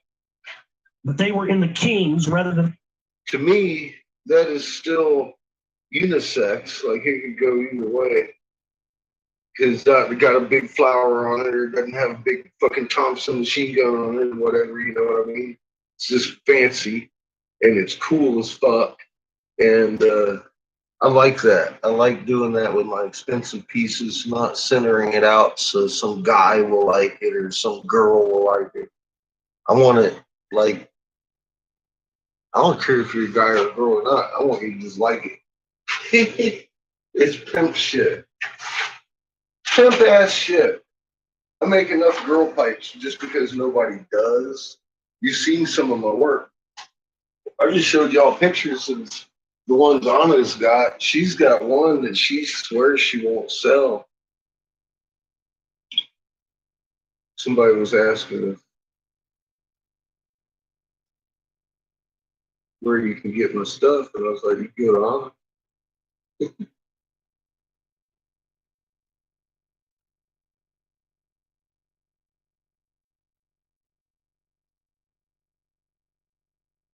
Here's one of the pictures of some shit. I got a dragon inside that one in the back. You see that? Blow smoke inside the tube inside there. That one there's a pretty pimp one. That one's a nice rig. The same color green that we just did that other one out of. That one in the middle has got a jar on it. Those are all water pipes.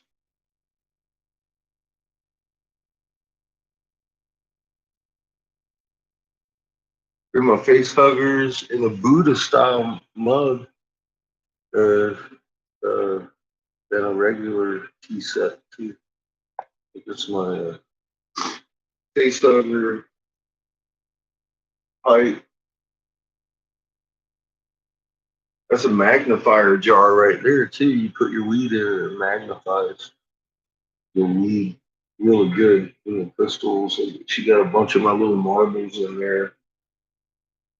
I make artsy marbles. People love that shit.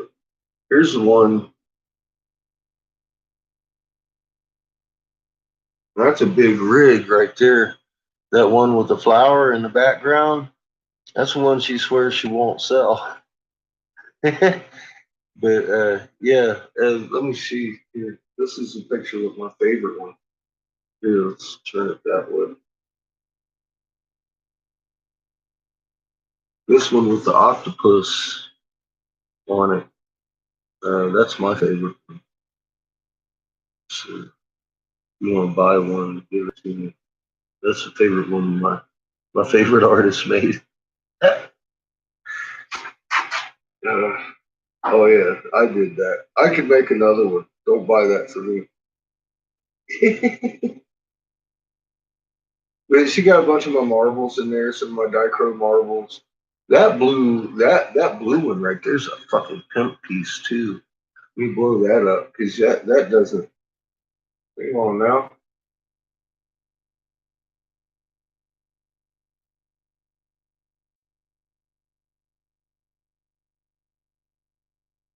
That entire piece is clear, handmade honeycomb. Just like that little bead that I made, that little bead that I just made, went through all of that shit for. That entire piece is a honeycomb. Really deep inset honeycomb and reversal work. That motherfucker, I put some work in it. That's for sure. But that's why she has it up center because I mean, look at that shit. That's some detail in full color, just right there. Just that little bit right there is like, holy fuck. I like making pieces that make people be like, are you fucking kidding me? What is that? Along with my little $10. I make a little $10. Everybody needs to have fucking, be able to smoke, not just the rich motherfuckers. But this isn't even going to be that. That ain't nothing. This is a different league than that. That's probably 3 times as expensive as this one's going to be. This one's going to be pretty expensive though.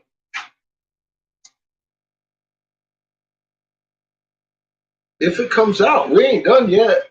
It ain't done until tomorrow morning when it comes out, or when it comes out to kiln finished and in one piece like you wanted it to be. Then it's done. But yeah, so far so good. It's looking fucking good.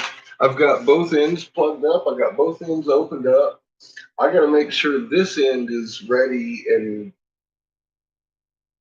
the right size to match up with this one because that one is the right size. I don't think that one is. So my next step, of course, is to even up my hole on my can, which I think is pretty close. So So we'll see how that goes. But I like doing projects. This is some fun shit.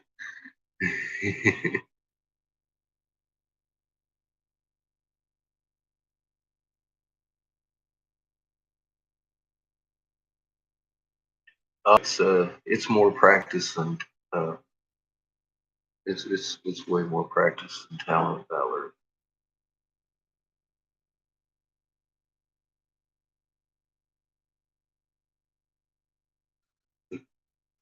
Yeah, I do a Scooby Doo ship too, like the ghost ship's got glow in the dark sails and shit. I used to when I got a bunch of glow in the dark color. I don't have a bunch of glow in the dark color now. Thank you, COVID.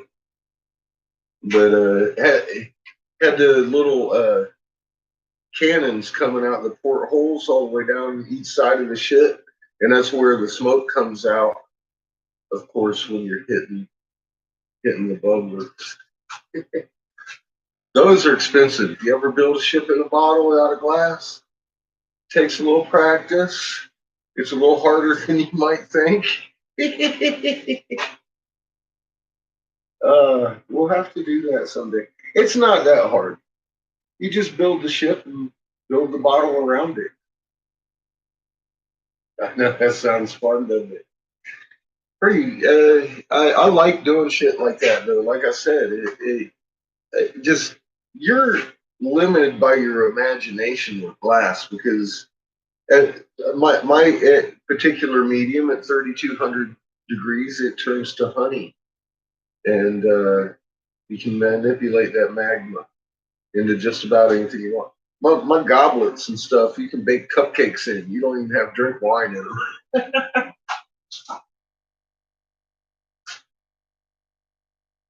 I had some guy be like, "Oh my God, that's the best idea I ever had," because that's what I've always said about my cupcakes. I was like, "Yeah, or my cupcakes, my goblets," and he ordered a set. I've got a picture of him. I pass by a lot. It's a zigzag uh, handle set. I did his in his color, her in her color, and did the date in them. And I mean, they are really intricately inside out fucking worked. And he said he came back. He said, "Man, I made cupcakes," and he said she freaking flipped, dude.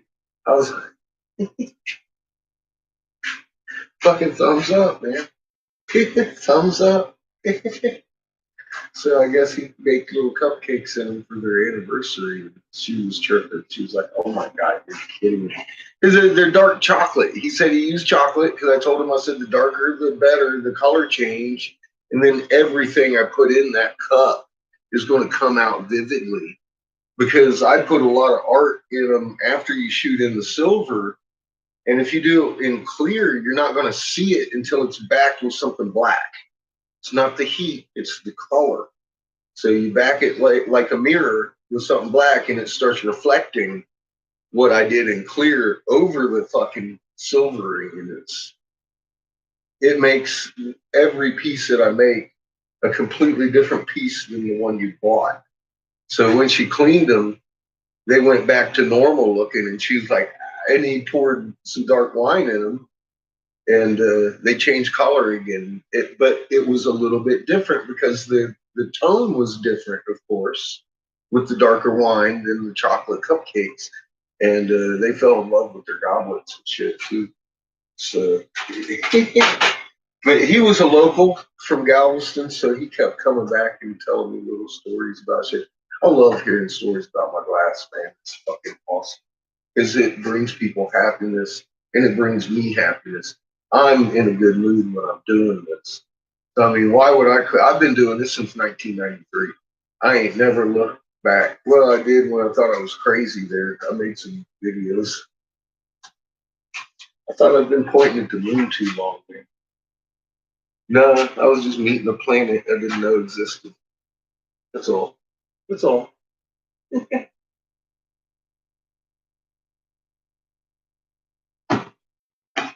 Uh,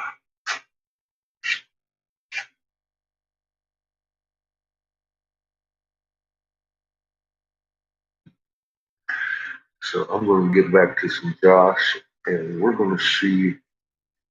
Let's see just real quick. How close am I?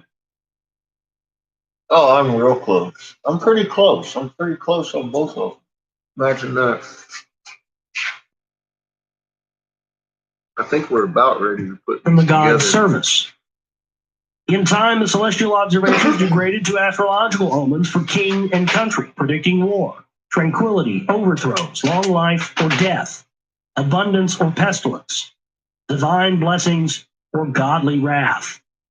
But in the beginning, the celestial observations were purely astronomical and were of prime interest to the god Marduk, only derivatively to king and people. It was not by chance that a Kalu priest specialized in watching Enlil's constellation of the Bull for any untoward phenomenon. For the main purpose of the Asadiel Az Observatory was to track the heavens zodiacally and keep an eye on celestial time. I love Zodiac. The fact that significant events prior to the nuclear blast happened in 72-year intervals and continue to do so afterward suggests that the zodiacal clock, in which it took 72 years for a precessional shift of 1 degree to occur, continued to be observed and adhered to. It is clear from all the astronomical and astrological texts from Babylon that its astronomer priests retained the Sumerian division of the heavens into 3 ways or paths, each occupying 60 degrees of the celestial arc. The way of Enlil for the northern skies, and the way of Ea for the southern skies, and the way of Anu for the central band. It was in the latter that the zodiacal constellations were located, and it was there that Earth met heaven at the horizon.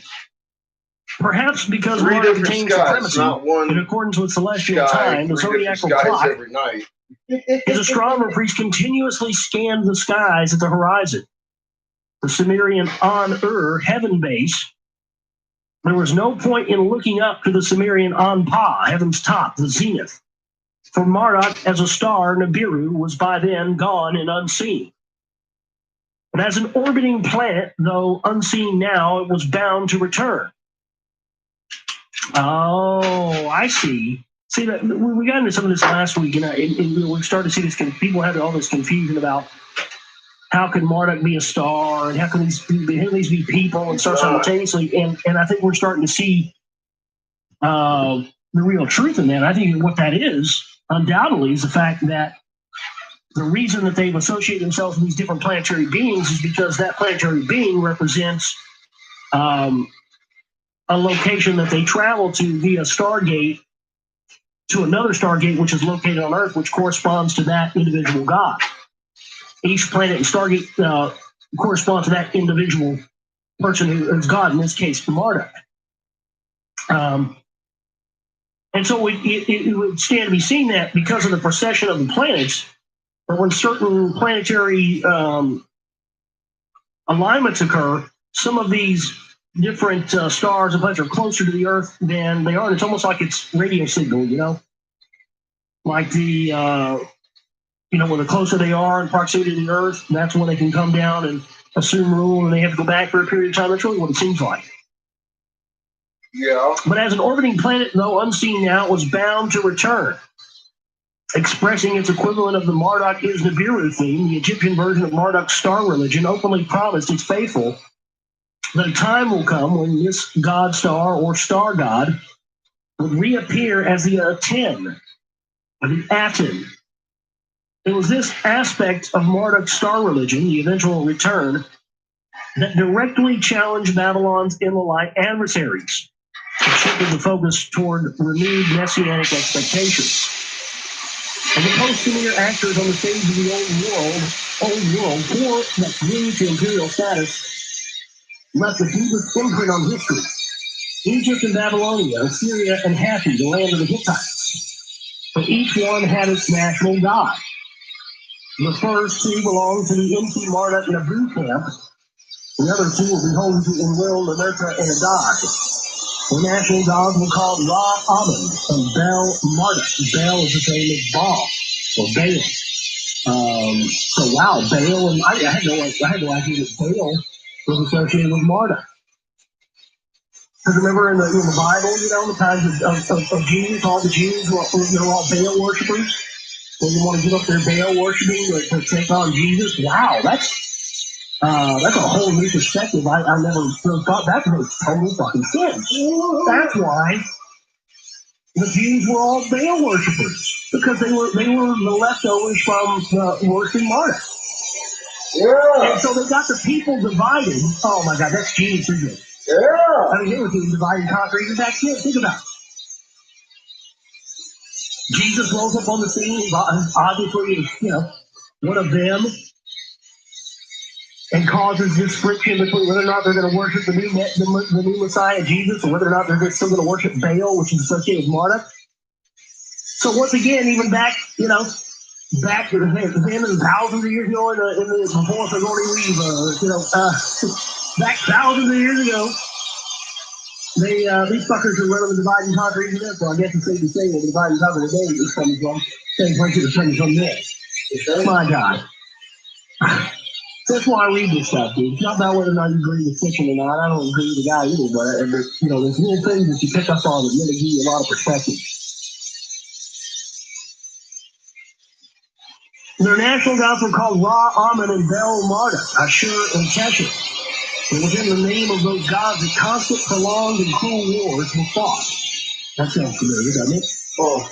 The wars, historians may explain, were caused by the usual reasons for war: resources, territory, need, and greed. But the royal annals that detailed the wars and military expeditions presented them as religious wars, in which one god was glorified and the opposite deity was humiliated. However, the looming expectations of the return turned those wars to territorial campaigns that have specific sites and so targets. The wars, according to the royal annals of all those lands, were launched by the king on the command of my God. So and so, the campaign was carried on in accordance with an oracle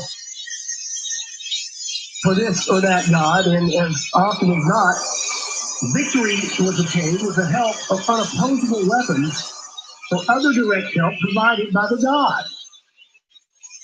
Well, they say history is written by the victor. Well, in this case, all of humanity's history has been written by the victors of these gods who, got their teams to be victorious because of, weapons or whatever else they were given to their side. But we think it's crazy that our military has, back engineered alien technology. When, from the sound of it, this thing going on for centuries, thousands of years. In order for these people who set themselves up as gods to retain their worship. That's why they haven't wiped us all out. These guys are too obsessed with being gods, and they have to have some people worshiping. That's why we're all still here today. You can't have a kingdom and be ruling yours and don't have, people worshiping you. I'm getting to my end now. I'm going to go far as I can here. An Egyptian king wrote in his war records that it was Ra who loved me, Amun who favored me. He instructed him to march against these enemies when Ra abominated. So the Syrian king, according to the feat of an Arab king, boasted that he replaced in the city's temple the images of the city's gods with images of my gods and declared them to be henceforth the gods of the country. Brings a whole new perspective to religion and how you view it, doesn't it? Folks? These guys are different, setting themselves up as gods everywhere, setting up worshipers, and we've been going and fighting and killing and destroying each other over who's got the best god, when in reality all these fuckers are the same, and they all set this up Going good. as their entertainment for us to fight and kill each other with. Literally. That's what all of this has been for up to this point, folks. We're just entertainment for these fuckers. Cain and fucking Abel. Oh, man. Well, at least there's a lot more of us awake right now than there was 10 years ago. Yep. That's why we got to just continue to I can see that. try to do our best to get you all this information of it's growing, right? A different mindset, a different view out there. Whose it be? Mine, somebody else's. We just got to continue to get all this info out there. But I gotta call it tonight, man. I got over the stopped up stuff right before the show, and now it's coming back. So I'm starting to feel like poop Shut again. up, pussy. Read. Oh, Please support our work if you can, folks. Please donate. We need some cash right now. Josh We don't got have any COVID money in the account. before I it paid was all the cool. bills last week, and we didn't reach our goal for the film. So that's not going to be the next film's not going to be made. Once we get cash from that, just help us out if you can. My name's Josh Reeves. I love each and every one of you. TheGlobalReality.com is our website. If you manage a team, you have to try Monday.com. Monday.com is a platform to track every. Let's get into inner days now. Picking up where we left off the other night. A clear example of the religious aspect of those wars and the deliberate choice of targets can be found in the Hebrew Bible in 2 Kings chapter 18 to 19, in which the siege of Jerusalem by the army of the Assyrians.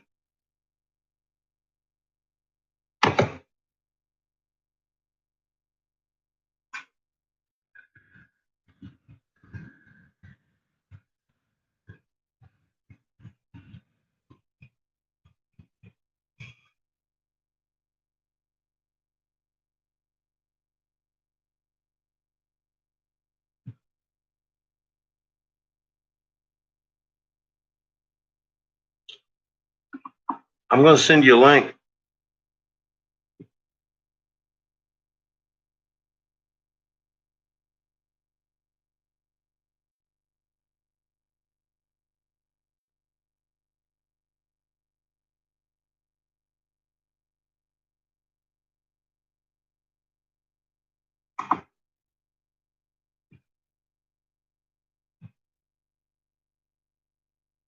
Never heard of it, huh?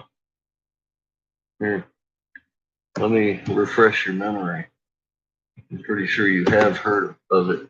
It's a well-known fact, actually. As far as I knew. You're very welcome. Wait till you see who it is. That's the descendant of Cain. Direct descendant of Cain.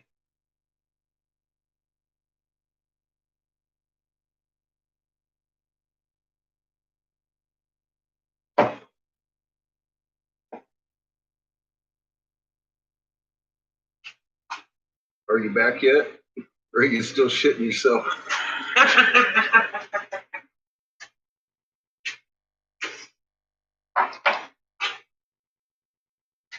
Like I said, they went to Peru, hang out in Titicaca. That's the navel of the fucking earth down there in the fucking Grand Canyon region, right? That's the descendants of Cain, is it not? What's this even saying there? Because genetically, they can't grow hair on their face. You know, I know, right? What can you say? What can you say? As soon as they said that, and the kid, I was like, ding, ding. I know who the fuck the descendants of Cain are. The people I've been knocking on the fucking door to, trying to get a hold of the goddamn corn-giving Anunnaki evil commanders down there in the western United States, just right up here by me. Right after I woke up and started reading the ancient languages, I was like, damn. So yeah, the whole picture finally kind of coming together. And I'm not crazy. What's crazy is these motherfuckers wrote about this, and this very specifically double marked motherfucker waking up and reading the ancient languages as if they were his own and changing the world. So this is what it looks like. Like it or not.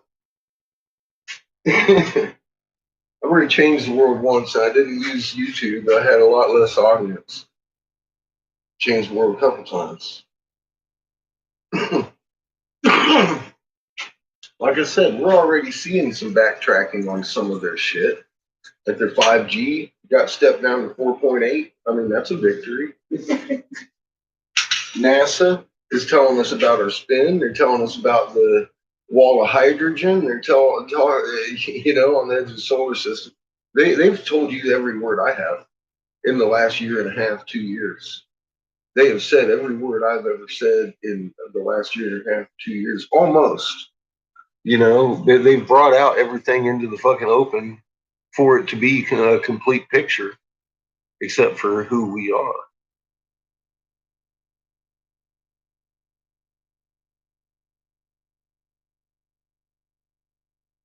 Yeah, you never do see natives with beards. That's because genetically they can't grow hair in their face.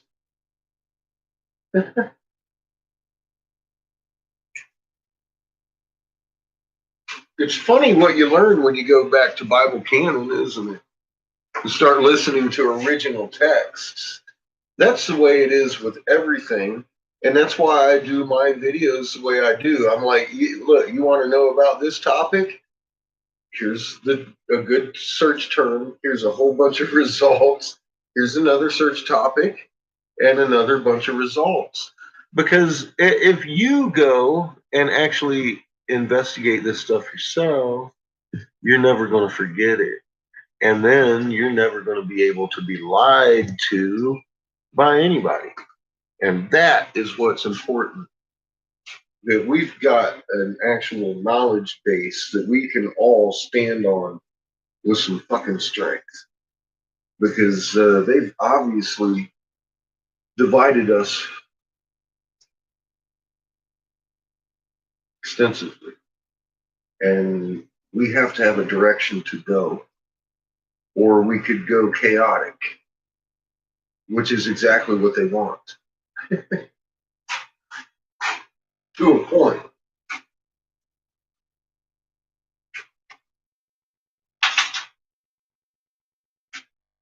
Anyway, this is about the human race and Mother Earth and other planets that they've affected getting back right with creation.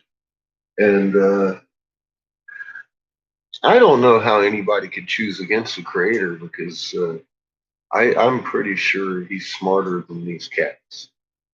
I'm pretty set in that.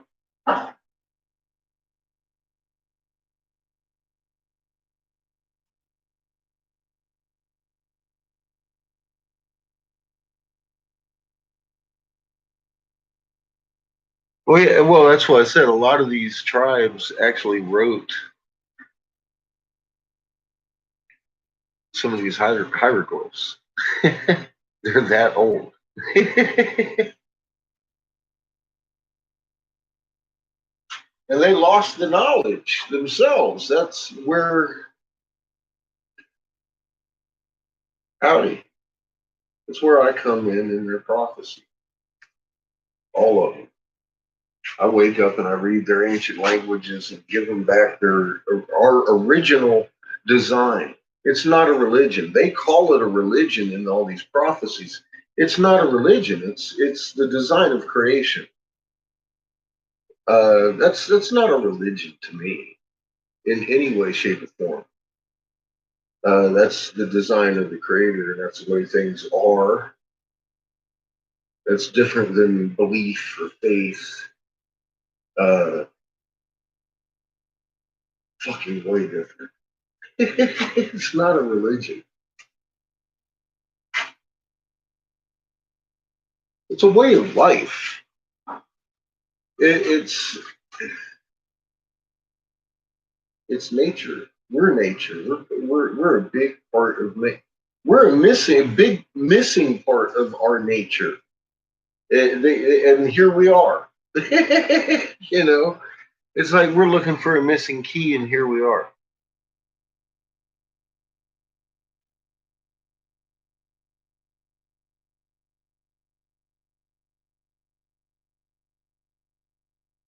Well, they're actually pretty much Muslim Hebrews, the Hopi and Navajo and those folks.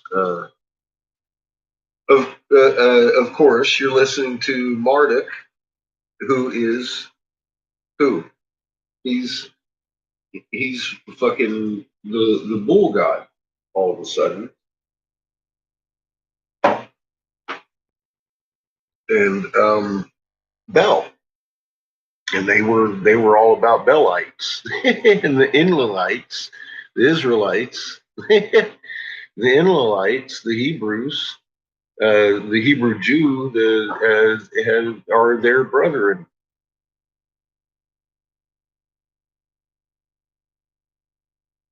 So there's that, and the priest classes, of course, are still running the show with the kingships. And we've gone through that. I just went through a whole fucking hours of that with World News last night on that interview.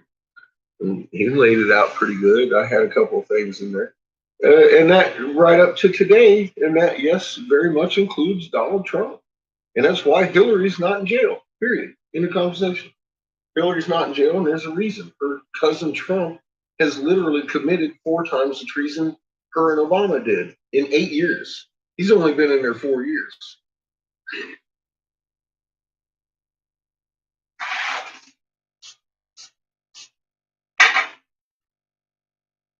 No one's going to prison if that's allowed to just continue on and on and on and on.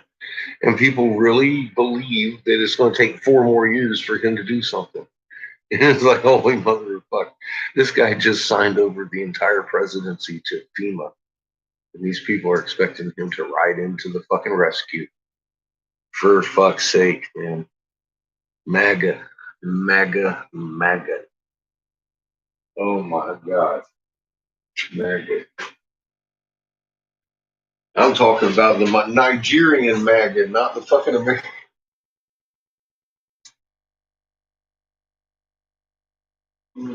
MAGA. And when I hear that, I hear Obama.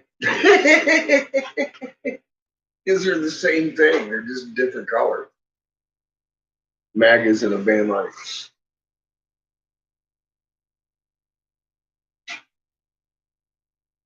Or Biden and fucking trumpets. They're all the same creature to me, of course. And I served as a Republican for fucking ever. And when that didn't work, which was most of the time in my life, I would vote for like Ron Paul, the guy that's there to get exactly me doing exactly that. Voting anti-establishment, using the establishment, believing that my vote counted for dick in the first place.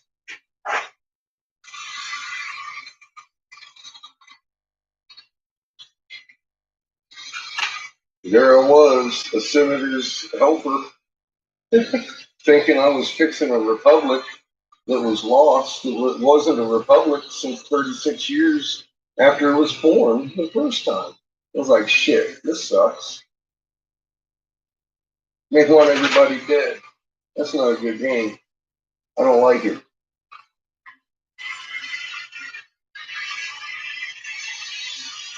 Don't like that game.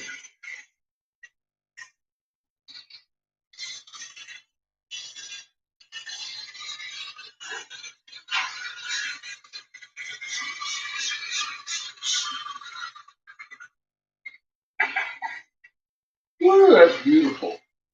Fucking beautiful.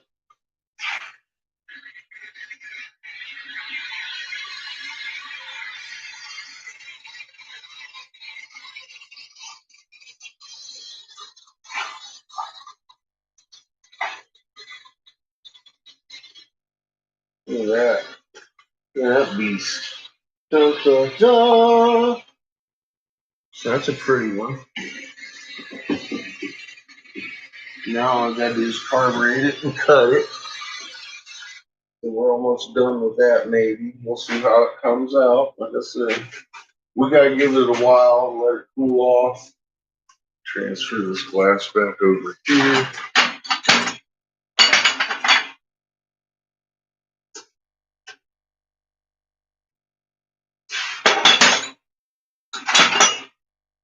This shit is expensive. This purple And shit is mixed with what they call slime, which is a $300 a pound fucking color. And it's got a lot of gold in it. That's how we get our colors. Fucking pretty expensive shit.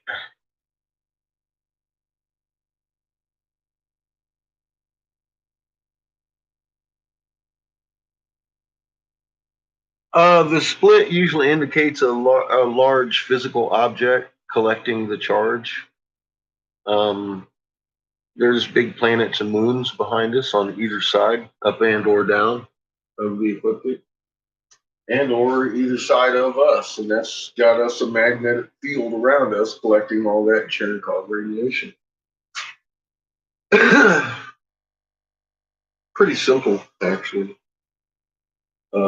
We're surrounded, and while everybody's got you looking at the daylight sky, all you got to do is get outside of your city dome of light and look north in the northern hemisphere, and you're going to see something that shouldn't be there. And all them stars that should be there ain't, because that something's in the way.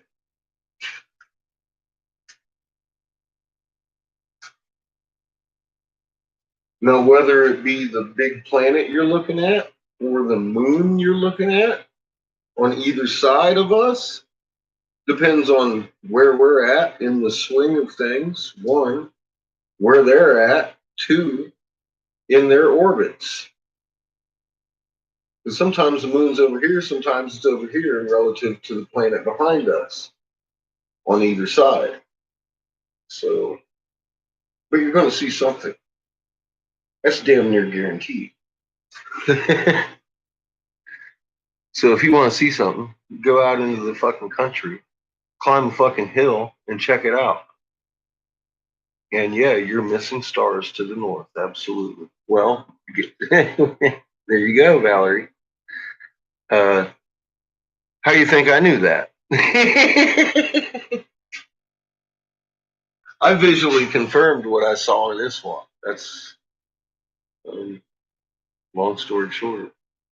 They're really there. Those magnets, the only reason in nature for a field line to close. We've got big magnets behind us. But we've also got a big magnet in our chest if we fucking use it right. So it's nothing to worry about. But it's a little shocking when you realize what you're looking at. Yes. Hi, blind lady. Welcome to the rabbit hole. Hi, Cheese. Well, just go back and look at them and see where they're at and understand they've been like there for a while. They're not harming us. They're mother's family. They're first creation also. They have minds, probably better than mine. So I'm not too worried about it. Like I said, Toph is mom's brother, and he's a big boy. We're in good hands. We're in good hands. I would have run into the moon already, bro. I mean, like, fucked up everything. I'd have probably run New York and LA into the moon. Oh, boop. Oh, shit. Boop. Oh, shit. I'm fucked. You know what I mean? His shit ain't done none of that. So, nothing to worry about. And all you got to do is worry about this and keeping it relaxed. That's a pretty, as far as things go, that's a pretty easy job. I got that, I think. It's not that hard. Keep that magnet chill. And ready. Just stand ready for anything she tells you to do and understand who's talking to you. I'll tell you, that's half the battle right there. That's half the battle, recognizing what the hell's going on.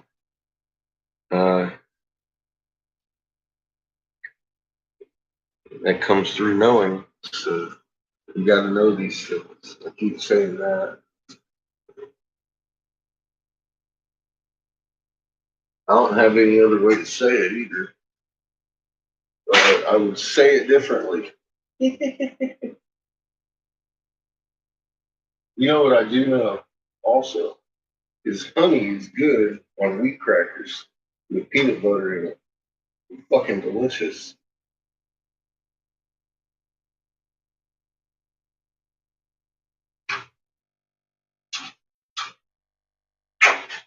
Catfish approved.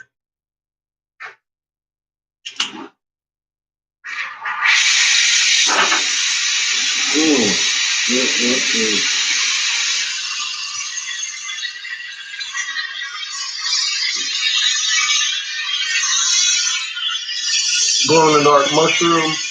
Nice detail on the. I'm liking the massive fucking honeycomb on the front.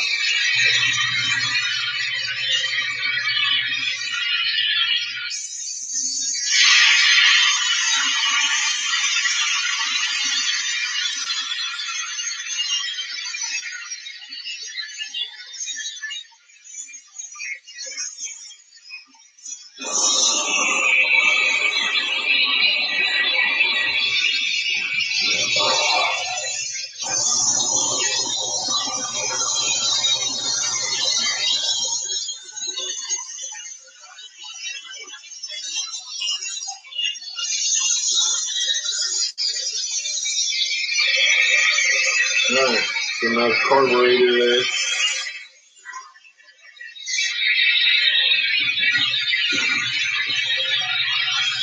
Next step, cut it off. Finish that mouthpiece off, throw it back in there, and wait till morning. See if it comes out all right. Woo, fuck yeah. It's looking good so far. Not quite done. This is looking good too. And I forgot to turn back on Josh, didn't I?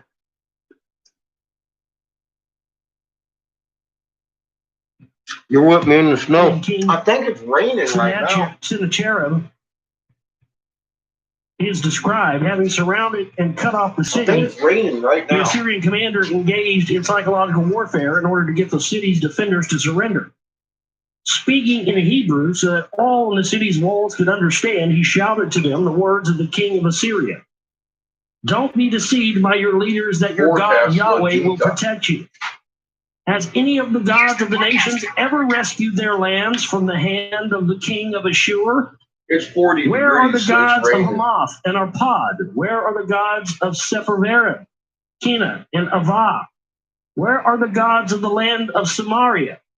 Which of the gods of all of these lands ever rescued his land from my It's supposed hand? to get up to 60 tomorrow. Will then Yahweh rescue Jerusalem from my hand? Yahweh, the historical records show, did. What were those religious wars about? The 65, wars and the national 74 gods in whose name they were on fought Friday. don't make sense 75. except when one realizes that at the core of the 75 Friday. conflicts was what the Sumerians had called Duran Ki, the bond of heaven and earth.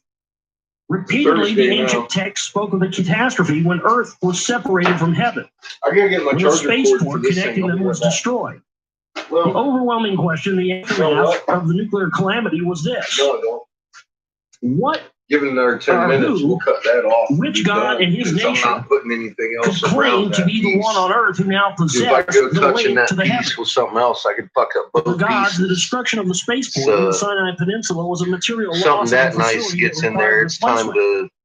to anneal the kill. But can one imagine the impact, the spiritual and religious impact on mankind? All of a sudden, the worship gods of heaven and earth were cut off. With the spaceport in the Sinai now obliterated, only 3 space-related sites remained in the old world. The landing place in the Cedar Mountains, the post-diluvial Mission Control Center Bring that that replaced temperature up a Nippur, little bit. and the Great Pyramids in Egypt that anchored the landing corridor. With the destruction of the spaceport, did those other sites still have a useful celestial function and thus a religious significance? We know the answer to some extent because all 3 sites still stand on Earth today, challenging mankind by their mysteries and the gods by facing upward to the heavens. The most familiar of the three is the Great Pyramid and its companions in Giza. Its size, geometric precision, inner complexity, celestial alignments, and other amazing aspects have long cast doubt on the attribution of its construction to a pharaoh named Cheops, an attribution supported solely by a discovery of a hieroglyph of his name inside the pyramid. In Stairway to Heaven, I offer proof that those markings were modern forgeries. And in that book and other voluminous textual and pictorial evidence was provided to explain how and why the Anunnaki designed and built those pyramids. Having been stripped of its radiating guidance equipment during the Wars of the Gods, the pyramid and its companions continued to serve as a physical beacon for the landing corridor with the spaceport gone. They remained silent witnesses to a vanished past. There has been no indication that they ever became sacred religious objects. The landing place of the Cedar Forest has a different record. Gilgamesh, who went through it almost a millennium before the nuclear calamity, witnessed there the launching of a rocket ship. And the Phoenicians of the nearby city of Byblos on the Mediterranean coast depicted on coins a rocket ship placed on a special base within an enclosure at the very same place. And there's a picture of it here in the bid. That's fascinating. I've never seen that before. It's a rocket on a fucking takeoff pad. It's a almost 1,000 years after the nuclear event, so with and when without the spaceport, the landing place continued to be operative. The place, Baalbek, in Lebanon, consisted in antiquity of a vast 5 million square foot platform of paved stones at the northwest corner of an enormous stone structure. Oh, shit, okay. Well, I get it now. Baalbek, which I'm very familiar with in Lebanon, Baalbek was just like a landing pad. I'm totally mixed up. They teach me like that. And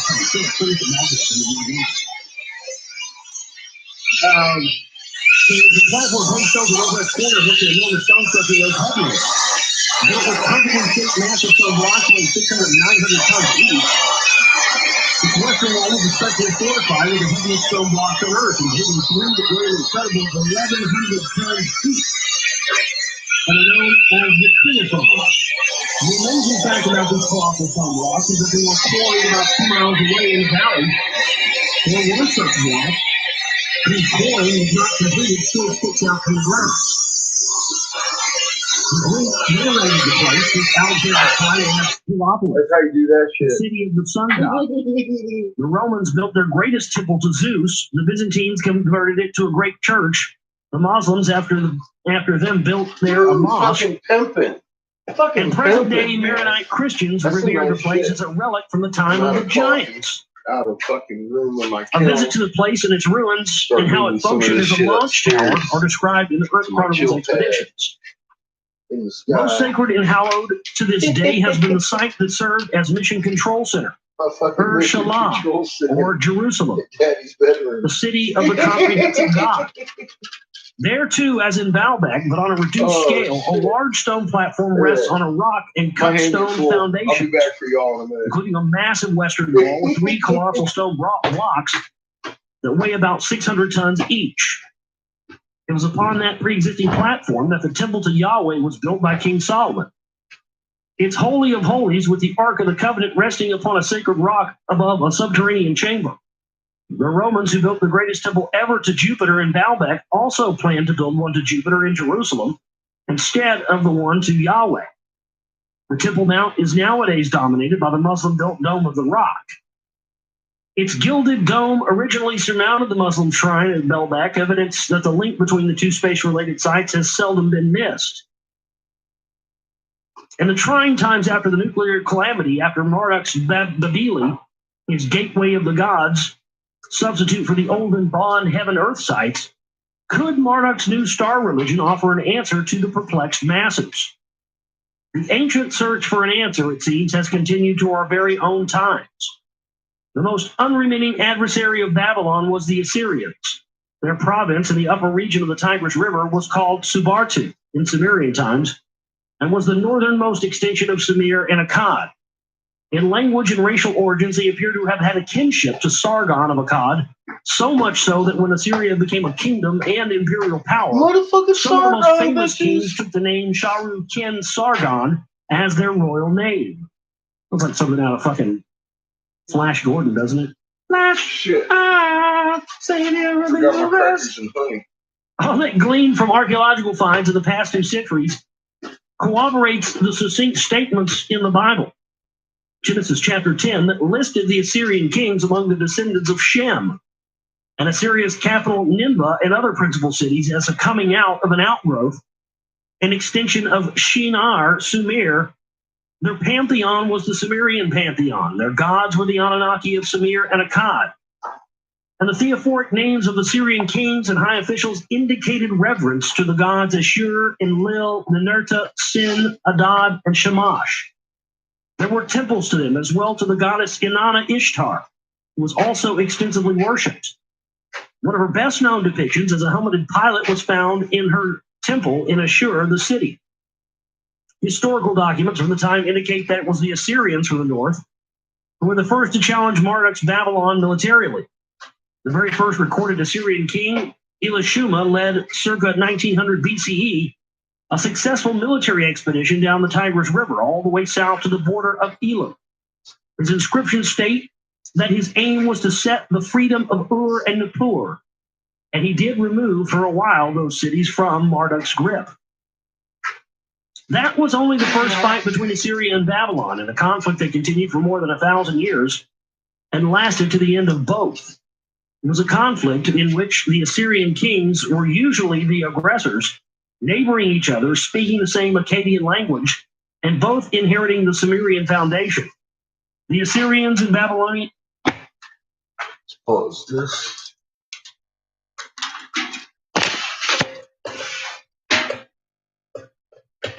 Go upstairs. Watch the dumb shit. It's almost bedtime for Daddy anyway.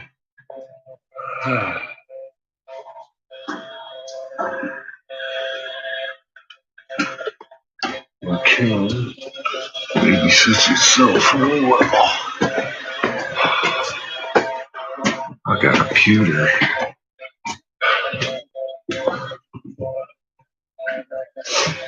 I still gotta go outside and turn off my oxygen tanks.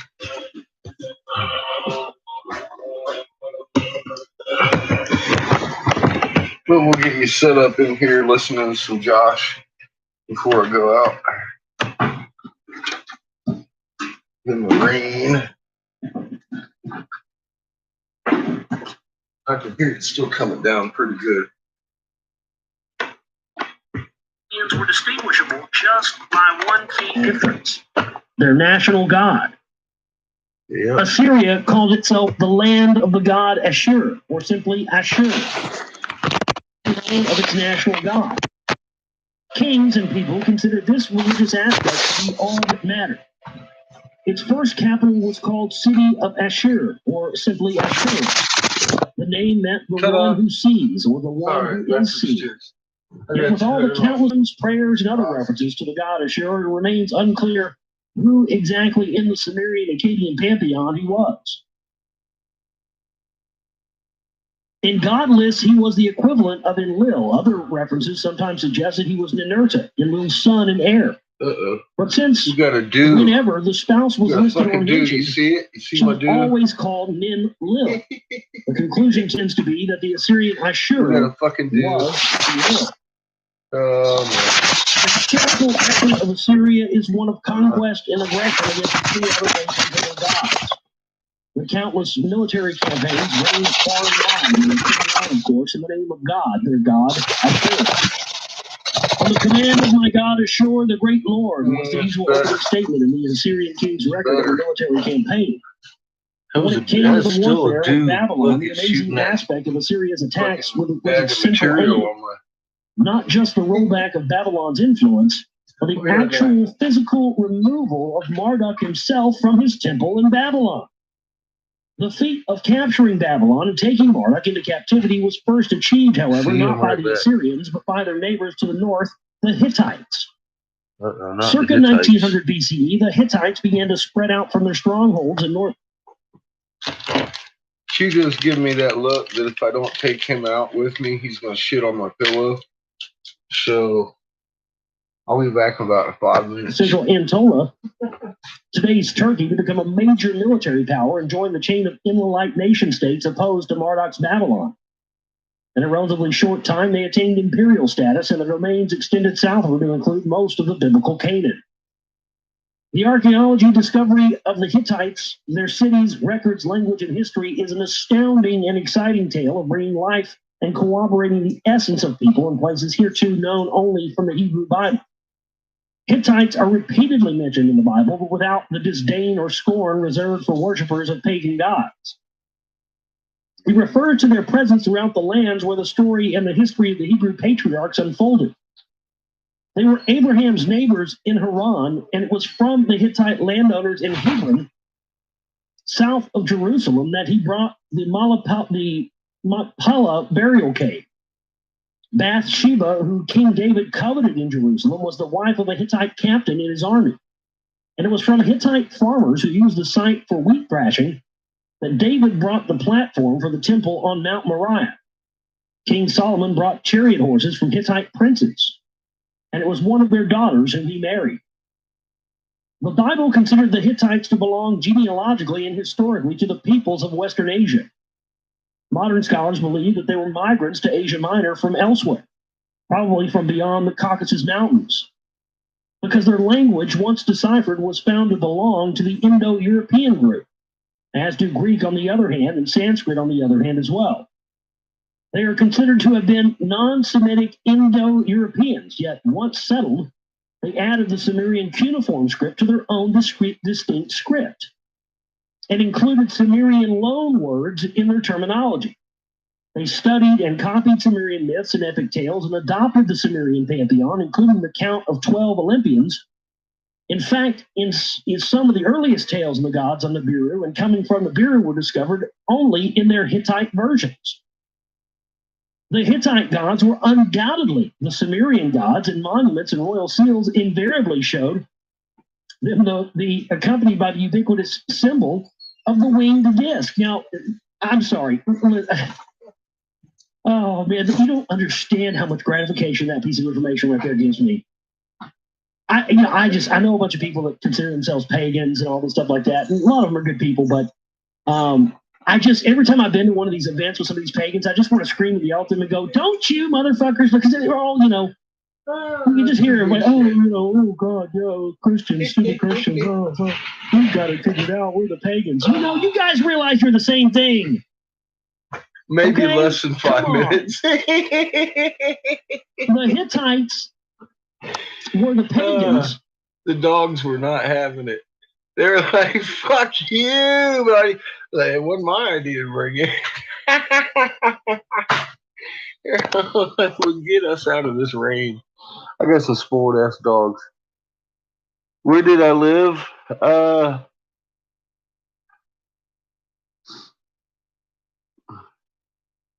Haywood County. I can't remember the city's name. It's just west of Asheville by about an hour.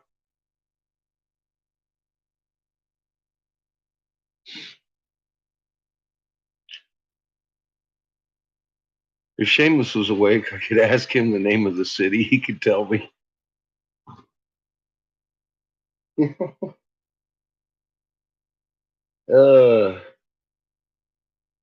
I lived across from Cold Mountain. I could see Cold Mountain from where I lived across the valley. If that helps you out. I lived on the mountain across from it. And every 4th of July, both mountains would light up with shotgun blasts. Boom!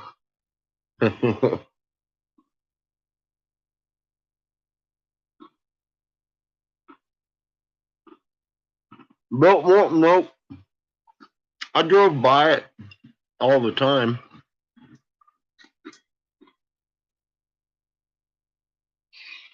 Yeah, we were on the side of a mountain. It was pretty cool. I liked it out there.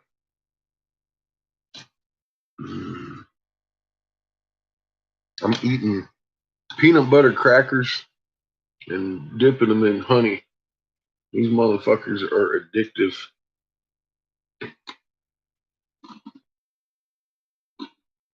Okay. Now I was selling to a place called Glass X or the Hole in Asheville while I was living out there. And the guy named Noah was running it. And he saw me doing all this shit. He made himself a normal chapter in Asheville.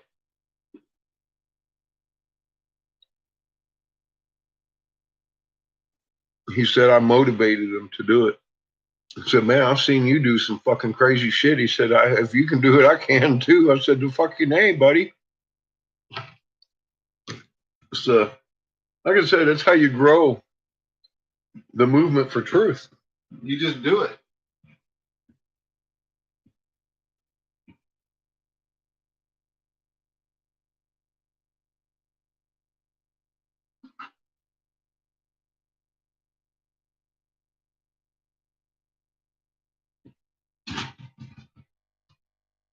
Get out of here. Go. You're a hound dog, Chico. Pissed on my fucking pillow a couple nights ago. That little shit ain't getting no bed privileges for a while. Fuck him. It's about And 2:30 in the morning anyway. they did the exact same thing with Christianity that they did with paganism. They did. All around the world, all the religions are based off of one family or the other.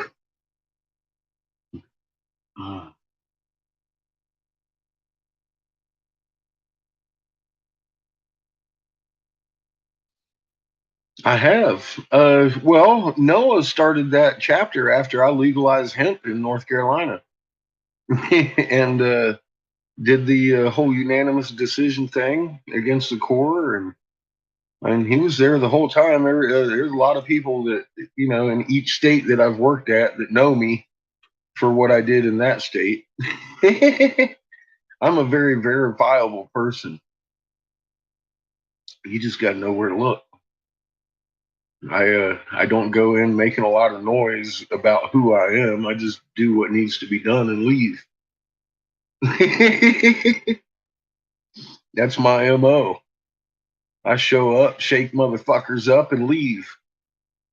Go shake some motherfuckers up over here.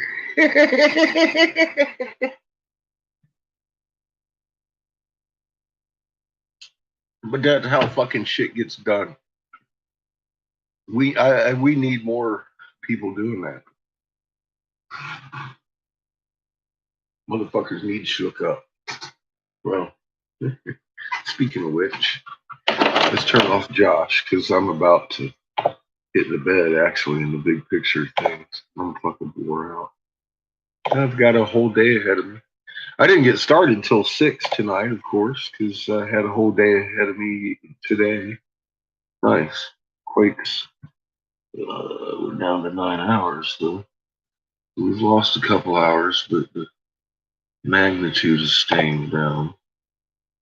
I'm assuming the induction continues. Yep, she's very hot. So the magnitude will stay down until she cools down, and it don't look like she's gonna cool down anytime soon.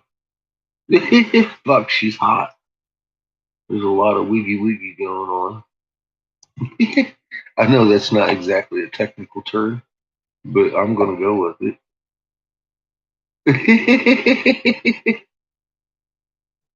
Not a high fuckery.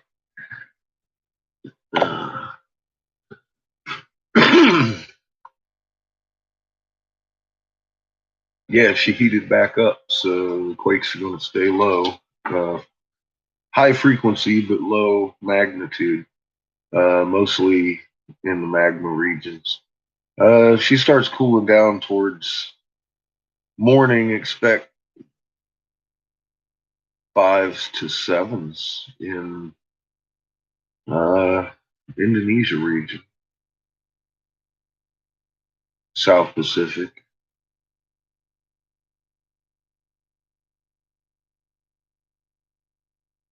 Los Angeles caldera. Could get up to a 4 or 5, I guess.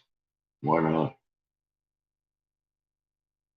If she cools down, she's raging right now. She's raging hot. So it's going to be a lot of small quakes, 2s, 3s at the most, 4, maybe a 5 out in a plate somewhere until the induction stops. Then she starts to cool, the pressure builds, she's shrinking, it's still hot in there, and bop, bop, bop, you start having those big ones hit.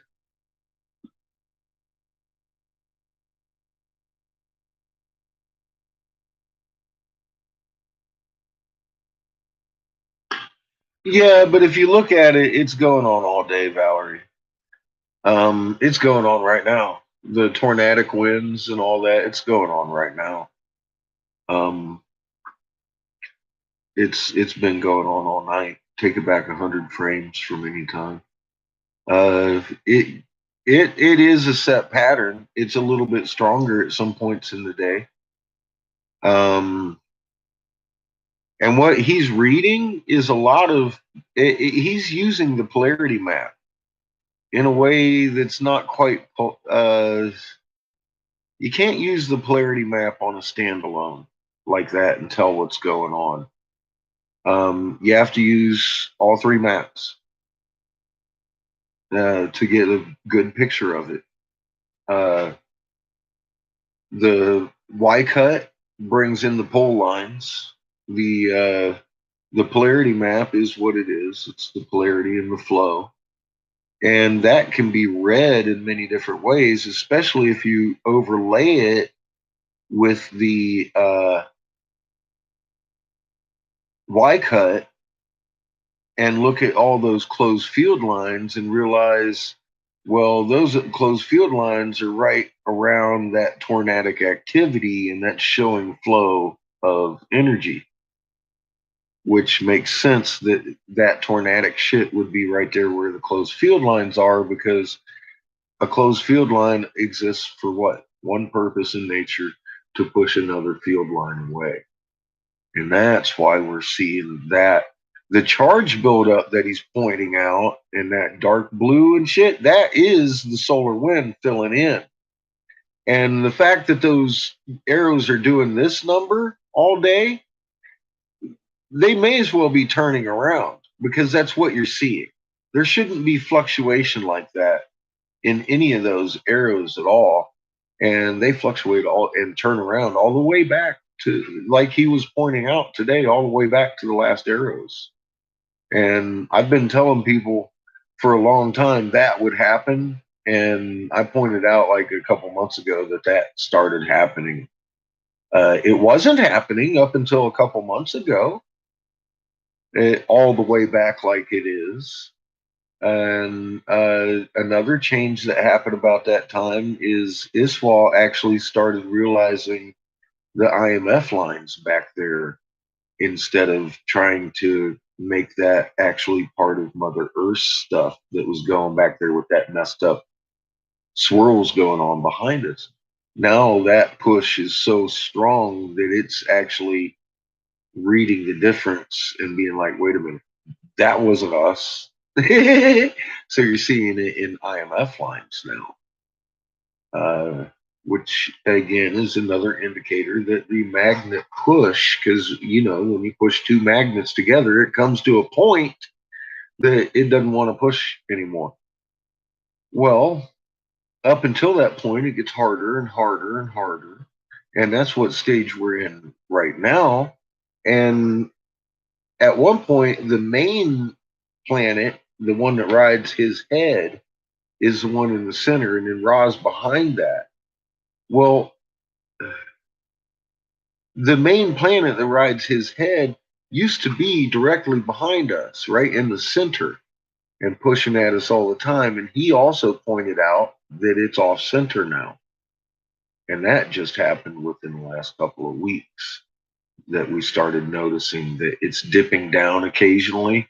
Well, now it's down almost all day, which is just telling me that we're coming to that point that something's going to go boing, just like magnets do. And that's why we're seeing increased numbers of quakes and shit like that, and volcanic activity, because this shit has nowhere else to go but up from here.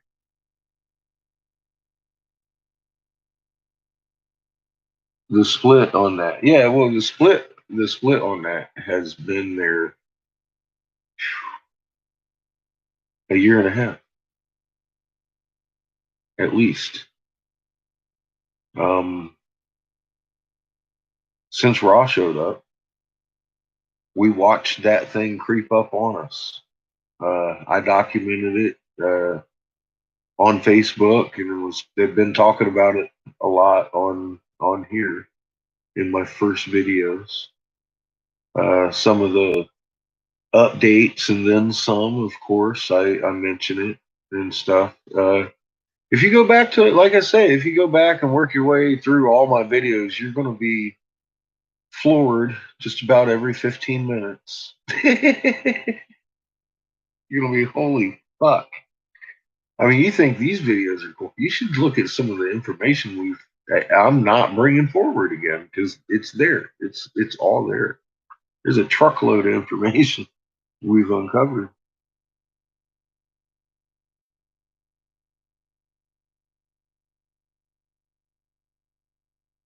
Or not here. I keep forgetting I'm on my live channel over there at Angry Catfish. I got a lot of good videos. That's why I made this channel, so I don't bury those good videos any more than they're buried. That information over there, the entire world needs to know, especially ones that are titled, "This should very well change the world." They should. There's a lot of good information in there. I even show you the exact planetary physics of how planets orbit suns in the mechanic. I mean, working models, not drawings and shit, working motherfucking models to the pimp walking and shit, right through physics.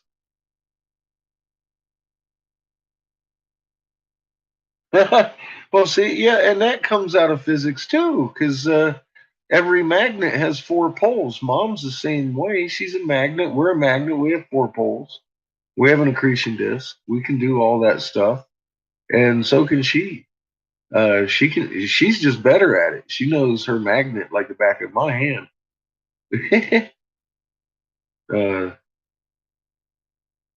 This is stuff that she shows me.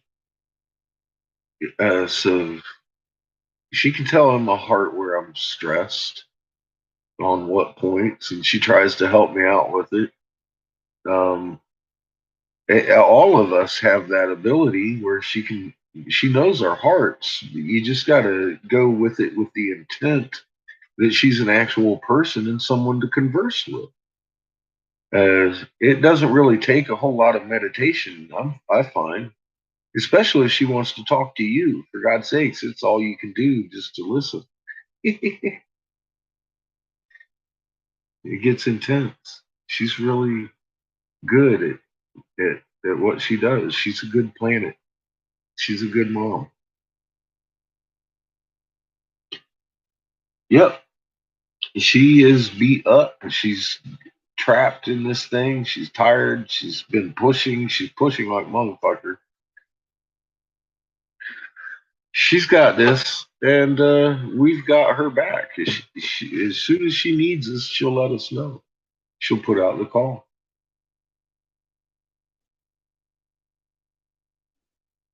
If she needs you to be doing something, she'll tell you. I'll tell you that. You're good. And they, like I said, they ain't no. It's not a coincidence you folks are here learning all these things. Obviously, you have a purpose here that I don't know anything about. That's up to you, mom and dad, to figure out. But you're here so we can all learn together. Like last night, we got brought back with the people that have goosebumps more, make more stem cells. Stem cells being that which repairs your body and stuff like that. I'm all like, yeah, well, having goosebumps, you're all emotional, you're alive, your electromagnetic energy is of course flowing through your body at 1748 hertz. It makes total sense that you would have more stem cells, but that's not an area of research I was looking at. Somebody else went and found that. It was fucking awesome. The Hermetic came back with it, and it's like that's what I love about this channel, and this group of people, because if I can tell the ones that actually go out and do their homework, they come back with great information we can use, that ties in with everything. It's out there. We just got to find it.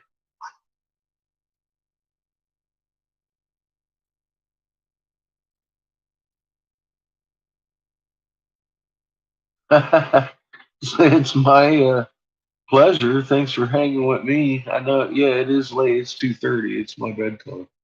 But I work pretty good at night. I like working at night better. I always have. It just is cooler. Number one. Number two, you don't have as many phone calls. You know, all that good stuff. And I have my son. I like to have a life with my son. And shit, man. We spent all day together. Till 6 o'clock, and Daddy went down and started working. Almost six anyway. But that's God, that's why that's why I don't have a lot of money. I actually value time with my boy more than work, and more than money. That's for sure. And we don't need a whole lot of money out here. But you can see, I just made a bill. I just paid one of our bills a day. I think damn near pay rent that we just made tonight. Almost a little more than half our rent. I'll probably get about between 220 and 250 for a piece like that. We'll see what happens. We'll see what it looks like tomorrow in the detail, how well it came out. If it came out as nice as I think or not. You know. So, I mean, like I said, that definitely paid my electric bill right there. That's paid bill just tonight. So I love my job. I love my job. I could make an awful lot of money, and at some days I do. I make more than others, but like I said, I made a choice 15 years ago to give up what I want. Uh, so I make sure he gets what he needs. And he doesn't have a mom around or aunts and uncles and shit like that. So I make sure there's time for him every day. So I might get started early in the morning. Who knows? Most of the time, I end up getting started late in the afternoon and working until late. Yes, he's in bed at 10:30, 11 o'clock, and I got another good 3 or 4 hours before I'm tired. Might as well be working, right? I love working at night, so it's not a biggie to me. I like hanging out. I missed hanging out with y'all the week I didn't know what to do. Every video I made, I felt like I was burying that shit, and everybody kept coming at me talking about how I had too many damn videos to sort through, and I should compile them. And I'm all,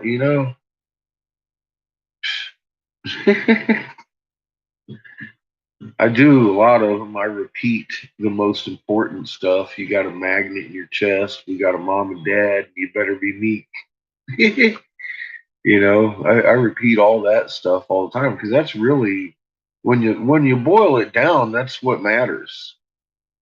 That's all really matters is the intent in your heart and the frequency you're tuned to. Can you listen to mom and dad? We're getting back to original design. We ain't doing religion no more. So, all right, you guys have a good evening. I am going to go to bed and keep your magnet strong and calm at all times. And keep that love in your hearts because that's the right frequency. In love, in His name,